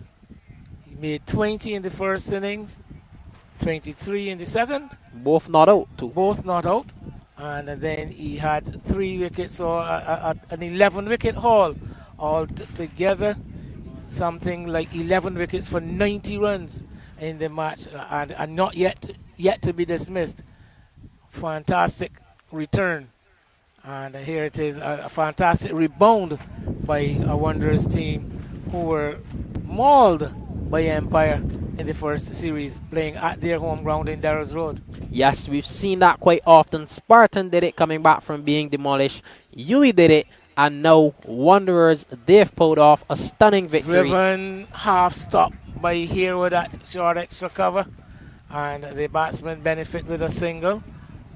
So Maynard off the strike and brings the new batter, the right-handed Jaden Leacock, to face it to the Pisa as the field closes in for the new batter and adjust for the right-hander.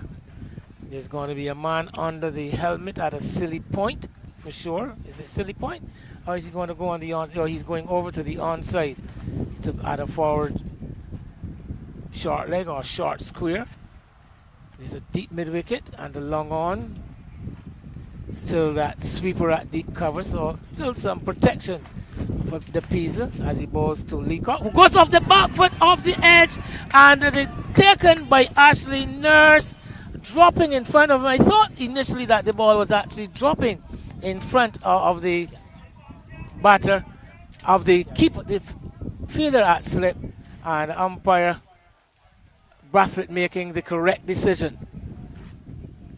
Off the front foot, pushed back along the track. I don't know if you noticed it, Rashawn, but some cooperation there between the two umpires in a very quick time. You saw off the front foot gets a single. You actually saw the ball off the edge and going low to Ashley Nurse at slip. Umpire Brathwaite, the on umpire, had a quick look towards his colleague at point, who was perfectly placed to see the trajectory of that ball, and he got the immediate indication from Prescott, no, it didn't carry, and they were able to make the right decision. So that, again, good teamwork among the two umpires. Yeah, it just goes to show the teamwork and the experience of these two guys, that communication between them. Having been two umpires who've done so well throughout this entire game, all 3 days, they've continued to do good work. Off the back foot, punched for a single, hopping on almost on one leg is Shamari Gittins there at mid-wicket. Apparent. So he has maintained, despite his handicap, his position on the field. There is an emergency fielder, reserve fielder in Akeem McCullin, who has been here all 3 days, but Gittins prefers to endure whatever discomfort he may have to and remain on the field. So 151 for 6, still counting down the runs and the overs. Another 64 runs required. I don't think the overs will be a problem. 21 still available. Remember the 15 in the final hour as we head to just past 4:30. So that last hour will not commence until the 38th over has been completed, as Eiffel a wicket in his last over after a slightly off-color performance today with the ball. He's picked up 2 for 42 from only 6 overs, so been rather expensive as he comes around the wicket to bowl to Maynard and drags this one across the left-hander, short delivery, and a good tumbling take by Rivaldo Clark. Rivaldo Clark has done some very good work all match. Yes, he's been very, very impressive. His skipping abilities to the leg side have been tremendous. He's just looked good behind the stumps. He's a proper gloveman, and he's one that has kept so well this game.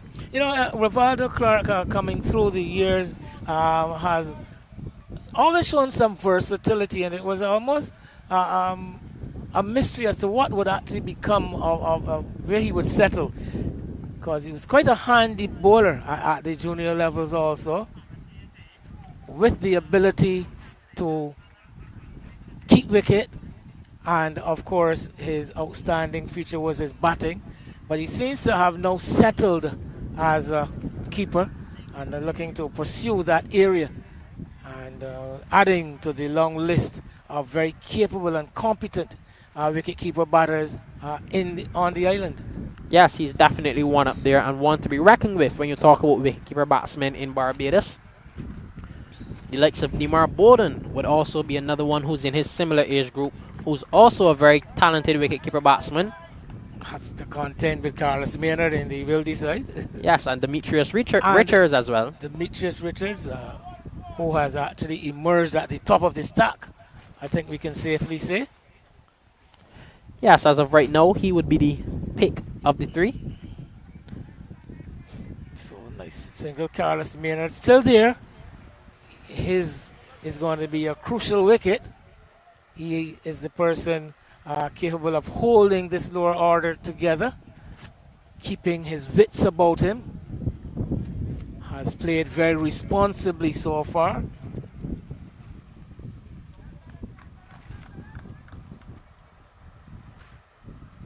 Things go a bit quiet here at Rice's as deliveries outside the off stump, driven in the air out towards the deep cover area. That's, well, I almost said 4. That's 3, another boundary. Reaching outside the off stump, not quite to the pitch, but lots of space once you clear the infield, and that ball traveled in the air well over the head of the cover fielder there in Ramsey. And Leacock picks up a boundary, his second boundary in 7 runs. Yeah, an attractive player Leacock is. Very handy lower order batsman, scoring 20 not out last innings, and he's looking good this innings, getting Wildey closer to that winning score. Short delivery, pulled away towards deep square. Jaden Lord is there, collects it on the first bounce, but good controlled pull shot by Leacock, knowing that the fielder out there on the boundary, making sure to roll his wrists over the top of the ball once he made contact, keeping it down. And that brings Carlos Maynard back into strike. He's been very disciplined, very responsible this innings. It's just been a circumspect one, playing each ball on its merit. He's also played a couple of memorable shots in this innings. So he will retain the strike at the end of over number 33, 157.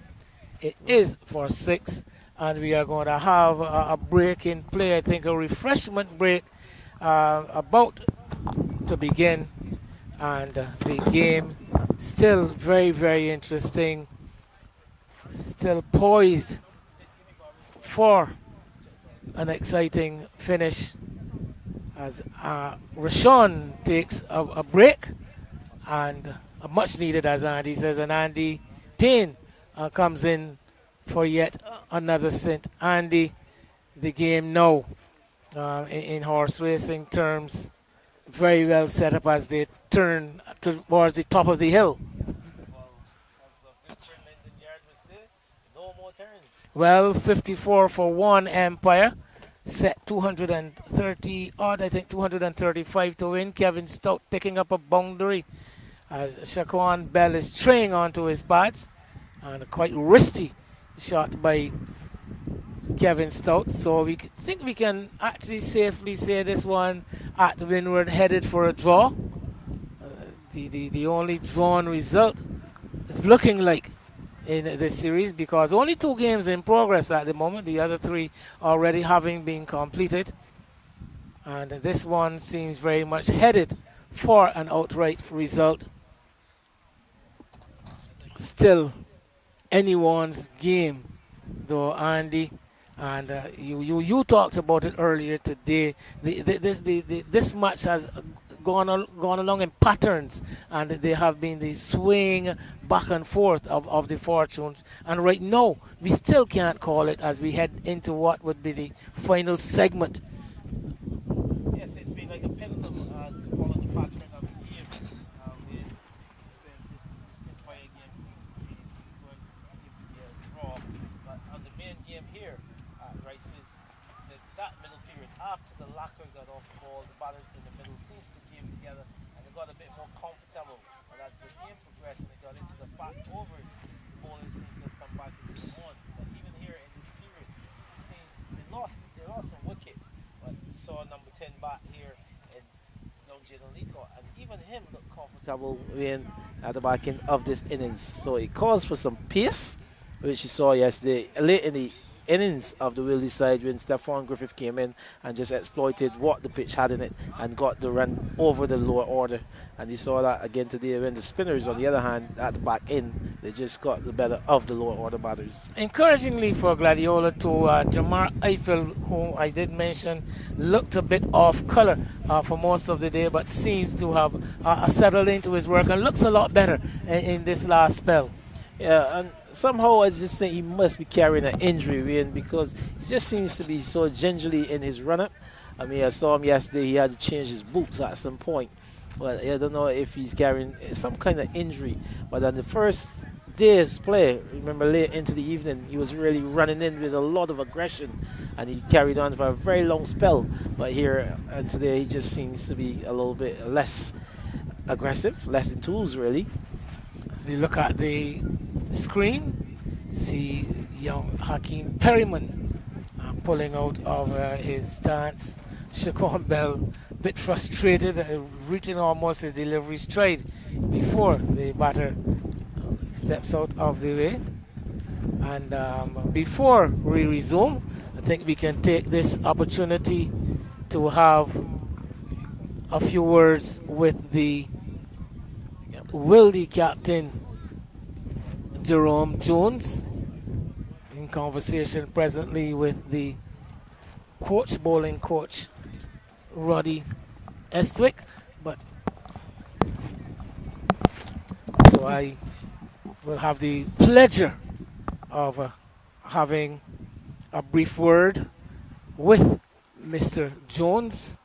At this point in time, the game still a bit dicey. How confident are you, Jerome? Yeah, thank you, man. Good afternoon to the listeners and viewers. I think it's still an even game.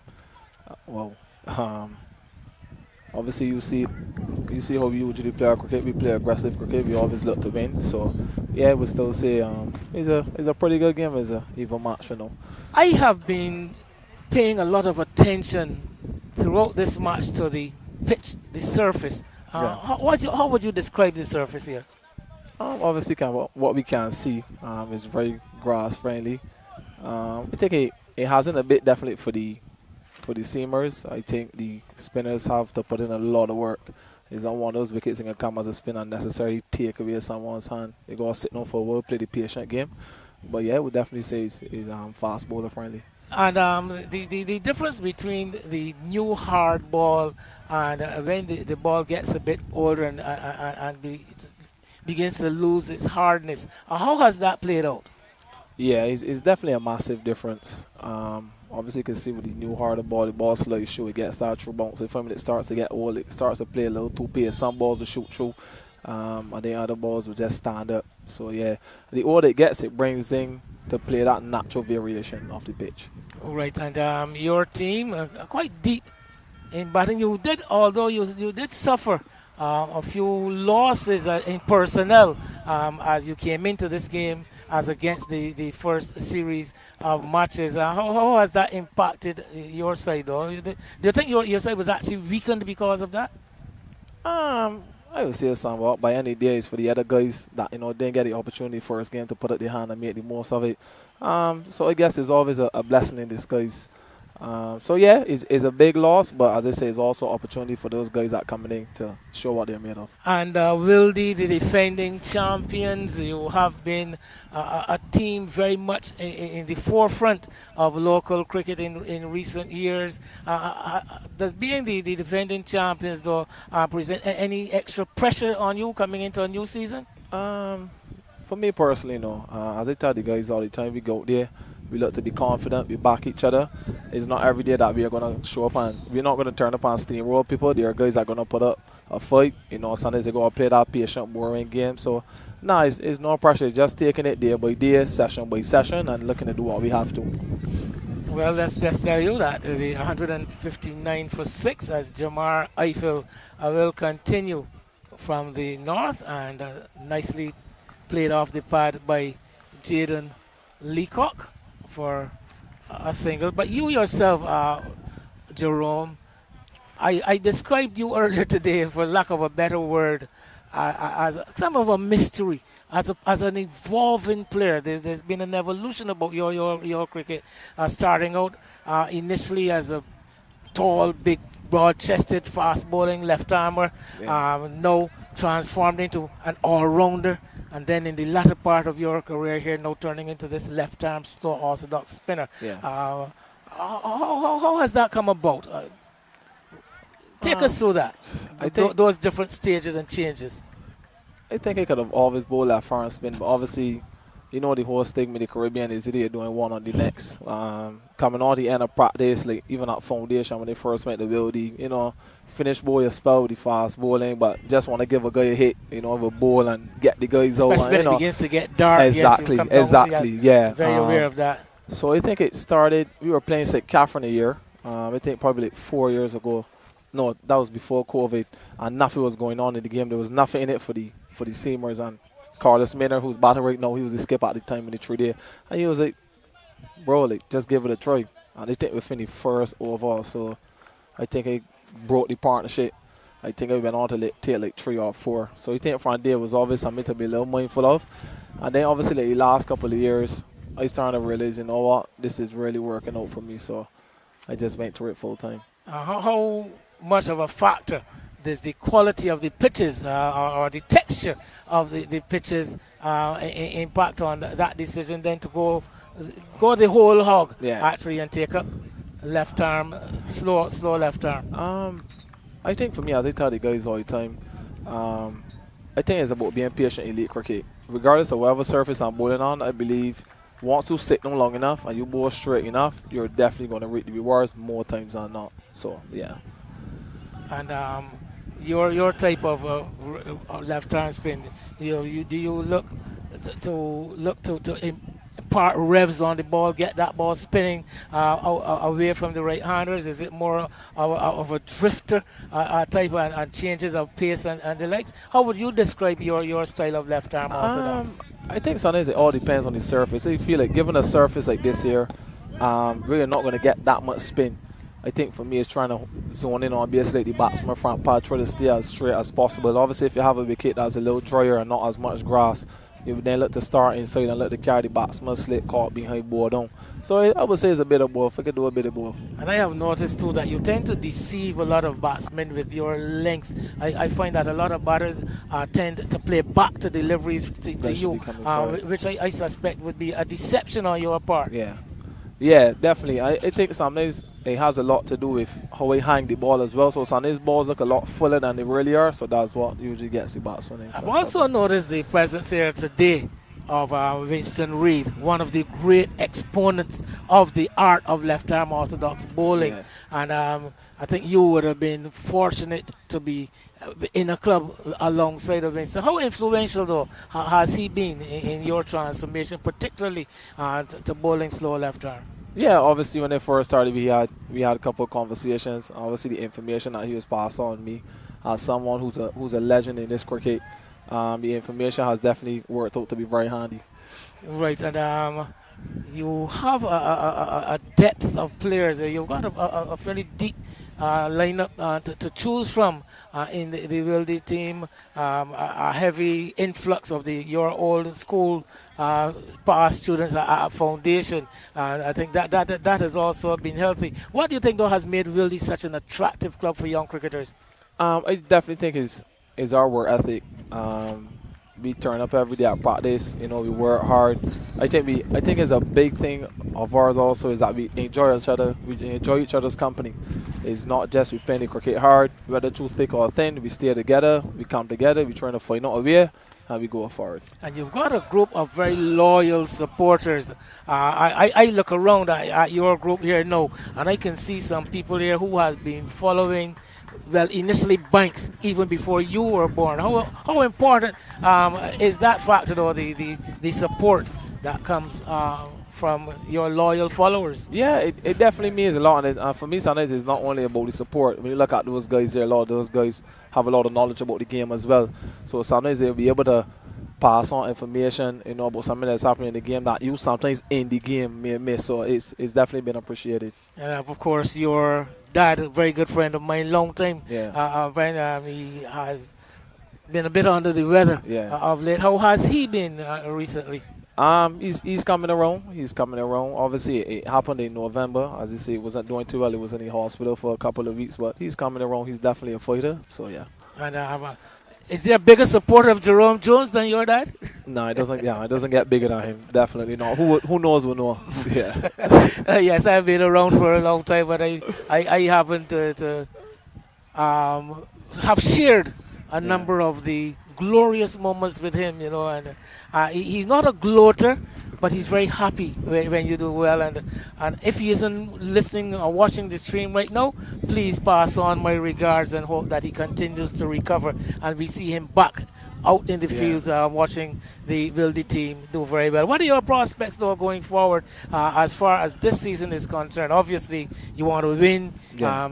You see a way of how you can actually capture this championship again? Yeah, as I said, we just sort of take it game by game. So we do this game, we do the next game. Obviously, we have our plans. But for me, as I always tell people, I don't like to play defensive cricket. My aim is always to win. You may not always be in that position, but that always my go-to. And how much of an influence, though, the new move by the Barbados Cricket Association to bring about the stipend, the small stipend, as we look to head up towards something like a semi-professional competition? How much of an impact, how influential will you think that be in the outlook for your players and for the local cricketers at this level generally? I think it's been a fantastic move. I think it's no secret that money is one of the biggest motivators in the world.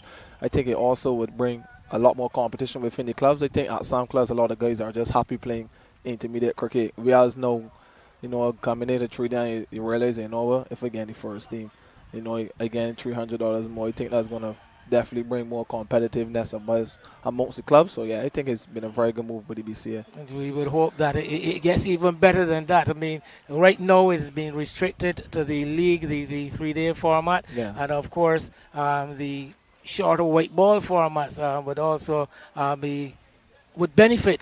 Do you think with such an input? Yeah, I definitely agree. Well, Jerome, thank you so very much. This game still very much in the balance. I am a commentator who has to remain neutral. Yeah. So I just wish you and your team the best, and may the better team win. Thank you so very much for joining us, and continue on your progress. Still a very young man, actually. How old are you? 31. 31. Still a young man, and there's still prospects out there for you in the future. And once again, say thanks to the old man. And not a good point to say goodbye, but miscued pull shot by Carlos Maynard off the top edge. It went and down to that man on the long leg, Rashawn Worrell. Crucial strike at this stage of the game. My commiserations, Jerome. Thanks for coming. Thanks a lot, Mr. Hall. Have a good evening. Thank you so much. Yeah. Be the bearer of the bad news as far as Wildey is concerned. The fall of Carlos Maynard, caught off the bowling of Stefan Griffith, who has been reintroduced to the attack.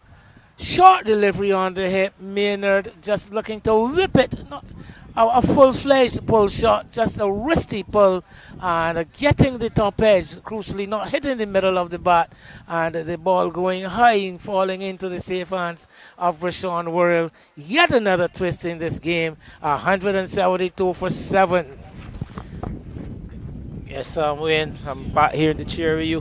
But well, again, yes, of course, that's Andy, fine. welcoming Andy Payne back. But Pace, again, being reintroduced into the attack, like you rightfully said. And Stefan Griffith, the man with the arm, the golden arm, really, just picking up another wicket and putting the game, again, in that position where he said when it gets into the back end of the innings, and the pace bowlers now coming back into the attack and picking up another wicket. 3 wickets 43 runs, and we have still got what?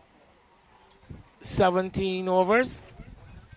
So we're going to get this one completed, the next one before the start of the mandatory 15. I don't think the light is going to be an issue. Still good even light, although we don't have the direct sunshine onto the ground.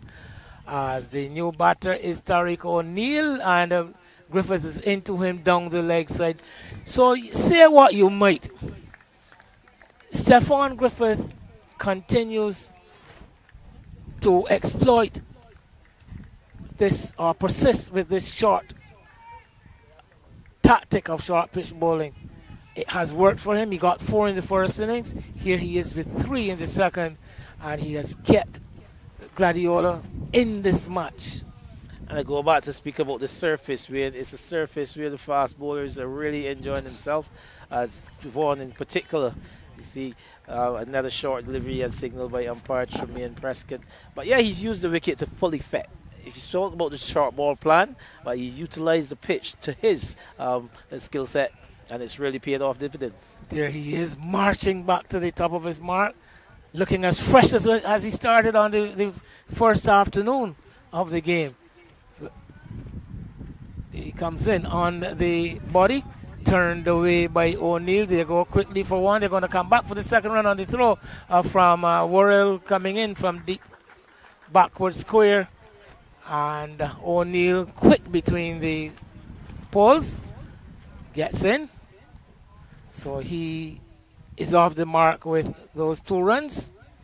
174 for 7. All eyes fixed on the middle, including those of a couple of persons in a hired vehicle on the roadway, and with looking like tourists, but we don't necessarily take that for granted nowadays.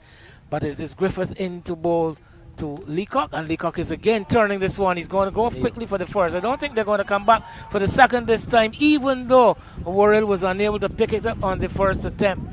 But I think Worrell in a lot faster, and putting some doubt into the minds of the batters, so they don't go for the second run. 1 more to the total, 175. The countdown now to 40 runs, the requirement, as we see those persons of whom I spoke paying keen interest into what's transpiring out in the middle here at Rice's. Of course, in this area we know we've got a couple of very prominent hotel properties. Andy, you're a man into the service industry, you would know there's the Crane Hotel. There's also the Wyndham a bit further. Yes. The old Sam Lord's Castle starts and stop does Griffith. 3 for 28. This is his 11th over. He's bowling to the right-handed Jaden Leacock. Leacock on 14. Just the one slip in place now. And bowls a short delivery, pulled around. Another handy shot from Leacock, and again showing the kind of control that he possesses, actually rolling the wrist on that pull shot, keeping it down safely to the man at the backward square as we come to the end of that over. 176 for 7. 176 for 7 there, Wayne, like you said, still requiring 39 runs. So here is the need to break it down in tens, really. Leacock looks very quick, like a really established batter, albeit he's batting a bit low in the innings in the order. Terry O'Neill, he'll be a bit more comfortable in this position as he was elevated to opener in the first innings, but I'm sure he'll be a lot more comfortable in this position. But that man, Stephon Griffith, being reintroduced, Wayne, and picking up the wicket of the set. Maynard. Well, yes, and Captain Jones now going all in with his pace. He's gone back to Jaden Lord. Lord with 3 wickets in the first innings. He's already had 1 in this innings, and he's now partnering with Griffith in the attack. Comes back for a new spell, and onto the front foot comes Leacock and works the delivery up to mid-wicket. There is no run. It was just the slip, the backward point, deep cover. Extra cover in the mid-off, deepish. mid-on in the captain, a mid-wicket. There's a Wait. man deep backward square and the long leg, who is quite fine. As a matter of fact, a fine leg, I would have to describe it. As Lord is in, pitched up, looking for the big drive, the ball off the inside edge onto the pad, ricochets into the offside. There's no run. Yes, Ben said this would be really been an interesting game. Excellent match of cricket. Like remember, low scores in the first innings, but here he is still coming into the back end of the third day's play. We could just getting up to 5 p.m. on the third day win, even though the scores was just 150 in the first innings, losing first innings by 13 runs. And here we are into 5 o'clock into the third day's And as play. you mentioned, quite a close contest, closely contested game. I think added to by the helpful nature of the pitch, which has seen wickets falling. We had 13 wickets on the first day, and then we had 7 and 5, 12. 12 on the second day, and now today we've seen another 12 going down, and we're still not yet finished. So I think we can clearly say, Andy, if the 15 wickets that were available do fall today, it will definitely be a Gladiola victory. If the Gladiola team are not able to pick up these 3 wickets, it will be a Wildey win. I think we are guaranteed, almost I should say, guaranteed an outright result. Yeah, it looks very much like an outright result. Like you said, it just shows that even on this type of surface, you can get results, but it don't have to be a result where it is bottled over 2 days or 2.5 days. This game has really carried the distance, man, if you can say that. And like I said, day 3, 5 p.m., and we're still very much in this game.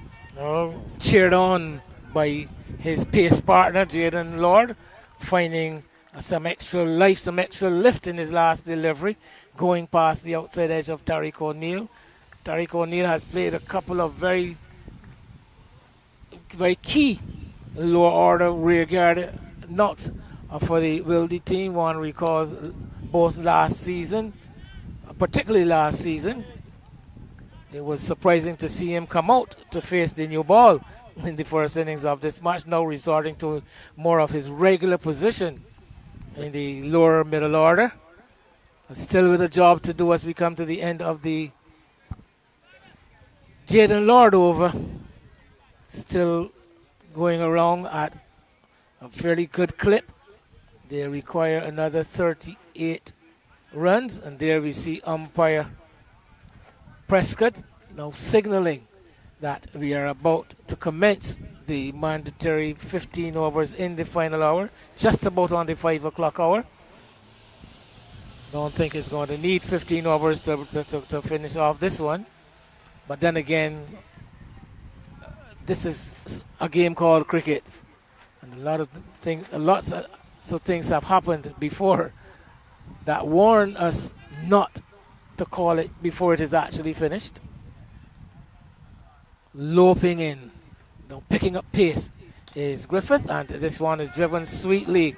Half stop by Captain Matthew Jones at mid-off. So Leacock looking quite accomplished, both to the short pitch deliveries. He's been prepared to take on the short delivery, and there we saw Griffith going a bit fuller, and up to the task was Leacock stroking it up toward mid-off. Gets a single, brings the left-handed O'Neill back on strike. So Captain Jones bringing the long off fielder inside to save the single. That's Jamar Eiffel as the field actually closes in for the new batter. And over the wicket is Griffith. Short delivery and an adventurous looking pull shot. Fortunately for him, O'Neill keeping it down, hitting it down into the turf and picking up a single to the man in the deep. So keeping the scoreboard ticking. 179 now. The countdown says that there are still some 36 runs required. 3 wickets in hand. All eyes fixed on the middle.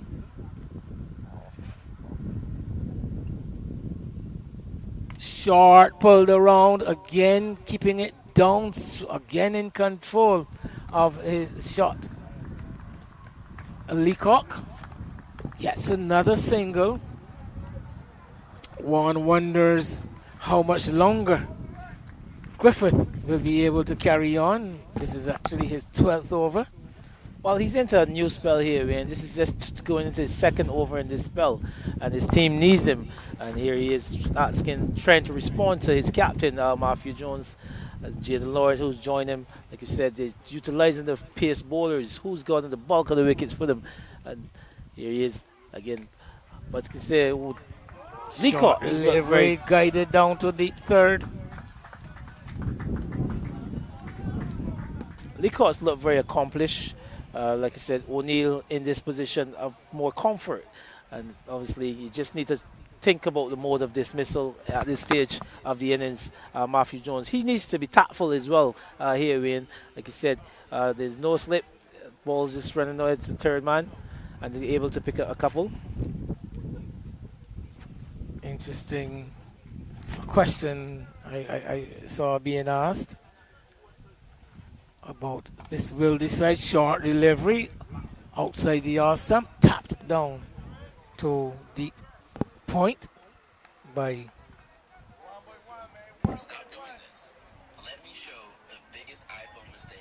O'Neill. It was the batter there. Yeah, the question about Wildey and when last they might have been defeated outright. I don't know if you got, I think you were asking around about that. Any progress with that one? I thought you would have gotten to it when Jones was here, but I think they said for the last 2 seasons they haven't suffered an outright defeat. So I just need to get some clarity on that. Actually, I did have a word with the respected cricket commentator and statistician, award-winning journalist Keith Holder. And he did promise that if he got the opportunity, he was going to do some checking for me. And here checking, he hasn't gotten back to me, which suggests that maybe he has not yet been successful. But in the meantime, we've come to the end of another over. Another aircraft takes off from the Grantley Adams International Airport in front of us. And at 184 for 7, 31 runs required, 3 wickets remaining, still anybody's game. Yeah, both teams are really just on their toes here. Wayne, you can see the spectators, they're really getting involved as well. You can see the Wildey spectators, they're on move just to our left here, the commentary booth, just to the right of the sight screen on that, the northern end. And as Lord continues. Jaden Lord is short and chopping this one right in the area here of our commentary area. So getting some width and using it, opening the face of the bat and hitting it wide of the third man. Not that there's a third in place. In fact, there's only a slip and a backward point. So one would have to say, given the field, that was a wayward delivery from Jaden Lord. And fully exploited by Jaden Leacock. Leacock up to 22. 22 very useful runs off the front foot and driving up to mid-off. Every run now being cheered by the Wildey contingent in the pavilion. Like I said, the spectators are really getting involved here now, Wayne. Like you said, but Lord, he needs to pick a wicket for his team here. Leacock, like you said, continues to look very accomplished. One who in his junior years would have been an opening batter. I remember playing for the Franklin Stevenson Academy in his junior years alongside Jacob Bethel. And he was one of the top order batters in that setup. So he's just showing his ability with a bat. So field now adjusting for the left-handed O'Neill, who comes on strike. And Lord to him is striking him on the pad. Stifled appeal coming from behind the wicket. Quite noticeably, the bowler didn't join in the appeal. So he would have had a clear view of that ball striking the pad, whether it pitched outside the leg or was going down leg. And they have a competent Gregory Baffett on move. Lord off this shortened run of his. Well, not shortened, he doesn't have a very long approach altogether generally, as he's steered away into the gully. Clever play by O'Neill, just tapping it into that gap between the slip and the backward point, and immediately taking off. This is what we call picking off the score here, man. Like you said, just continue to score. It's got it down to the 20s. Remember, we said it just needs to keep burning it down in 10. So this partnership is going pretty well as well. Tariq O'Neill, he's on 8 off 12, and he's not soaking up any deliveries. He's getting off straight. Lord, with that chipping run of his outside the yard stump, looking for a big hit, lifting his head there, Leacock. Hands on head as the Pisa there at point. He thought that man has nicked that one, but through to keeper Rivaldo Clark without any alarms. Going for glory, one would have to call it. The mid-on and mid-off fielders still 2/3 of the way to the boundary, not quite back on the rope. Lord is into him, and he's stroking this one nicely. Straight up to extra cover. A dot ball finishes that over the 40th of the innings. And at the end of it, 189 for 7 represents a position of 26 runs required. And they don't think the overs are going to be a problem at all. 13 overs are still left. And they are going along at a clip of well over 4.7 runs per over. Yeah, the run rate has always been very healthy in this chase. We remember the opening partnership between Craig Hill and Shanaldo Taylor. They were going at well over 5, and they continue to be in that high range for the duration of this innings. So just requiring 26 runs, still some 13 overs required. They'll need a big effort here from the pace bowler of Stephon Griffith just to see the back of one of these batters and try to get further into the depth of the Wildey batting. Well, wickets. Very, very important for Gladiola, and they've put their fate into their hands of Stephon Griffith. Bowls a short delivery. Looking rather competent now, Tariq O'Neill. Not bothered by the short pitch delivery whatsoever. Yeah, and like we said, he continues to score and score freely, Wayne. He's just, like I said, not soaking up a lot of deliveries. He's 9 off 13 and really lending good support here to Jaden Leacock, who looks very good. Trying hard is Stephon Griffith, not possessing the kind of venom and pace that he would have had earlier. Of course, as the ball gets older and he gets more and more worn, the batsman not quite ready. I think some adjustment to the field being made and causing Leacock to pull out of his stance. What's noticeable, Dwayne, is that they've now gone with focus slip. Well, yes, I was just going to say, looking quite lonely, Rivaldo Clark, the keeper. No one close to him at all. But Griffith to Leacock goes for that hook shot. Doesn't make contact, taken behind by keeper Clark. We've seen a couple of batsmen fall by the way of those short pitch deliveries and getting a nick or a glove onto it through to keeper Clark. So still very much one of the main modes of dismissal with Griffith in the attack. Continuing to bowl this short length body line bowling. Comes in again and bowls the delivery, getting on top of it, turning it into the onside and going for the quick single. This is clever play between this pair.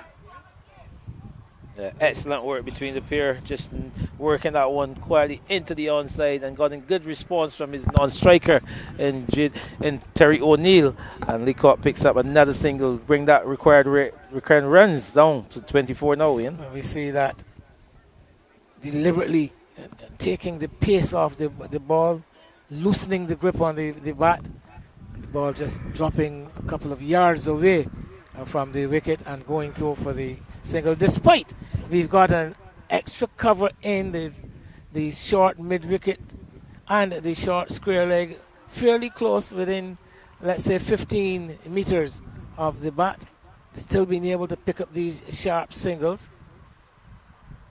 Substitute Jaden Hoyt in the covers, creeps in and bowls a short delivery. That's Griffith down the leg side, ignored by O'Neill through to the keeper.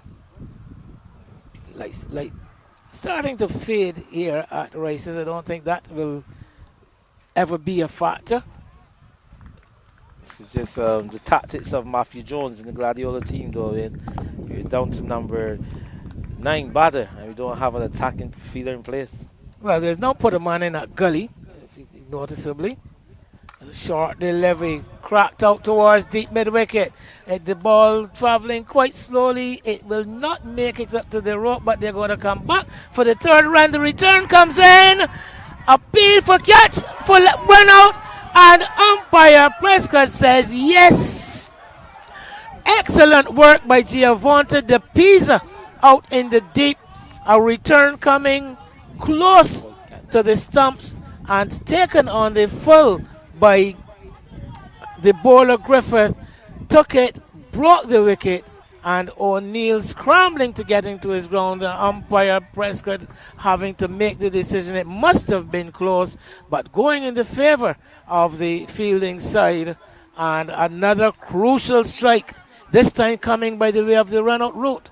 Yes, a good chase down there from Giovanni De Pisa as the batters thought about what was going to be a third run. He's sending a strong return there to Griffith. Griffith, who did well to collect it on the full and got in the position to broke the wicket. And Tremaine Prescott, he was in a good position from where our vantage point, where you saw him standing there. He was in a good position to make the decision, and he ruled in the affirmative. And I can tell you, Wildey, they're finding themselves in further trouble here now. With 22 runs required, we're down to batter number 10, Orion Boston, who would have obviously been a more accomplished batter in his heyday. But here he is to win the team for his team. He needs to give support to Leacock. 19348. 22 runs required, 2 wickets available. And as you said, the very, very experienced Orion Bostic, been around for a long time, has been a strong pillar in the Banks and subsequently Wildey teams over the years. And here he is with an opportunity to be a hero. He wouldn't be on strike though. It's Griffith into ball to Leacock, bowls a delivery wide of the off stump, pitched up and through to the keeper. I think that might have been quite a deliberate delivery too, knowing it was the final delivery, knowing that he wants to keep Leacock from strike. Quite clever play by Stephon Griffith there. Yes, Stephon Griffith, like you said, cleverly bowling a wide delivery outside the off stump, out of the reach of Jaden Leacock, and it went through to the keeper, Rivaldo Clark. But yes, he wants to get Boston on strike, the new batter for the start of the over. It looks like Lord is going to continue, really. But again, the pace of Stephon Griffith creating some chance. It was a shot of some authority from the left-handed Terry O'Neill, but a good chase down by Giovanni De Pisa and a strong return into the bowler. And Griffith doing well to gather it and breaking the stumps, and to the demise of O'Neill. Anxious looking Jerome Jones doing his paces around the ground as the game heads for the predictable, exciting climax. I think we saw this coming since yesterday around this time. And still not giving up hope, I'm sure, Jerome Jones, but much more concerned than he would have been, let's say, when Carlos Maynard was still in, and even there before the fall of that last wicket, going by the run-out road, as Jaden Lord, charged with the responsibility of the ball, bowls a full-length delivery, well handled by Orion Bostic. Still produces, even with the bat at the lower levels generally, Orion Bostic still sees himself as a competitive cricketer, playing with these youngsters these days. He's kept himself very well, trim and slim, remain quite fit. More useful these days with the ball, but here he is, required to show his mettle with the bat, as he is turning this one straight into the hands of Eiffel at mid-wicket. Lord again, the pace does it for Gladiola once more, and we're down to the last man. Bostic gone, caught Eiffel, bowled Lord for no score, a double pair in this match. Orion Bostic hasn't featured with the bat whatsoever. And now, Andy Payne, this game continues to twist and turn. Is there still another twist? That's the question that I'm going to ask with the last man, the youngster Zishan Matara, under tremendous pressure heading to the middle. Well, Zishan Matara, a lot will depend on him. He will want to offer support to Jaden Leacock. But again, Lord, this man has said the Pacers really done it for the Gladiola side in this match. Being on their home ground right here at Rice's in St. Philip, a pitch full of grass from the inception, and they've really came to the party, led by Stefan Griffith and well supported there by Jaden Lord, who's picked up that very important scalp. It brings Zishan Matara into strike. He's no slouch for the bat, really. But again, with 22 runs required, trying to win a game for his team, that must be tremendous pressure. Well, Lord with his second wicket, and with Matara, I think I can safely say the youngest member of this team. Definitely still a teenager. Yes, correct. And batting at number 11, he would have come ahead of Bostic in the first innings. But I think because of the nature of the pressure being exerted, the management there going with the older, more experienced player. So there's a question, is there still another twist, or will it be Gladiola with whom the momentum is definitely going at the moment? In he comes, hit in the air, wide of the man at backward point and down to the boundary. But an inadvertent shot from Matara, pushing at a delivery.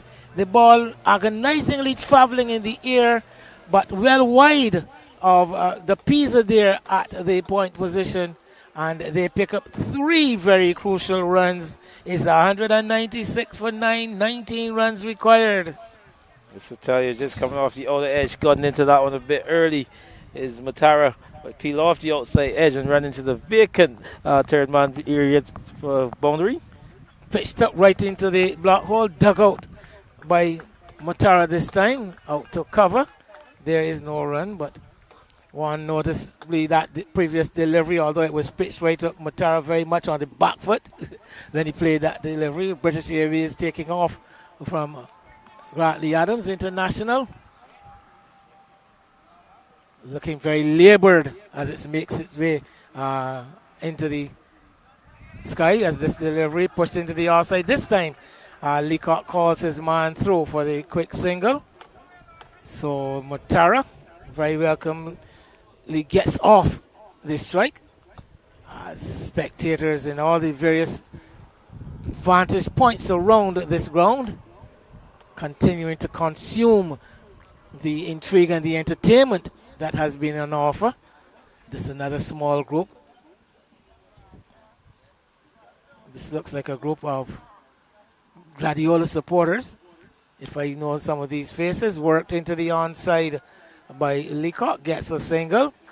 And importantly, it's a single off the final delivery of the over. Leacock will have the strike with the total 198 for 9. 17 runs to get. Wildey have just one more wicket in the, well, not even in the hatch, one more wicket to offer, because the last 2 in the middle, and it will be that man, Stefan Griffith. Who will be the hero? Will it be Griffith? Will it be Leacock? Could it even be Matara? All those questions to be answered. Well, it's really gotten down to the teams there, Wayne. As you see, the spectators is still glued to the scorecards. Really, see Ezra Stewart, one of our noted journalists in this country. I think he would have been dragged back here. Guided, beats the man at backward point, and they are going to get at least 2 which will keep Leacock on strike, brings up the 200 for Wildey. Remember, when they started this innings, they required to make the highest score of the match to complete victory.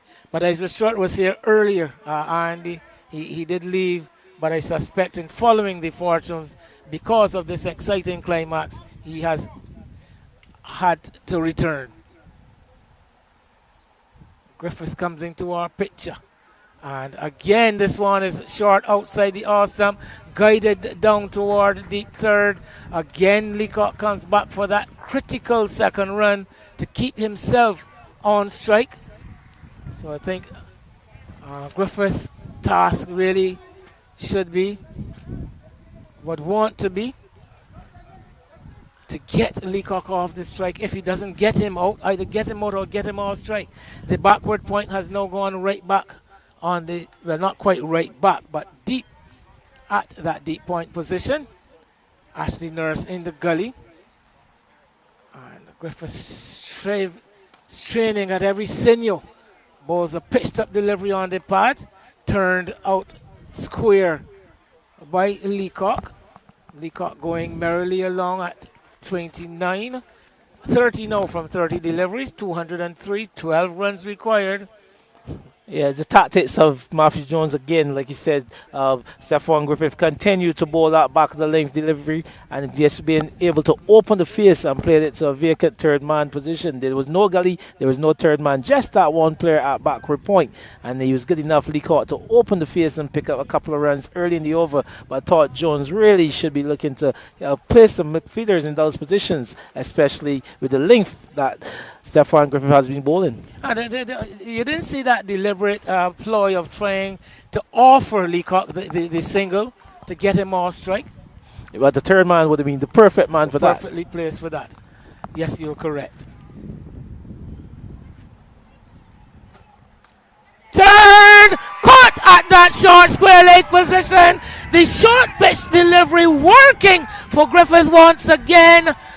Matara, as he did in the first innings, getting a short delivery, unable to handle it this time, turning it into the safe hands of the fielder under the helmet at short square leg. Victory to Gladiola. The home team prevails, and I think if there was a man of the match on offer, Andy Payne, I will nominate Stephon Griffith. Well, without a doubt, he would have been the man of the match here when just picking up some 8 wickets in this contest, and 8 beautiful wickets for him. He just continued to bowl at good pace. He showed his intention of his mode of dismissal via the short ball. I can tell you, and it worked to success for him.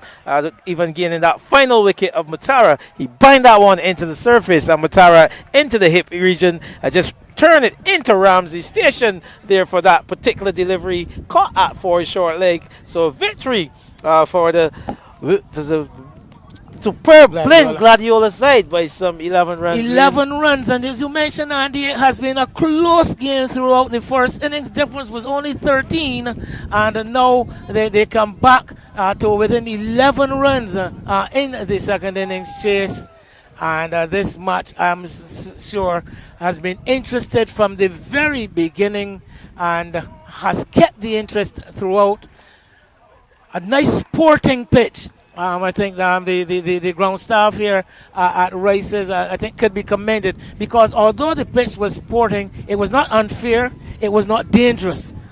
Neither of those words could come into mention. Like you said, this game has carried the distance. It's carried into the final hour. 15 overs being started there from Tremaine Prescott's end. But it carried the distance, so then fairness definitely came into play. We said it was an innings in the first innings of lower scoring. One might more than argue, 155 as opposed to 146. 42. And then here is the second innings. Showed a lot of application by the batters in that middle period when they lost early wickets to Gladiola side. Then you had the consolidation, that partnership between Captain Jones and Clark. And then they added Ramsey and Clark. The bowlers from the Wildey side, they brought this team back into the game. The spinners, Desmond Currency and Jerome Jones, the captain. And you saw how the game played again. It played very much into a pattern of play. Came into the second innings, a good start between Taylor and St. Hill. picked up wickets as the pace of Griffith came into the attack. It mellowed out a little bit into the middle period, and then at the back end, a fantastic victory for the superb Glen See Gladiola the side. management of the Gladiola side, Coach Norman Puckering and the manager in discussion. They must have been on tenterhooks within the last half hour or so, but trusting the pace bowlers, Captain Jones. That has also been quite a feature whereby he had the option of trying with the spin. He did introduce his spin briefly, but when it came down to the crunch, Jones went for his fast man. He went back to Lord and to Griffith, who had shared 7 of the first innings wickets, and they did produce for him, particularly Griffith. Lord did his part, but Griffith eventually the man bringing the bacon home. Yeah, I've noticed, Wayne, is that for the Gladiola side, they just got 1 wicket with the spinners, and that is wicket of Jerome Jones, caught at the back square off the bowling of his opposite number, Matthew Jones, and that was the only wicket to fall for spin for the Gladiola side. Matthew Jones, interestingly, bowling the 1 over in the innings, in the second innings, getting the wicket with the final delivery. What up to that stage was a rather innocuous over from him. A number of loose deliveries, short, long hops more or less, but producing something of merit with the final delivery and getting that 1 wicket, and it proved to be crucial as we look at the stats here on Stefan Griffith, picking up 4 for 21 in the first innings and 4 for 45, a combination 8 wickets for 65 runs. Not going to feature with the bat ever, Stefan Griffith, but playing that crucial part and getting the Gladiola team over the line, and barely so. I think for the benefit of our listeners, we can run through the scorecard for the second innings, the Wildey second innings, Andy. Shanaldo Taylor out for 24, Craig St. Hill for 14, Joshua Dorn no score, Shane Paris 9, Carlos Maynard, the man, the glue that held the innings together for a long time, 52, in conjunction with his captain Jerome Jones, adding some 70 runs for the 5th wicket. Jones going for 37. Desmond Currency promised with 11. Jaden Leacock had remained steadfast until the very end, where he ran out of partners to be 30 not out. Tariq O'Neill unfortunately run out just with victory in sight for Wildey, run out for 11. Orion Bostic only lasted 2 deliveries for no score, and Zishan Matara, for the second time undone by a short pitch delivery, he managed to get 4 runs before his dismissal. 11 extras, 203 all out, going along at a very steady a clip of 4.7 runs per over. Jamar Eiffel 2 for 53. Didn't look at his best throughout the day, but did his part, picked up a couple of crucial wickets. Jaden Lord continuing to improve as a young fast bowler, 2 for 48. Griffith, of course, we have already spoken about him extensively, 4 for 45. Ashley Nurse had the 5 overs. Matthew Jones with that 1 wicket in his only over, and Giovanni De Pisa also had a spell. So victory to Gladiola, and well worth it in the end, in what has been really something of a cliffhanger here at Rice's. Yeah, excellent cricket game here, Wayne. Like you said, it went all the way down to the end. It played 3 excellent days of cricket. First day started slowly, like you said, patiently, and that's the way how cricket games generally should go. Back in some 13 wickets on day 1, like you said, 12 wickets on day 2, and came here today, some 15 wickets on this, the final day, Wayne. All told, victory for the superb Glen Gladiola by 11 runs. But I'm looking at some provisional point standings here.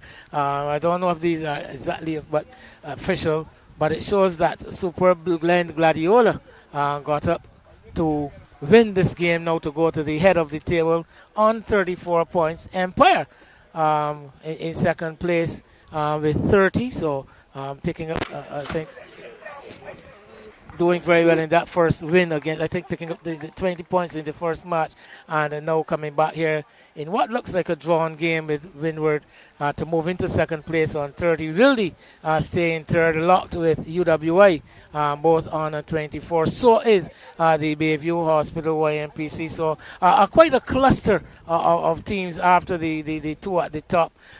ESA Field Pick with 23. Wanderers also 23. Futures with Spartan 23. And then toward the bottom, we have Windward on 12 and the Signia Grove Financial BCA Youth on 8 points. So it was critical for either of these teams to get the win, and it will be new from the outset earlier today at least that a win here would have seen one of these teams go to the head of the standings. Yes, and that's the thing about the victories, and we were following the games as they were going around the country here, and we knew that, like you said, the victory here would have put the team here in a good position to lead the standings going into round 3. And like you said, Gladiola winning here, they've taken the lead really on 34 points. And Wildey, they're still very much not out of it, 24 points after that good win in the first game. But of interest, like you said, your friend Keith Holder at some point, he'll get back to you to tell you when was the last time that Wildey would have lost a game of outright nature. But what I can tell you is that they've also played with 5 players different from what they would have won that first game with in the first encounter at Dash Valley. Well, yes, I think we must bear that in mind. As the Captain Jones admitted, a weakened team. I mean, any team losing the likes of a Neymar Bolden or Zachary McCaskey, Akeem Jordan, Demetrius Richards would have to be very much depleted somewhat. And I thought that they did put up, it showed actually the strength of the reserve in the Wildey outfit, that they were able to put up such a such a stern fight against a full-fledged Gladiola side. Yes, and they were competitive. So as though you said, the reserves are still good enough in their respective rights. That cool.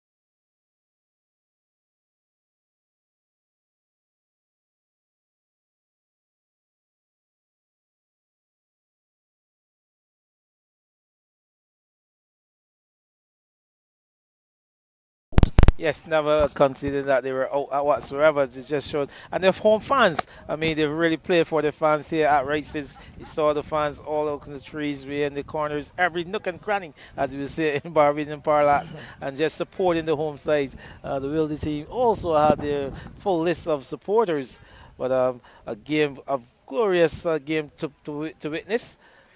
Quite noticeably, not a guy has moved from under the mango tree. So that is about our exit, is it? We're going to hand over to Rashawn Hackett, who is going to have a word with the man judged as the player of the match here in this game. So over to you, Rashawn. A match-winning performance today from Stephon Griffith, taking 4 wickets in the first innings and 4 wickets in the second innings. Stephon, you won the game for your team with fantastic bowling. How do you feel about that performance? To be honest, it was a great performance. I listened to my captain, I do what he told me, hard lines and fast balls. And we saw that you went to a particular plan in both innings, the first and the second innings. We saw that you went to that short ball plan. Talk me through the reasoning for going to that plan and how did you go about executing it? To be honest, enough of these players don't like short and fast bowling. So let's hit my shots on fast. I did what my captain told me to do and come through. And now to the big moment, the final moment where you won the game for the team. We saw you coming and taking that final wicket to dismiss Zishan Matara to win the game. 3 days, highly anticipated battle, and you came and you completed it. What was the plan when you got the ball running into bowl that final over? To be honest, when this decision come out, they don't like sharp bowling. So I said, when it's sharp ball, so God told me, and back myself. For sure. I thank you very much, Stefan. Congrats on the victory today. You're going to enjoy all your celebrations. Thank you very much. Yeah. You can.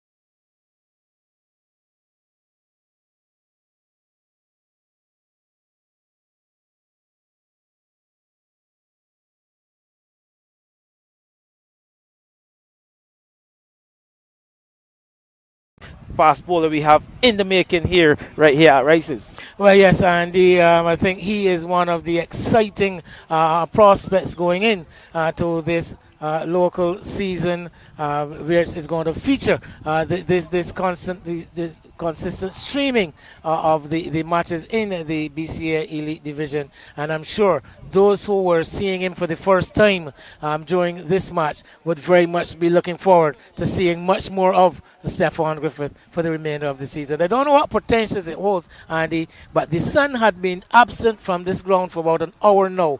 Just as it has been completed, I guess, for the final time today, the sun has returned, and the outfield, barring the shadows reaching out to the middle, is bathed in soft sunlight.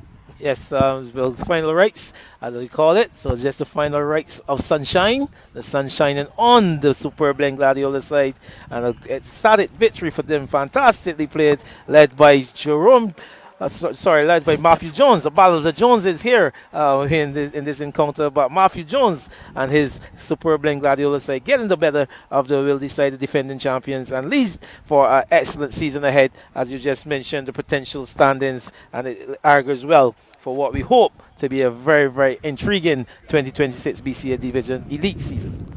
Thank you, Andy Payne. Thanks to everyone involved in the production. It certainly has been a pleasure bringing it to you, the viewers and the listeners. And we look forward to joining you again next weekend when the BCA goes streaming on the local BCA Elite Division competition for 2026.